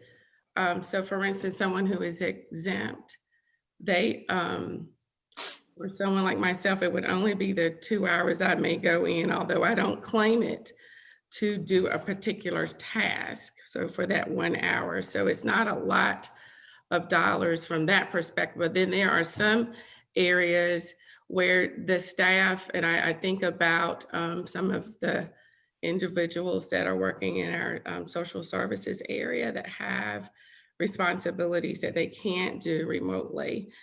However, we will soon have the technology so that they can do that work remotely to keep them safe. And I am on the line, Claudia. Okay. So for instance, like we have given our needs to IS&T in order for staff to be able to work remote for their office responsibilities. So right now, about 50% of finance staff are 100% remote. But unfortunately, with the business operations, we're not there yet. So for instance, with AP, we put scanners in their home, put printers in their home, they have their monitors, and they're working from home when they can. But of course, they have to come in for the check runs, and they have to come in for certain items and to pick up items to process. So for the time that they're in the office, yes, they are coding the 10% because they have to be here for those job responsibilities. Also for payroll. Payroll has had to be on site because, as you know, we've had so many issues with the configuration after the cyber attack, and we're still having issues. We're still in test mode for certain wage types that have to be put in place. And so they've had to be on site for that. We are planning on doing a test payroll run, hopefully by next month, but because we've never ran a payroll from home. So we may need more time to discuss this at another meeting, but I think what would be helpful, Claudia, is to, if we could get a clear description of the policy and also benchmarking that really with other counties and their policies. Sure. I guess Commissioner Reckow is raising a good point. I mean, I think obviously people who are having direct contact with people like our screeners and our first responders and our social workers who are going out on site. I mean, there are many, many county staff that are obviously they're in high risk situations. But I guess I'm really would like clarity around somebody coming into an office, working by themselves in an office, and how that is on the same, considered to be as hazardous and qualifying for the hazard pay, because I realize we're getting reimbursed by FEMA, which is great, but even taking $1.8 million worth of our CARES Act funding, that's money that could have been allocated for something else, for example. I had sent a question to Jody about whether CARES Act funding can be used for direct grants to small businesses. It seems that there's been some interpretation of that. And again, we just have, I think the concern is just our own county cash flow, county dollars, and we certainly don't want to put anybody at risk of losing their job if we have problems down the road, but and laying people off, but also just the tough choices that we're having to make about so many community needs. So I think we're just trying to understand this, because frankly, this is something that has a budget impact that has not come before the board for any type of policy discussion. And normally things that have huge budgetary impacts do come before the board. And obviously we're in an emergency situation and it hasn't, but it still means that we need to understand. So anyway, so we look forward to getting that follow-up information. Before we move on, does anyone have any other quick requests for information on this item? Okay. So any other directive questions? Okay. So we did have a closed session. Madam Chairman. Yes. Yeah, this is Wendell. I was muted and subsequently talking, and I thought you guys could hear me. But let me weigh in on this issue for a minute or so. Sure. In regards to the issue that Commissioner Reckow raised around the timing, obviously, this has been an issue of discussion in our managers' conference calls that we do from time to time in terms of the timing of how far or how long we will be in a hazardous pay sort of status. It varies, obviously, from jurisdiction to jurisdiction. But what I'm finding is with some of our larger jurisdictions that are in the Big Ten, obviously that has thousands of employees as we do, most of them are looking to go through the end of December and then evaluate their situations as it relates to hazardous pay. The important thing to remember is what staff has effectively already pointed out. We get a 75, 25% reimbursement from the feds and the state on the hazardous pay. While we do 10%, there are jurisdictions in the state who are doing 20% hazard pay. One of the reasons is the same reason that we are confronted with, as Claudia has pointed out in the earlier discussion. The 10% premium that we pay for employees who have to get the work done in order to do the service delivery, while that comes at a premium, you also have to be able to incentivize these employees to motivate them to want to come into this environment in light of the impact that COVID obviously is having. I sent you all something this morning since we've been on this call, and basically what the reports are today is North Carolina, just as a case in point, has moved up to the top 5 states in the country over the last 72 hours in respect to the resurgence of the virus. Now, while that's not news that any of us want to hear, obviously, employees see the same things that we see, hear the same exact things that we hear as it relates to this virus. And, we still have, nationally, 1,000 people a day dying, Americans. And so, obviously, we are looking at this and we're evaluating it, and we are trying to understand as much as we can the fiscal implications, but these are fiscal implications, quite frankly, as Claudia has pointed out, as it relates to the hazardous pay that will, in fact, receive reimbursement for. Once we get to the end of the fiscal year, the calendar year, and we have a better understanding about what revenues are doing, and we have a even greater degree of understanding about what the virus is doing as it relates to community spread. Obviously, we will have to make some, judgment calls and decisions there. And of course, there is, as you know, additional funding decisions going on at the federal level about what may, be coming down in the way of additional funds to help states and local communities. So again, it's a day-by-day kind of assessment, evaluation that we have to look at. You said something over the weekend about the reopening of the library. We're going to discuss that, the GMs, the public health staff, later this week. But, at the end of the day, we have to evaluate the data as best we can, given the best information we have at the time. And when we do that, we will come back with, solid recommendations and try and move from there. Thank you. Okay, thank you very much. Thank you everyone who has been a part of our work session this afternoon. We are going to adjourn briefly to a closed session, and our board is requested to adjourn to closed session to consider the qualifications, competence, performance, character, fitness, conditions of appointment or conditions of initial employment of an individual public officer, employee, or prospective public officer or employee, or to hear or investigate a complaint, charge, or grievance by or against an individual, public officer, or employee pursuant to General Statute 143-318.11A6. So moved.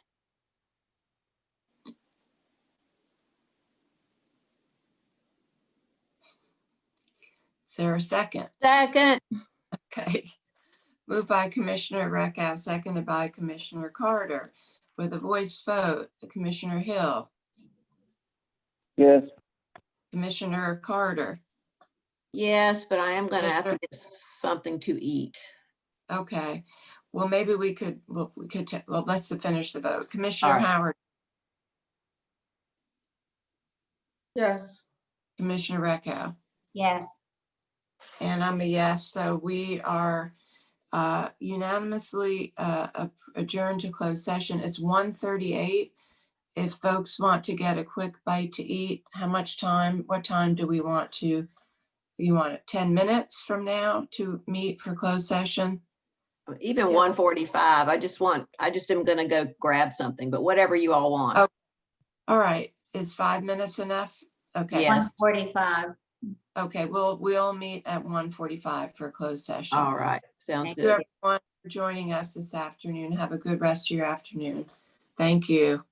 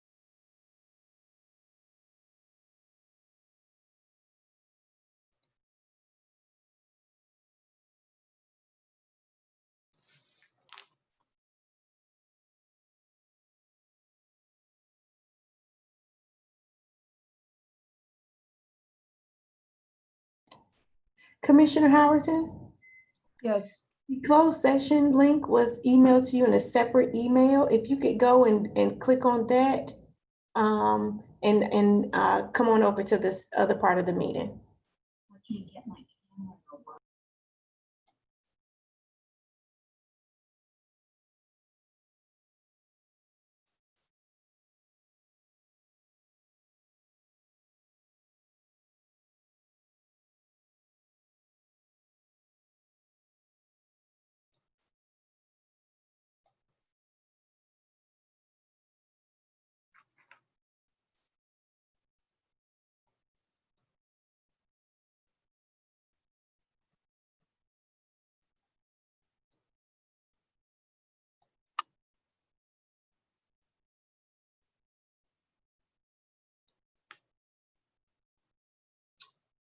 Okay, let's see.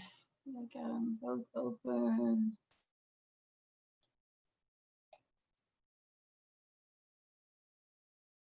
You can hear me? Okay.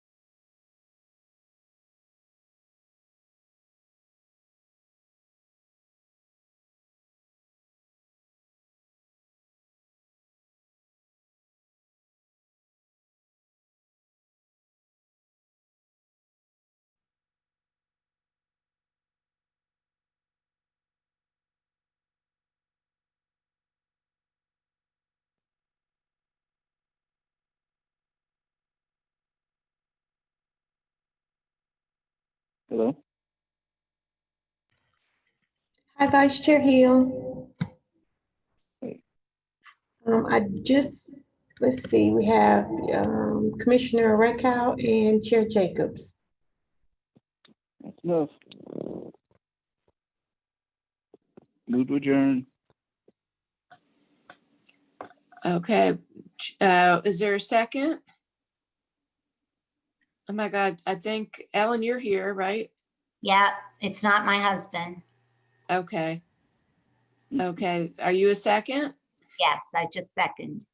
Oh, okay, all right, so moved by Commissioner Hill, seconded by Commissioner Reckow, and all those in favor, Commissioner Hill, Aye. Commissioner Reckow, Aye. and I'm an aye, so we are unanimously adjourned. Thank you, everyone. Okay, bye.